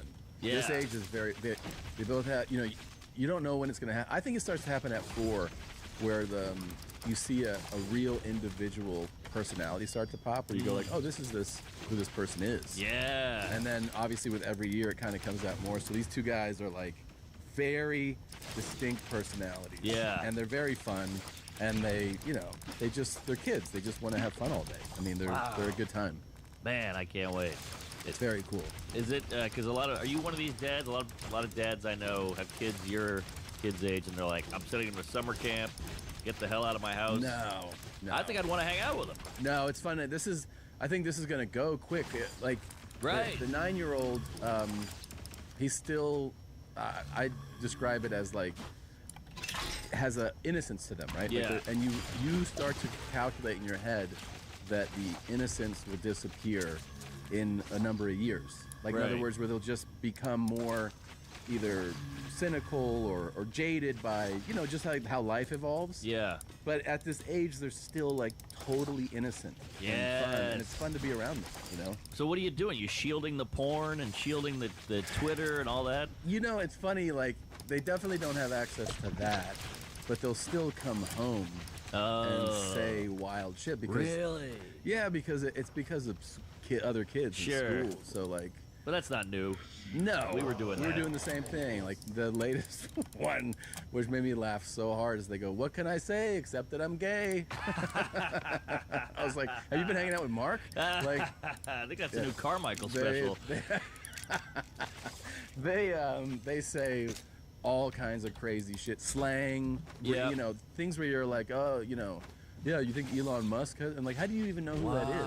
And they're like, everyone knows him. And you're like, oh, yeah, I guess. It seems inevitable now, because like we had, look at this porno mag or whatever. Now it's like, look at 2 Girls, 1 Cup. I mean, you can just pull out an iPad and show people like a guy's head getting cut off. It's crazy. We had to pass around a tape or something. Thank God they still have like 0 interest right now. Yeah. In girls. So I like to go like, do you have a girlfriend? And they're like, fuck you. They get mad at the suggestion of a girl. Right. Like, oh, okay, they're like still an angry gay guy. Yeah, yeah. But it's adorable, man. No, I don't want to. I want to be with them, especially in the summer, because we work all the time.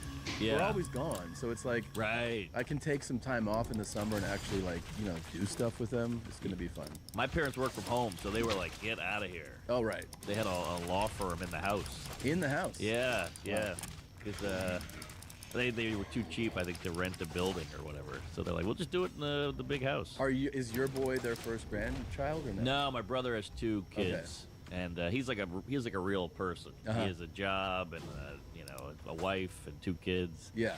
And I tell dick jokes. Right. But are they thrilled? They gotta be thrilled to have another grandkid. Oh yeah, they're loving it. They're loving it. And I got it in at the buzzer. They're getting old. Yeah. No, you give them a little taste of that, and they love it on the way out. Yeah, it's weird. I don't want to get too queefy on you, but I see the little boy, and then I see my dad, and I see mannerisms that I do that they both do. Yeah. So now I got 2 generations that I'm like, what's the word? I'm like replicating. Yeah. You know, I see my dad do a thing with his hand. I'm like, oh shit, I do that. And I see the boy do a thing with his tongue, and I'm like, I do that. Same thing. Yeah, I see it too. It's very strange. Yeah. And one is like, for me, one is so much more like me. Oh, really? Oh, yeah. There's 2 boys? 2 boys, Okay. Yeah, one of them is like, he looks like me. He does like so many of it's so funny. Like, he's a kid, and he's like, I sleep in boxers. And he's like, since he's 4, he takes his shirt off, and he gets in his little shorts, and he does shit like that, like puts his hand behind his head. Like, all the stuff that I did and do and my dad did, same. The kid also sleeps with an eye mask, which I'm like, what the fuck? Whoa. He's like, I can't have any light, which is exactly how I am. Wow. Yeah, He's same a little thing. diva. And all the, like you said, little gestures. Yeah. And then when he like snaps at something, like he's like, oh, for fuck's sake. Like Oh, Christina will jeez. look at me and she'll be like, Whoa. So do you like him more or like him less because he's like you? I guess I don't want my kid to be like me at all. No, I mean, it entertains you in a way, and then what you see sometimes, I think, that is like the real mindfuck, is they're displaying one of your behaviors that is not flattering. Oh, you know? right. And then I go, oh, that's what I did, and that's not great. He's jerking off at a playground. You're like, that's me. God me. damn it. God damn it, I gotta rein that in. Yeah. But, That's you know, right. I heard Bill Burr say years ago, he was like, I wish I did this 10 years earlier. Yeah. Talking about having kids, and that like, really got in my head. You know, we're comics. We like to prolong everything. We got the Yes. Peter Pan thing. Yeah. Yeah, but I get that, because sometimes you go like, oh, if I had done it with, like, some of our friends have kids, like, right out of college or whatever. Yeah, no, that's brutal. Yeah, and I'm like, well, right now, yeah, the kid would be in his 20s. I'm like, yeah, but I wouldn't have been able to do anything that I did. Exactly, So exactly. now I'll be kind of an older dad, I guess. I don't know. Yeah, that's a little scary, but But not that old. not that old. And I think people are living longer. Yeah. You know, Tom Cruise is still hanging on a plane. Yeah, it's 62. Come on. Yeah. We're fine. We're fine. I've always wanted to ask this. Who do you like more, Joe List or Sam Morril? I get this a lot, actually. Do you really? I get this all the time. I'll do like a Q&A after a show, and that question comes up all the time. Well, Sam's Jewish, so that takes him down a peg. For sure. But Joe's got herpes. No. I don't know. They're both great in different ways. Sam is like, I started writing jokes with him right when I started comedy. We did open mics together. And Would you guys actually write together? Oh, yeah, all the time. We had writing sessions. No A shit. couple of nerds, yeah. And then like try one. Hey, what do you think of this? All the time. Really? All the time. If you watch my specials, some of them like, that's a Sam line. That's a Sam line he gave me. And then if you watch his, I'm like, I gave him that line. I gave him that line. So Wow. like, a lot of joke love, a lot of comedy love, and coming up together is always fun. Yeah. And we drink. He's like my drinking guy. Well, where yeah. Joe got sober. Oh, right. But then me and Joe have this weird gay connection with this crazy rapport, and so I don't know. It's tough. It's hard to say. Yeah, no, I get it. I mean, it's cool that you get to do podcasts with both, because you get Tuesdays Tuesdays with story. Yeah. With stories, and then you get We Might Be Drunk. which are Exactly. appropriate titles for both. And, we get so busy. You got kids, you got the career, you got a TV show, you're all over the place. So, like, now, to hang out with your friends, you almost have to monetize it. I know. You have to make it like a podcast just to, like, get some hang time. That's 100%. And something you would never predict, right? Like, Yeah. Because every time I'm, like, if I'm home and someone's like, hey, let's just hang out. I'm like, I can't hang out, dude. I can't hang out. Yeah, I just got home. Like, Exactly. I can't hang out. My wife's like, you never come home, and I'm like, we should do a pod. Yeah. That's what you did. That's what I did. That's right. right. You get to see your wife. Actually, no joke. That is sometimes like the most time we'll spend together in a week. That's what I'm saying. Because like you land, right? And you're like, all right, we got to go do it. Yeah. We actually hang out for a couple hours here. And then you leave and you're like, we got 20 things to do. It's sad but true. Yeah. But but at least you can monetize it. So now you're getting paid to hang out with your wife, which that's how it should be. That's how it should be. God damn it. God damn lady. Did you see Tim's CNN interview? Oh shit! I loved it. It was I was great. jerking off to that thing. It was amazing.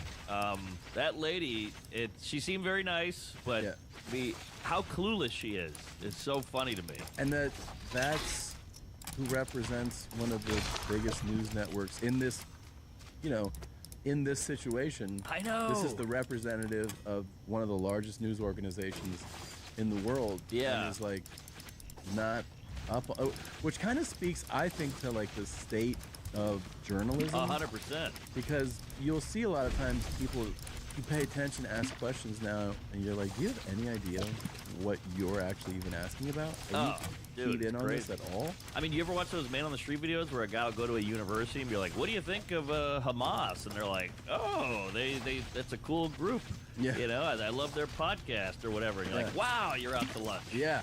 But yeah, the CNN interview was like a great comedy moment for all of us. I feel like that was a win for us. I thought so too. He was really good in it. Dude, I would have been like, "Are you fucking nuts, you crazy broad? What are you nuts?" Yeah. But he was like, he's a sassy fat gay, and he kept it down. I was impressed. He was kept it Yeah. classy. Yeah, he was really like articulate, and his stream of consciousness was like very clear, not Yes. disrupted. Like he just kind of rolled with it so well. And he rolled with it, and he always had an answer. Sometimes you're like, well, hold on, that's not true. Wait a minute. He was like, what about this comedian? This comedian? He had a list of everything. He was on it.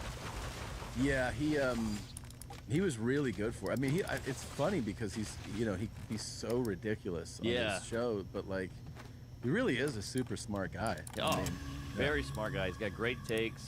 He's thinking about everything all the time. He's an ex-cokehead. Yeah. So now without the coke, this is his drug, is the culture. I laugh so hard when I think about that. I think he used to sell mortgages. Yeah. And I'm like, you had to have been an animal. Oh. Like, I can only imagine the false confidence I would have if he told me, like, you should get this loan. I'd be like, really? Yeah. He'd go on one of his little rants, and I'd be like, I think I should too. Yeah. The amount of old people he's screwed over is fucking terrifying. People probably every once in a while go on YouTube like, that's the guy that bankrupted me. Like, that's why I left my house and my kids didn't go to college. It's because of that guy. Exactly. He ruined more lives than COVID in a nursing home. But yeah, he's a brilliant dude and a funny comedian. And it's funny how many people don't get him. Like sometimes you'll watch his podcast, you're like, that's hilarious, and they're like, this guy's crazy. He's wearing a Muslim outfit and shouting to Allah. You're like, he's joking. Yeah, it's a joke. Yeah. Summer is here. More sun, more light, more time to do all the things that make summer so special. And the number one thing you don't want to be doing all summer, spending...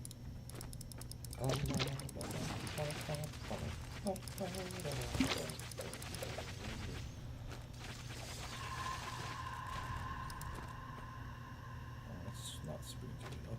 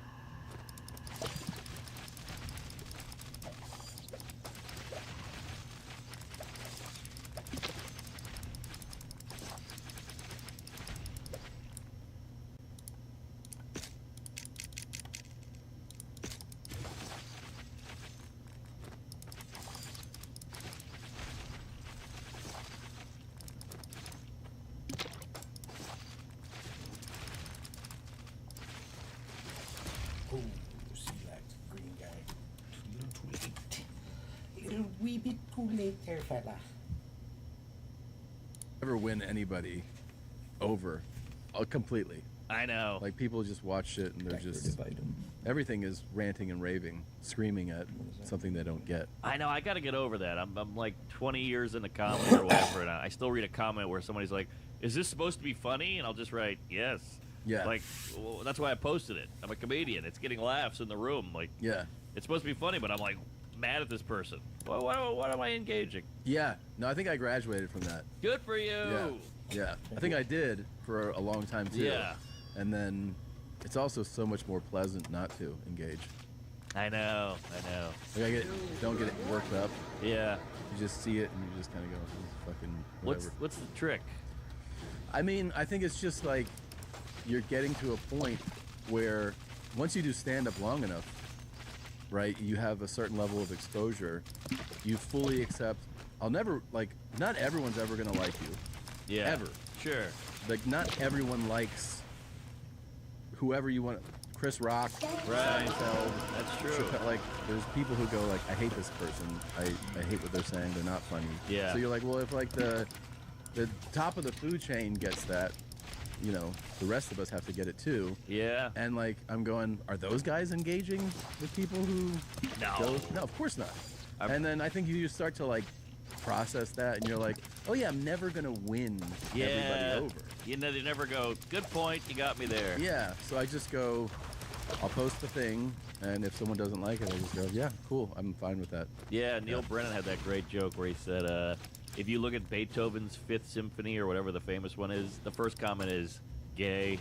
And you're like, well, there you go. It's like this beautiful piece of music that's lasted for centuries. And we're like, this is gay. Exactly. So that's all you need to know, folks. Yeah, you can't. It's a time suck. It's an energy suck. It is, yeah. And it's not the people who like it aren't writing. Yeah. You know, maybe you'll get like a ha-ha or it's funny, but the bad outweighs the good. Right, and people who love things that you do are never going to spend as much time as someone who doesn't love it. Yeah. Just never. That's true, and also, this is the other one. How do you think a person's life is going who spends time going, you suck? Right. Do you think it's somebody who has like a lot of shit going on? Yeah. And who's doing well? Good point. I mean, like, it's crazy. It's crazy. It is like separate from the real world, though. I know. I gotta move on. Because, like, you know, imagine if like a politician read all that shit, they would be like, I can't run anymore. No, of crazy? course. This guy's gonna kill me. Oh my God! Can you imagine if somebody actually digested the hate at like the presidential level? Oh my God! I mean, you'd be suicidal. Suicide. I mean, type in Obama and slurs on Twitter, and it's just never ending. Yeah. It's wild. Yeah, or like Trump too. I'm sure. Like, sure. He just, you know, he tells them, "Tell me good news." Yeah. Right. So they report like, "Oh yeah, this person loves you. People are saying you did great," and he's like, "That's cool, great." Wow. Yeah. They're definitely not telling him, you know, the bad stuff. Yeah, which is like it's like his own self like induced therapy. Yes. Where he's just like, tell me some great shit people are saying. And there's probably a lot of delusion there, but he seems happy and works. he seems to be still thriving. Yeah. As Trump. I mean, one of the craziest things that like it became normal to us, but it's fully insane. Completely. Is that when he became president on the last time, he's like, I'm doing a rally this week. And you're like, you're already the president. Oh, yeah. Because those rallies were just like positive vibes only. Ego boost. Yeah, and then he would leave there like, that was awesome. Right. That's just to feel good. And he could be so hypocritical. Like, I'm sure if Biden accepted a plane from Saudi Arabia, he'd be like, well, that's crazy. But when he gets one, he's like, that's what you do. This is business. It's a plane. I'm not going to give a What am I going to do? away. Not fly? Exactly. Like, oh, okay. By the way, getting a plane from the Middle East is crazy. That's like getting a train from Auschwitz. You know, like they're the ones giving us the plane. We've got a little history there. Hey, what, you gonna get a bat from China? And then it's like he's like, I'm gonna take this plane, and they're like, are you gonna keep it for your personal use? It's like, no. Which you know that shit is gonna be like, he'll leave office and be like, I decided to use the plane. Yeah.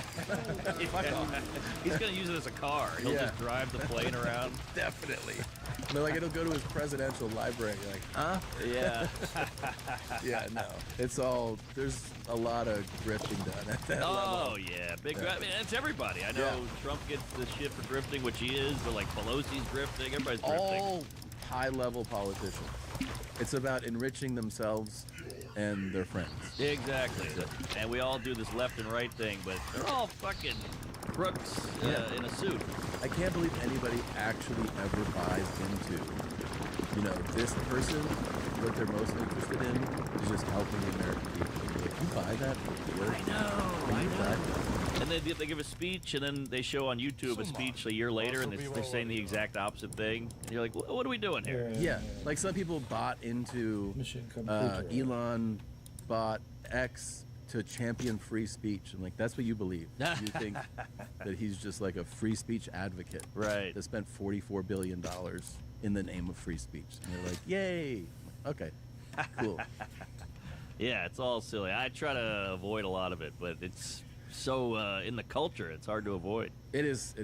So how long have you been in New York now? Is it 20 years? More? 2008, 2007, so we're getting there. We're getting there. Yeah, it's a tough road, but I finally beat New York. It's like a video game. I finally beat it on hard.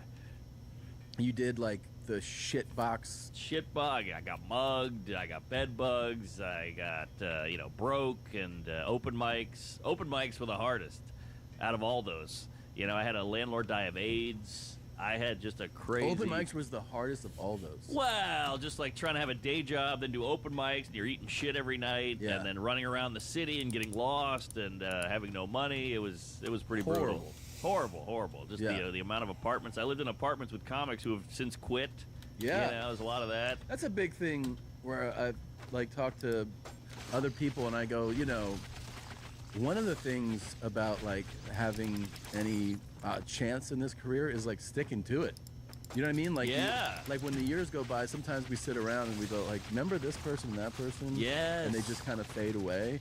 And you're like, well, who has done well? And you're like, well, some of the people who's done well just were the ones that like kept doing it. Right. Like their tolerance for pain, essentially. That's what it is. Yeah. It's pain. But I think a big part of it is like having a low bar. Like when I got into this, I was like, if I can just not have a day job, I've made it.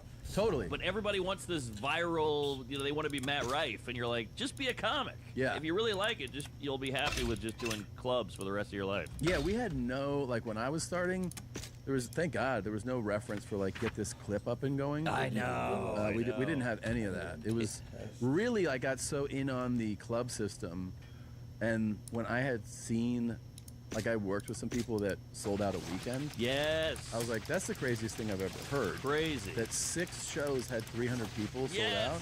Exactly. That was just to me like, that's the mountaintop. Right. Same. Yeah. And then adding a show was insane. Yeah. Or how about when you do a gig and they're like, you do a gig a year later and the guy's like, I came back. I'm a fan. You're like, whoa, you came back? You saw me on the poster and said, I'm going to that. Yeah. That's crazy. That to me was like, it's like it's too, they're getting too distracted.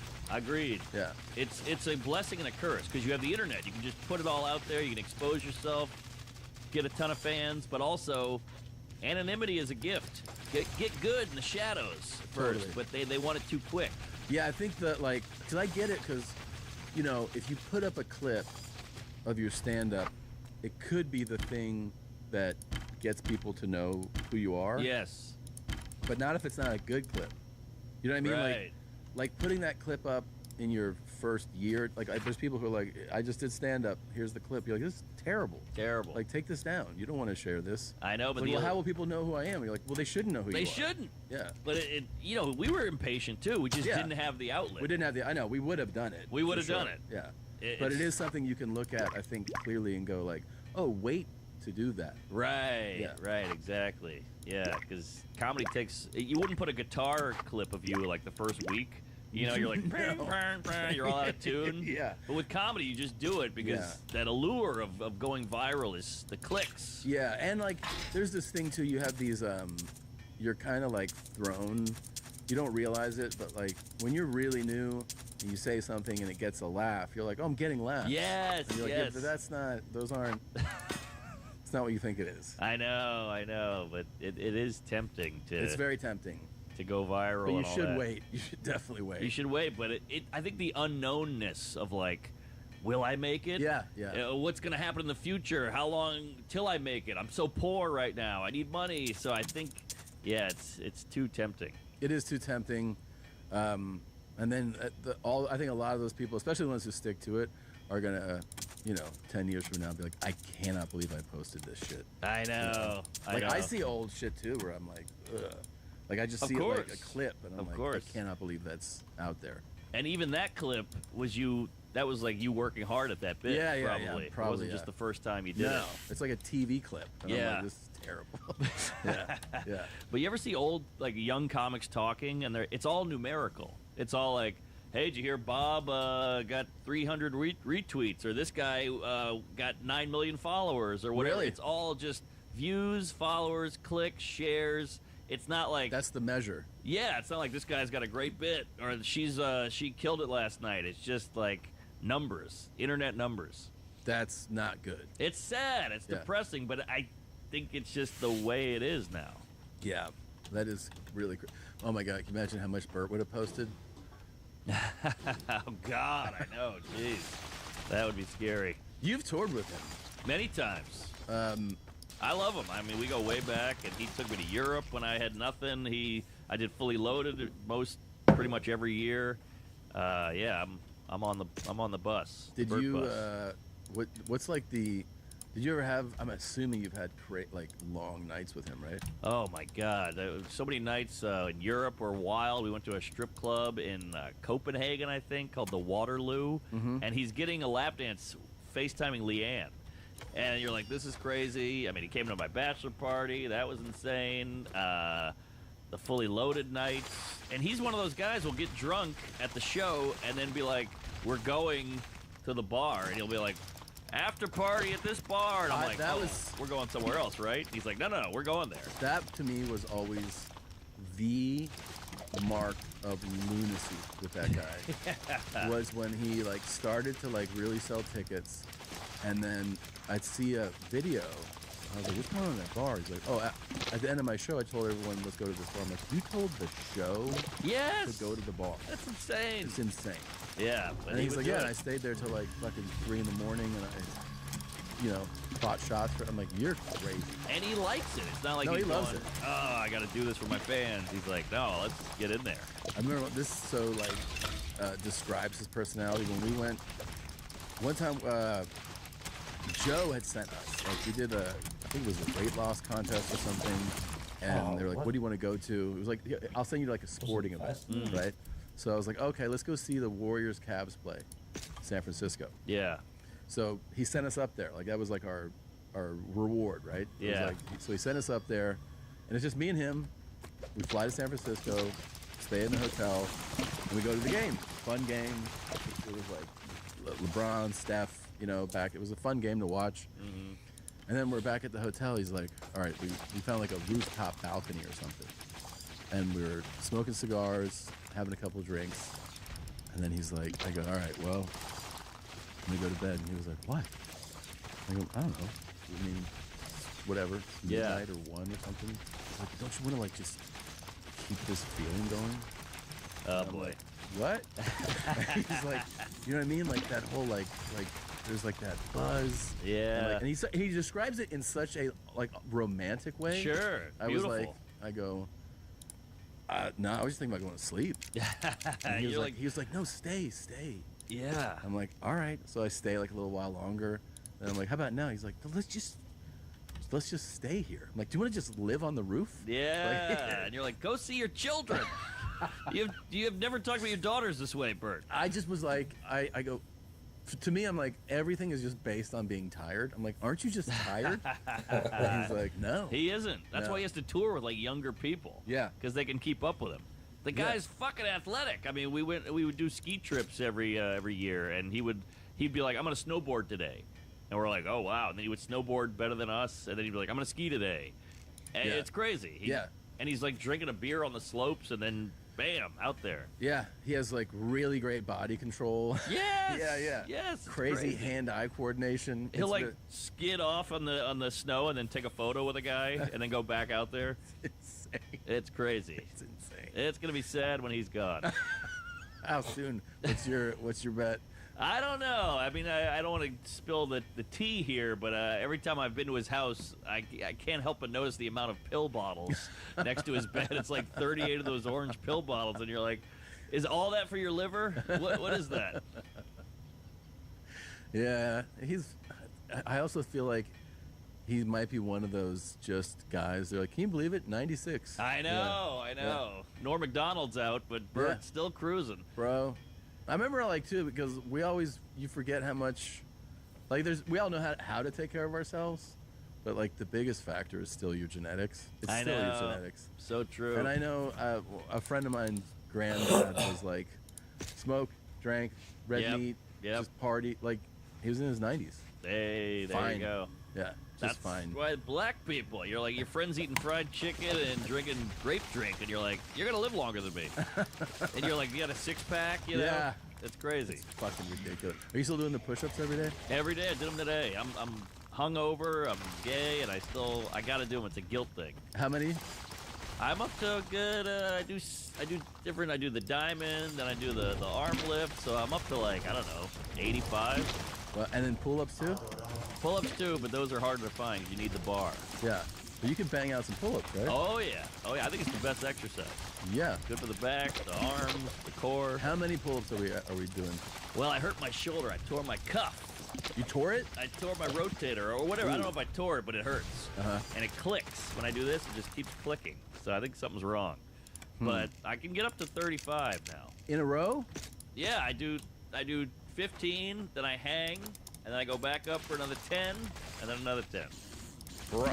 Hey, I listen to Jocko Willenick, and I get hard, and I just start going. That's impressive, Mark. For real. Thanks. I'm trying to kill David Goggins. Yeah. Suck it, Goggy. Do you run too? Nah, I don't really run. But I walk. I live in New York, so it's all walking. Do you still love the city? I do. I live out in Brooklyn now. I got a backyard. I got the baby, so I feel like I conquered it. But it's hell. Don't get me wrong. It's a hellish piece of shit. Do you ever see yourself leaving New York? You think you'll be a lifelong New Yorker now? Maybe I'll leave because the taxes are banana. Like, you talk to Shane. He's like, I'm saving this much. You're like, oh God, what am I doing? But I'm from New Orleans.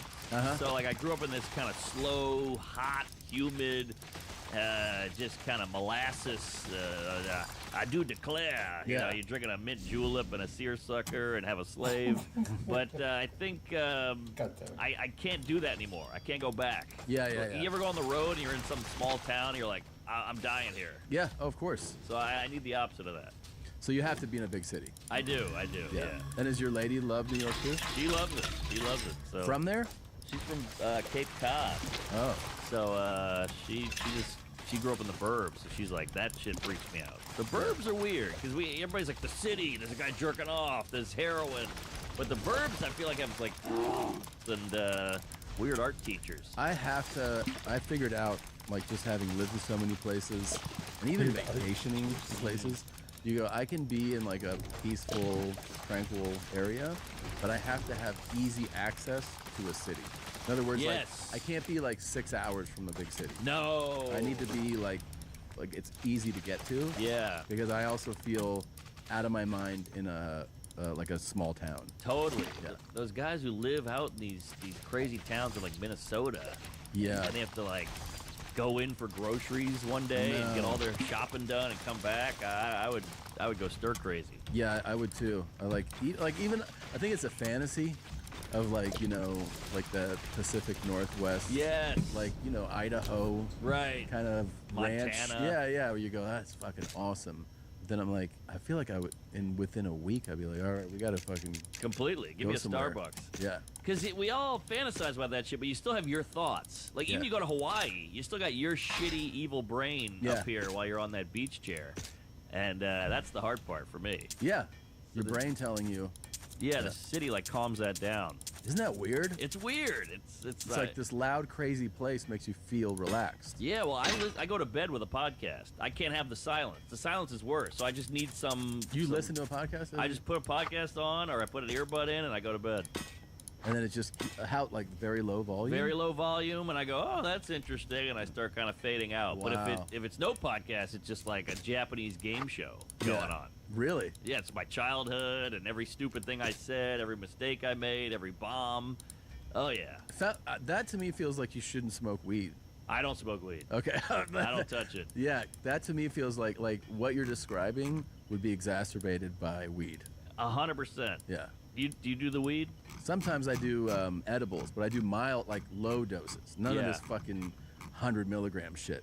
No, like 5, 10, where it's like comfort. But anything more than that starts to get into like paranoia and anxiety. Yes. And I'm a bad person, and like, I don't want to do that. These guys who wake and bake. I'm like, are you nuts? You're starting your day with that shit? That's crazy. No, what I really want is some more Vyvanse. Ooh. Who's holding? Fucking psychiatrists. Is that's like an Adderall? Yeah. Yeah, that's good stuff. That's what that to me has the best results. Yes. Fucking Vyvanse, boys. Well.